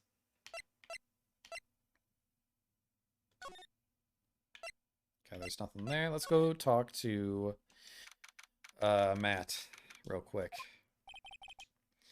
From what the guard told me, it sounds like along with Mr. Engard, Miss Andrews is also being detained here. Then we should talk with them since we're here. Yeah, but both of them are still in questioning. And we don't have time to waste. Yeah, visiting hours are almost over. Okay, so we probably can't talk to them at all today?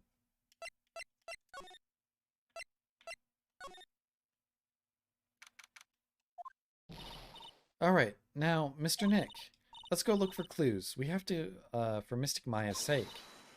You shall not pass. Ooh, is Ganon?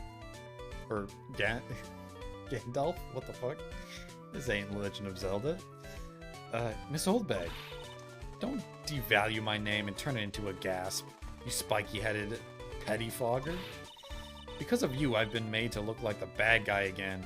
Although, I did get a piece of gum from Edgy Boy, just as promised. Oh god, there she goes again.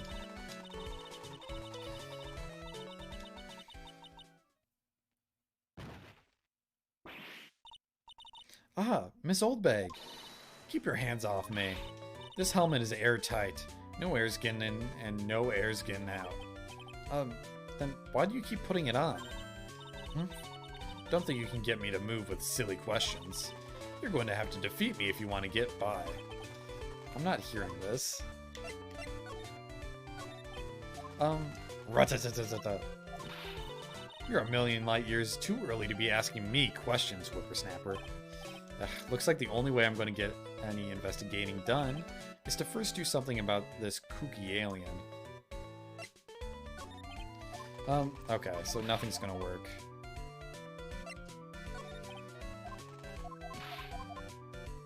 Do I have something that I can present?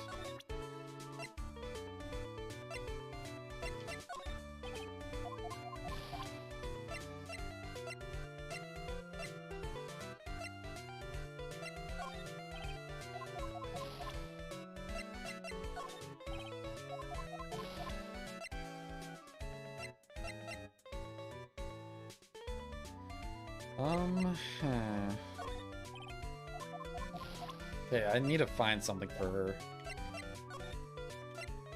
Oh, I can't go any further. Okay. Well then, let's go to the hospital.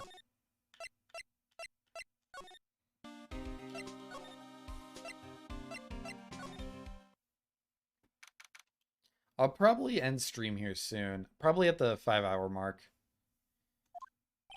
What would that be? That would be like around 11. Okay. Never thought I'd ever come back to this place. Yes.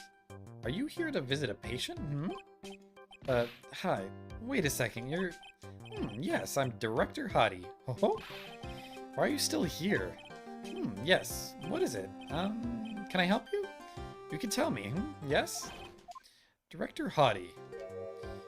Edgeworth. Yes, I'm Director Hottie.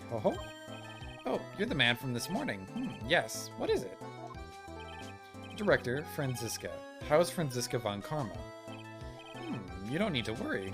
Yes? She's in good hands. Because you see, I'm personally taking good care of her. Yes. And that surgery, it went well. You have my gratitude. Looks like Edgeworth doesn't know about this director and his secret. She looks so pitiful, absolutely terrified. Yes. But I understand. Her opponent was a gun, after all. And when I snuck up on her, real secret-like, she would scream really loud. I see. Ah, but she's really cute, too.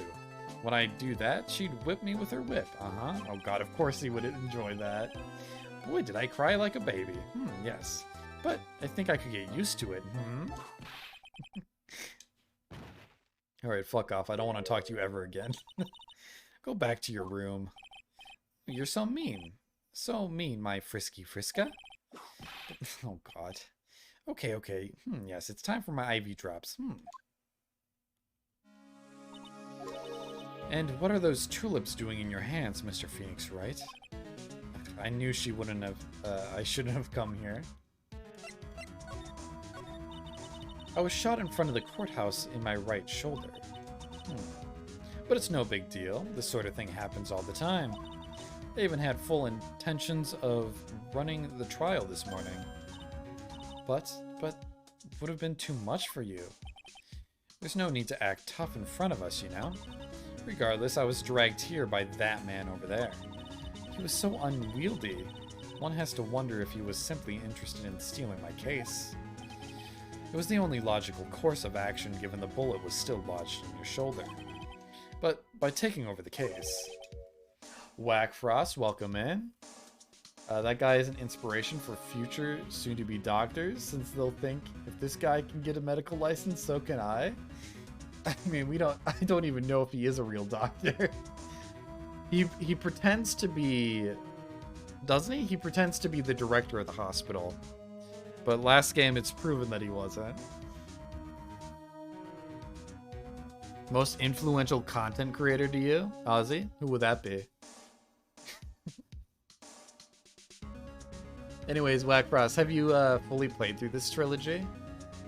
I'm completely blind to it, so I don't really know what to expect. That is a rubbish question. I knew you wouldn't like it. Ask another one. I found myself having to clean up after you and that irresponsible deal you made. I think I know what deal he's referring to. Did we get that one before? I guess it's a road trip, not where you want to travel to. It's more like driving to. With an insane asylum? I could believe that. Miss Von Karma, you made a deal with Miss Andrews yesterday, didn't you? Route 66 next year. Ooh, that would be fun. See, I've never really been on a super long road trip. I live in Minnesota, so I've been through all the way to like Yellowstone, and then I went down through Wyoming and then back through Nebraska and back up. I think that's the longest road trip I've had, which was like a couple days. I didn't go the whole length of the US. That's a big time commitment. That's like a week, isn't it? I don't know what you mean. In order to make sure you got your guilty verdict on Mr. Ungard, you told Miss Andrews not to testify in court today. I don't know what you're talking about. Do you have proof that I made such a deal? You're denying it. It looks like you were lucky, Mr. Phoenix Wright. Oh, I should answer the question. But I'd probably take a road trip down to... Actually, you know what? I could make it more fun. I'd probably go from Montreal, Canada, all the way to the Redwoods in California. I think that'd be a really fun road trip. You could go through the peninsula of Michigan. Ooh, that place is beautiful in autumn. I love going there. If I had been in court today, this trial would have already been over. All while holding Miss Andrews' own crime. That isn't my problem, whether she had tampered with the evidence or not. I have only one objective, to find Ungard guilty of murder. At what point in the road trip are you crossing the border? See, that's... I could take a... Do they do ferries across the Great Lakes? I've never been on a ferry boat that, like, travels... I think that'd be interesting. That, like, takes vehicles across. But I'd probably go from Montreal, go through Owatonna? No, that's further that way. Ottawa? Am I thinking Ottawa? And then probably take a ferry to the peninsula of Lake or is it Lake Michigan you cross? No, I think it's... Is it Erie? I don't know which lake you would cross to get to the peninsula, but take a ferry across there, the peninsula of Michigan, go through Wisconsin. Maybe... I mean, I'd have to go through Minnesota. Maybe go up through Duluth. And then go through boring North Dakota. Yellowstone. Seattle. And then just follow the border down, maybe? Yeah, go through all of Montana. That'd be kind of nice. Anyways, I diverted from the game. I'm sorry. I have only one objective, to find Ungard guilty of murder. The end justifies the means, Mr. Phoenix Wright. The end justifies the means. Lake Huron. Okay, okay. See, I'm not too... I knew where Lake Michigan was. But I'm not too familiar with the other... I know what the names are. Superior, Huron, Erie, Michigan. And then Ontario? Ontario Lake? Is that wrong? I think that's right. Miss Von Karma. Adrian Andrews believed you when you said, good job, thank you. If you don't tell the truth of what really happened, then Ungard will be found guilty. And what does that have to do with me? Because of that, she is now in danger of being found guilty herself. All because she believed in your words until the very end. That still has nothing to do with me. She's just a weak person, that's all. But you had to know she was. How? I think visiting hours here are about over. So if you'll excuse me. I think that guy in the background is still the guy from the previous game. He broke his leg again. I think he was in the previous game, right? In the background. What's wrong? Why did she suddenly cut you off? Probably because she thinks I had the advantage in that argument. Edgeworth. Oops. This patient is undergoing rehabilitation. Wasn't that patient standing in the same spot the last time you came to visit? Well, that's Hottie saying it. Doesn't look like they moved any closer to the reception desk, huh? Is this clinic really doing anything? Is that patient really getting better? Hey, don't just cut into my monologue like that. I'm explaining things here. Sorry. Yes, most sorry. Yes. God damn it. Go back to the asylum. There's a lake called Lake Winnipeg, and right next to it is another lake called Lake Winnipegosis? Who named this shit? Winnipegosis? It sounds like a disease. What is on that calendar on the right?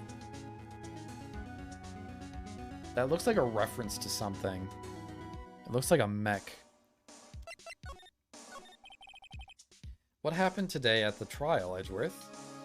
That was not like you at all. I mean, I know you knew about Miss Andrews' condition. You could have made her testify as many times as you wanted, but to go that far... but she wouldn't testify about that until I said something. Listen, Wright, the courtroom is a garden of judgment. I am putting myself on the line when I stand in there, and that's why I made the witness do the same. It's only natural. By the way, Edgeworth, you were really angry in court today. That's rare for you. Witness, that card? Give it to me. Hurry. Do you have any idea what you've stupidly yet inadvertently done? I can't believe you hid this from me all this time. That card, what in the world is it? You mean this? Listen, Wright. This is top secret information. You absolutely cannot leak this. A special investigation team has existed for a number of years, but few know of it. I understand? Their task is to find the owner of this card. A man called Shelley D. Killer. Shelley D. Killer. And just as his name states, he is a killer, an assassin. The best at that. An assassin? So, who is this Shelley D. Killer? D. Killer is the name of a long-standing line of assassins. Long-standing. The name first appeared about 100 years ago, I hear. Shelley is the professional name of the third heir to the D. Killer name. So, because of his professional name is Shelley, he leaves cards with a shell on them. He has a habit of making sure to leave a card by the body of his victims. Why would he do something like that? We think it's part of his duty to his clients. His duty? If he leaves a card, then his clients can be assured it was he who killed the victim. It also serves as insurance against any charges being pushed onto his clients. I see. The killer values the trust between his clients and himself above all else. It seems that this is one honorable assassin with a moral conscience. I guess that even honorable assassins can exist. So, you think this assassin, you think he's, wait, let me redo that. So, you think this assassin, you think he's the one who did the killing in this case? It would appear that way. The discovery of the card basically confirms it, wouldn't you agree? Shelley the Killer, huh? I noticed something at the trial today. You were behaving in a very strange manner. Is something the matter? I guess I should just tell him. Maya, she's been kidnapped. Kidnapped? What does the kidnapper want? An acquittal. I see. I had no idea. I will prepare a rescue team as soon as possible and resolve this by tomorrow. Really? Did you hear that, Mr. Nick? Mr. Edgeworth is going to... Stop trying to console me, Edgeworth. I don't need your pity. Mr. Nick? There's no way you can find her. We don't even have a single lead to go on. There's only one way to save her. I have to get an acquittal somehow. It's the only way. Right, listen. You need to know something. Juan Carrita was killed by Shelley the Killer, and the client who ordered the job is Matt Engard, your own client. Please stop. I can't listen to you. I can't believe that. I see. Well, if you want to continue your investigation, you will need this. What is it? The hotel right now is restricting the police personnel only. Restricting it to only police personnel, okay. As we are looking for any clues that might lead us to Shelley the Killer. But if you take this with you to the hotel, I'm sure they will let you enter. Also, have I gone offline at any point, Ozzy? Or anyone in chat? Because I've been having weird issues where it just kind of... Like, Streamlabs doesn't tell me I go offline, but... My VOD last time got split in two, which is a little frustrating. Not the stream? Okay, well that's good. In any case, I must attend to the preparations of Miles' rescue team. We'll meet again if anything should happen. Now, if you'll excuse me.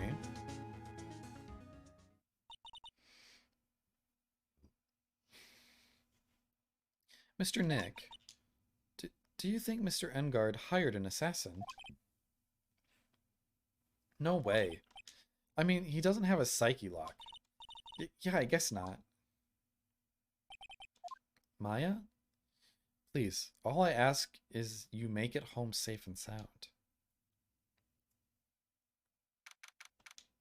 Uh-oh. Okay, after the scene, I might end this. Well, we got 10 more minutes. I'll keep going. I guess even kidnappers can be a little clumsy. Clumsy enough to drop a card like this for me? And even though he said he was an assassin, I bet he's just making that up, like how Nick does with everything in court. True. Anyway, let's try out the card trick with this card I just found. Sounds like I got the door open. Okay, time to take a look around.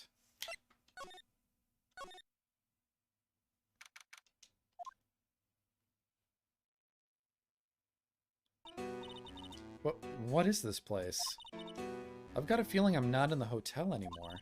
Are those videos over there? Well, I'll worry about that later. For now, I should be looking for clues. That way I can show them to Sis and maybe get out of here.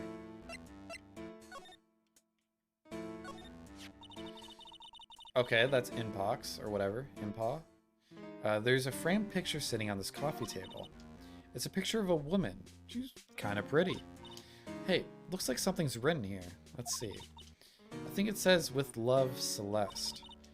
I bet this could be a clue. Oh, hey, it's a computer.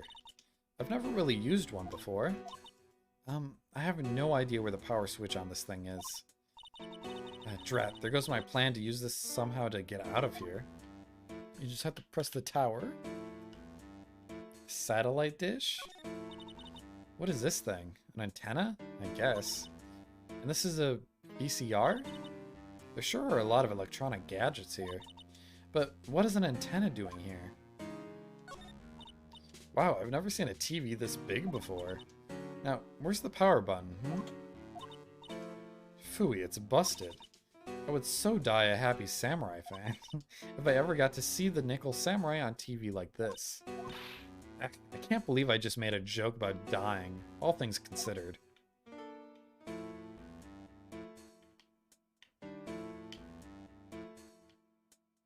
Oh, so he was broadcasting out of this room?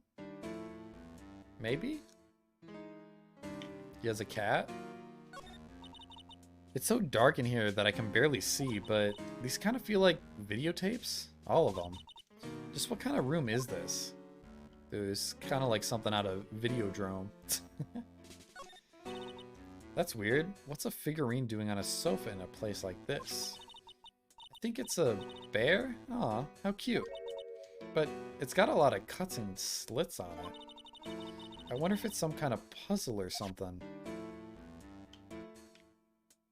A little creepy. Locked, of course. And it doesn't look like I can use the card to open this door. There's a little hole at the bottom of the door. If only I was a little skinnier, then maybe I'd be able to crawl through here. Oh, this simply will not do. I cannot have you wandering around at will. It seems that your Mr. Wright is truly concerned about you. He is? For now, I would suggest you remain cooperative. If you cannot, there are ways in which I can help you. Ways, you mean? Dead men tell no tales, is how the saying goes, correct? Dead? I'm almost certain I told you on our first meeting I am an assassin. No way, you're lying. I mean, an assassin? People are not always who they appear to be.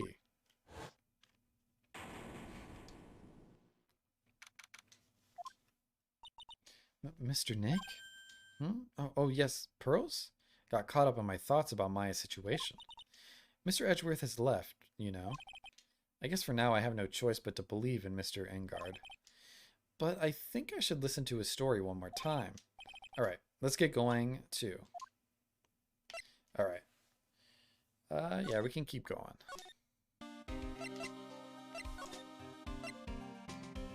I think that told me we should probably go to the detention center. Okay. I'm sorry, but visiting hours is over for today. Aw. I have too many questions I need to ask. I'm sorry, but I'm Phoenix Wright, a lawyer for one of the... You're Mr. Wright, you say? Oh, yeah, there's a message here for you. A message? It's from Matt Engard. Here you are. What did he write? Is it something really important? I don't know. Well, let's see what it has to say. To Mr. Lawyer Dude, I got something really important to tell you. Why do I feel uneasy all of a sudden? Oh, Mr. Wright. So actually, I have a favor to ask of you. I have this cat named Shu. I didn't put out a lot of food when I left the house, so he's probably pretty hungry. You think you could drop by my house and feed Shu for me, dude? My house is just a little ways down the from the hotel, alright? Why'd he name his dog Shu? Or cat. It was a cat. This is terrible. Let's hurry. We have to feed his cat. I'm sure poor Shu's stomach is growling by now. Yeah, I guess. A client's request is a request. Guess I should go check up on his cat.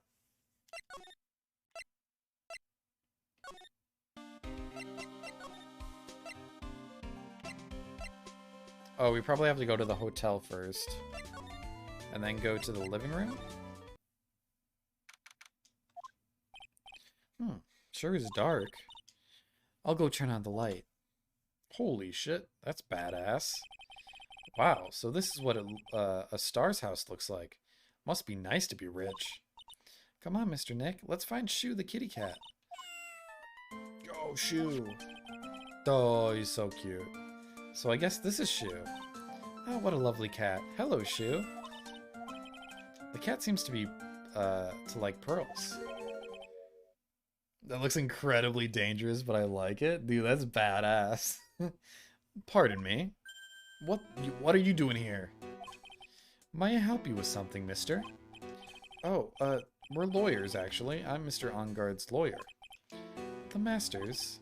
Then you must be Mr. Wright. Yes. Ah, it's a pleasure to meet your wonderful self. I am the family butler, John Doe. Of course it is. Nice to meet you.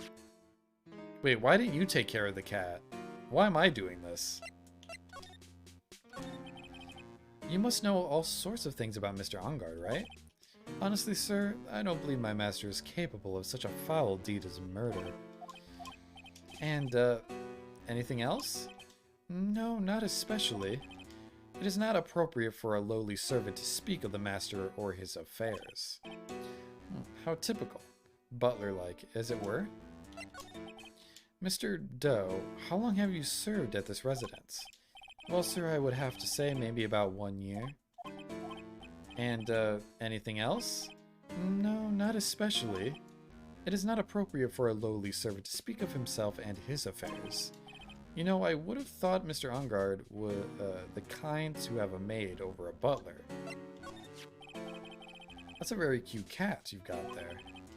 It is my duty to take care of him. The master rather fancies Shu.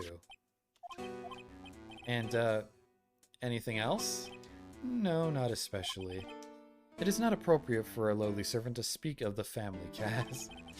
Well, then I guess I don't need this piece of scrap paper anymore.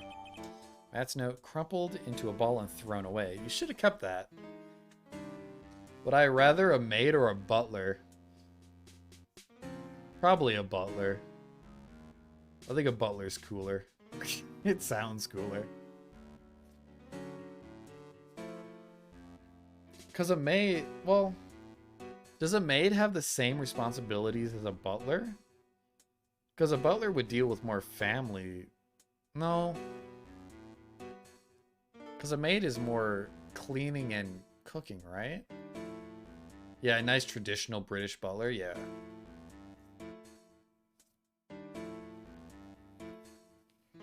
You can get a female butler, right? Or is butler strictly male?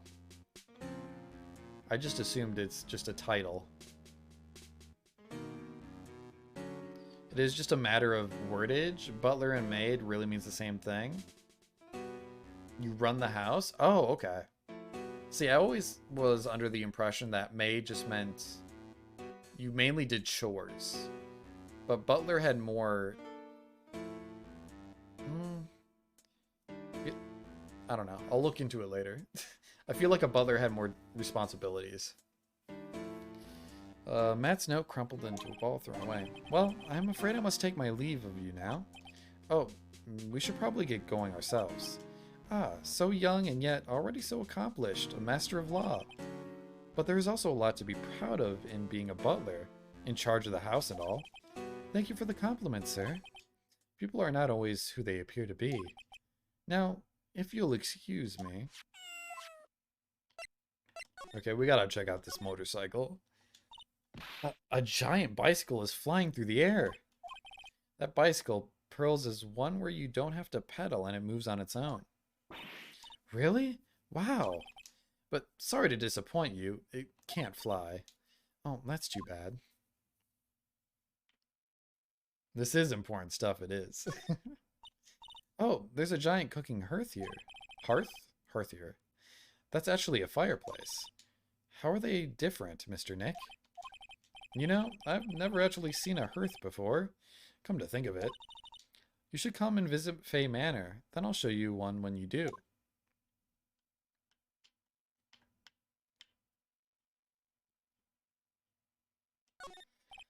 It's a very comfortable and spacious lounge set. I wonder if famous stars drop by and sit around and have a good time. In any case, I don't really belong here, do I? Ugh, what is with me and feeling inferior today?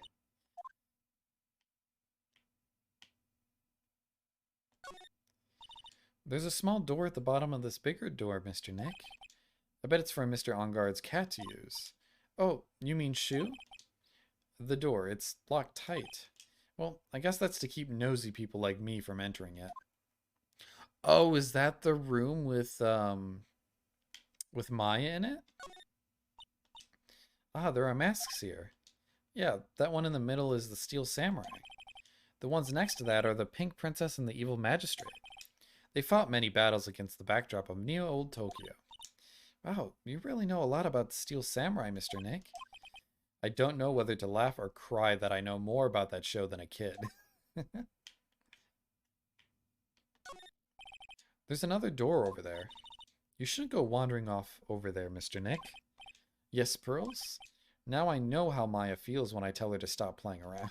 Okay,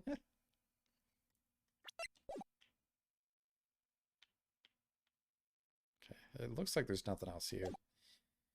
Alright, we'll move.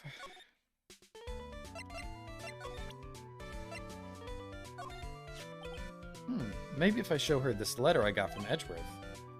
Miss Oldbag, if you would look at this. What? You want me to look at this worthless piece of... Edgy-poo. Is that her perfume? Pheromone d'Amour? I smell? Ugh. Let's see here. Would you please allow this unsophisticated young person to conduct his investigation? God damn it, Miles. Yours truly, Miles Edgeworth. Yours truly? That man's good at flattery. Fine, but only because Edgy-poo said so. You understand? Letter of introduction given to Miss Oldbag. I just thought of something I have to do. Remember, no messing around. You do anything bad and I won't let you off the hook. It looks like she has strong feelings for Mr. Edgeworth. That may be, but, you know, nothing's going to come of it. That's so mean, Mr. Nick. Feelings are meant to be told and shared. Ow. Every time we talk about love, I always end up with a handprint on my face somehow. So anyway, let's continue our investigation. Ra-ta-ta-ta-ta-ta-ta. Ah, what now? One little thing before I forget. You can't go into Engard's room today. Why? The police's main investigation team is going to be in there all day, you hear? I wonder if they're the team in charge of investigating the killer. So don't go in there. Set one foot in there and you'll face the wrath of a Wendy Oldbag. Okay, whatever.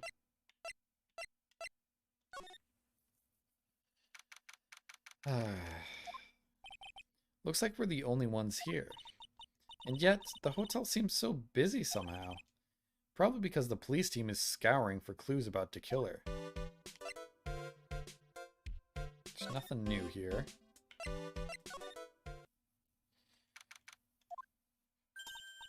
Hey, you city boy. Lotta, you're still here? Wrecking course. An investigative photographer eats or starves on her ability to snap up the scoop, yeah? And this hotel just has that aura of mystery. You know, like something's always about to happen. But do you have a camera? Wreck given. A photographer's gotta have cameras out the ear like corn to be a real pro, you know? So I'm hanging around here. Speaking of cameras and feeding the mouth, do you have mine, you bread thief? Why can't you drop the thief thing already?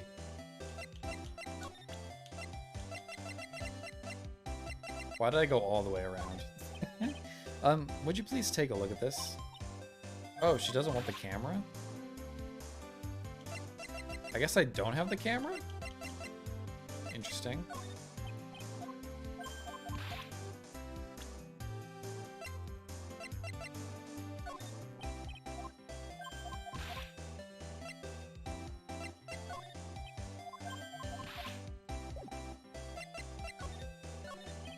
I want to ask you about the night of the murder. What? You're really gonna shell out bucks for the info I got? Lotta, you were loitering in this hallway the night of the murder, were you not? Well, kinda, but...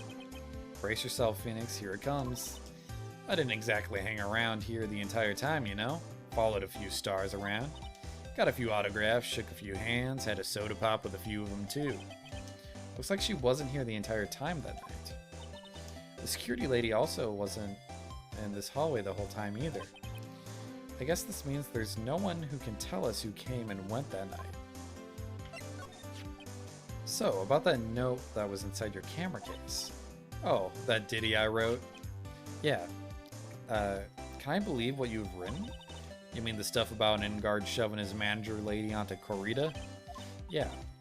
Well, I reckon you best not believe in that. What? Look, I sort of wrote that on a whim, you know? Writing whatever came to mind. Whatever came to mind? Yeah, when you get down to it, it's just a lot of random bull-dooders. What the fuck? What's a bull-dooder? Hey, what's with you, pal? Why are you staring at me like my grandpa used to? Hey, and why do you look like you suddenly got older too? Or am I just shrinking here? Oh, my baby. My $1,600 baby. What's with that red-coated prosecutor anyhow? That guy told me it was evidence and I refused to give it back to me. Well, that's kind of how it is. Hey, you're that redcoat's friend, aren't you? So put in a few good words for me and get back my camera. You want me to do what? Listen, nag the guy real good for about 5 hours and I guarantee he'll give it back. Why don't you do your own dirty work? Well, I reckon it's time for me to get going. A tabloid photographer without a camera is just a tabloid, huh? Yeah, I guess so. Keep yourself together out there, you hear? I'm coming to see you in court tomorrow. Okay, I'll see you then. And you too there, little one. Keep up the good work, okay? Alright, I think it's probably a good time to end here. Don't be picky about your food now. Okay, and make sure you do all your homework, you hear? Okay, and if you happen to find yourself a camera, make sure you bring it right to me. Would you please just leave it already? Oh, okay. She just left. All right, we're going to end stream here. I'm going to see who's live that we can raid. I'm pretty sure I saw Mikey G,